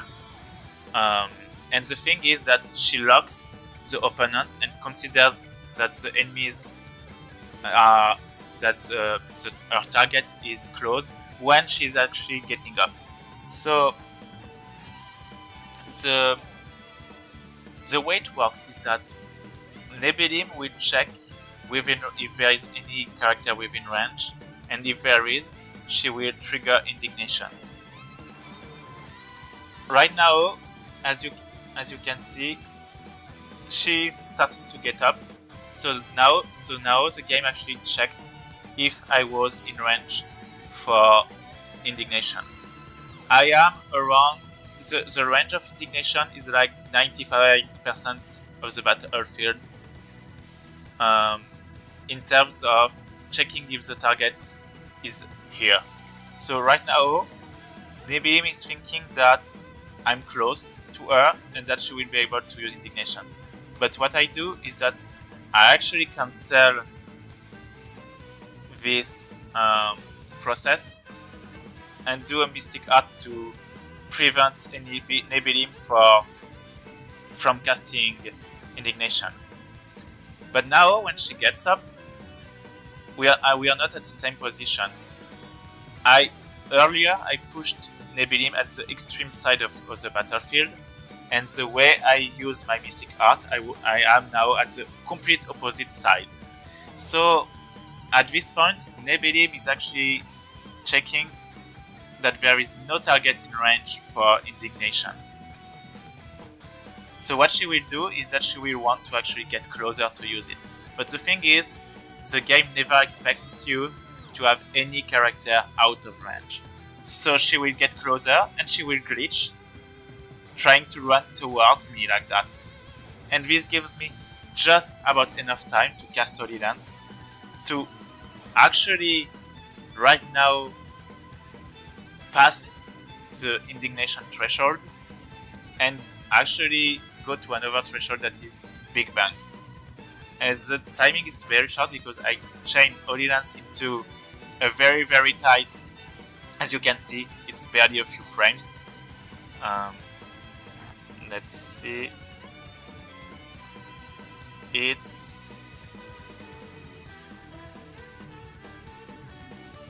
Come on, game. It's 1, 2, 3, 4, 5, 6, 7, 8, 9, 10. It's 10 frames before Nebilim uses in the Big Bang. So it was extremely tight because I had to mash to get that force field out, and thanks to that I was able to dodge Big Bang. But the problem is that now Nebilim is actually at the isn't at the next threshold, so the other threshold that she hasn't used yet is Indignation. She will always try to prioritize the thresholds that is the most recent one. So what she does, so now that I'm at the that she released the Big Bang threshold, she's now trying to see if she can use the Indignation one. And the idea here is that I'm actually starting a new combo to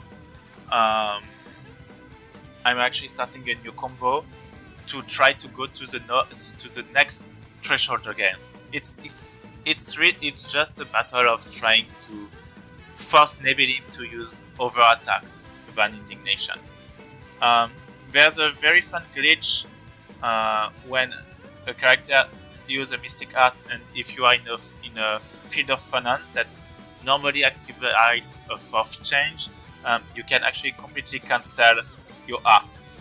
And that way you can see that I'm actually chaining the Banishing Sorrow with no ending lag at all.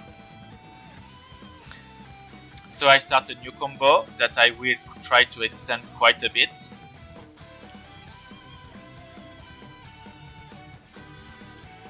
And then, if the problem here is that I don't have any enhanced casting time bonus.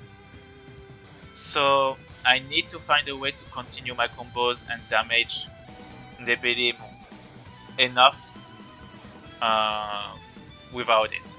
And I'm almost I'm also very low on TP. So I had to think about how I would end that fight. First thing is, since I forced Nebilim to the next threshold, she's now casting Meteor Swarm, which is enough for me to cast multiple to cast enhanced cast and try to actually break her Iron Stance. The problem is, when she's casting Meteor Swarm, she has ridiculous Iron Stance. It's very hard to start a combo at this point. And the problem is, if I don't start the combo, she will use Indignation instantly. So I actually had to end with a Nocturnal Light 3-run cancel into normal attacks, which is actually extremely tight to do, just to be able to stagger her and do a combo. And this combo is extremely tight because it's all about trying to maximize the damage output.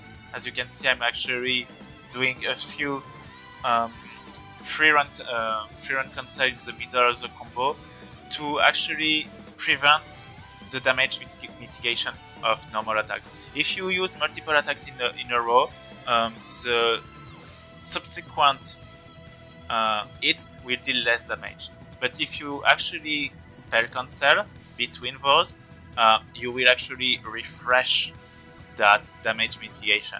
So that's what I did here a few times, just to be sure that I would be able to do enough damage against her. And trying to actually be at the right position for the Severe Fate to combo, because after 33-34 hits, it becomes extremely hard for Tyr to combo anything to physical related. And once I actually extended the combo as much as I thought I could do, I ended the fight with Fortune's Arc.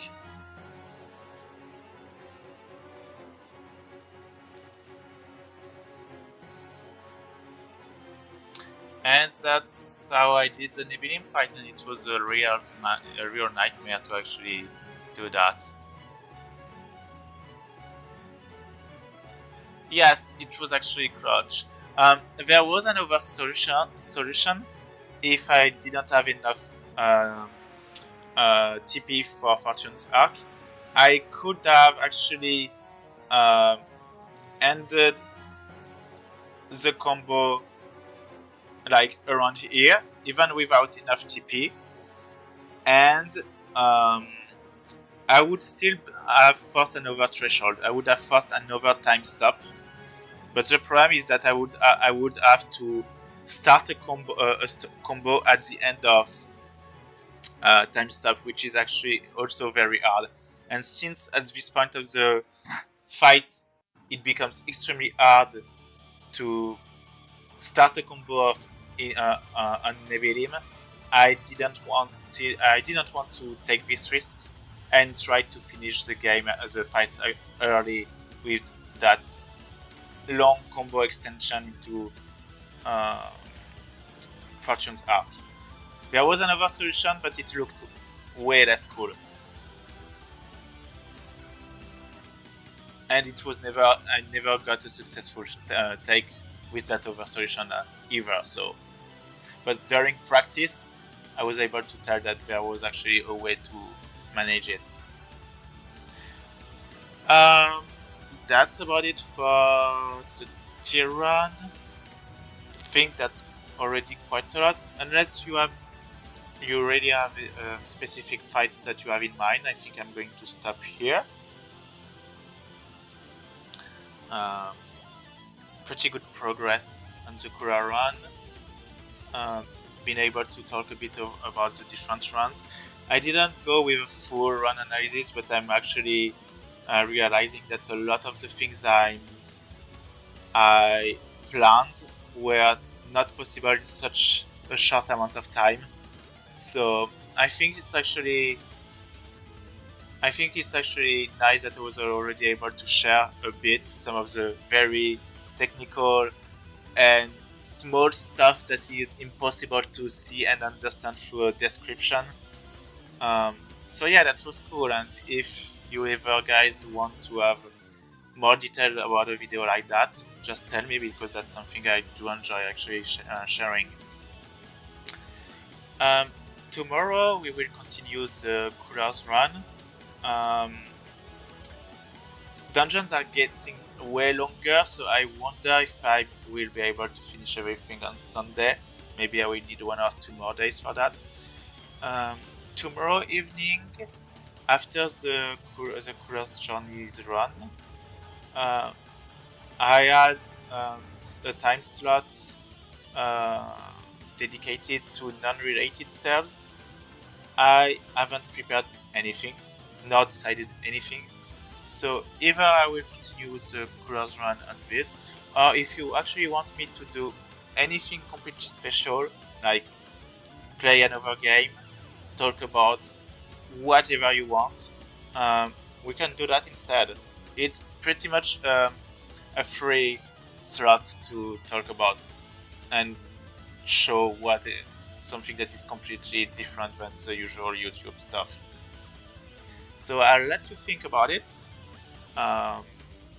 If you get any idea, don't hesitate to share it, and we will see tomorrow.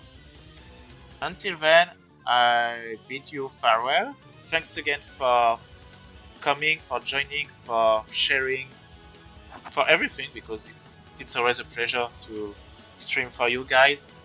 Have a good evening, a good night for those that are already for those where it's pretty late like me, and see you all tomorrow. Bye bye everyone.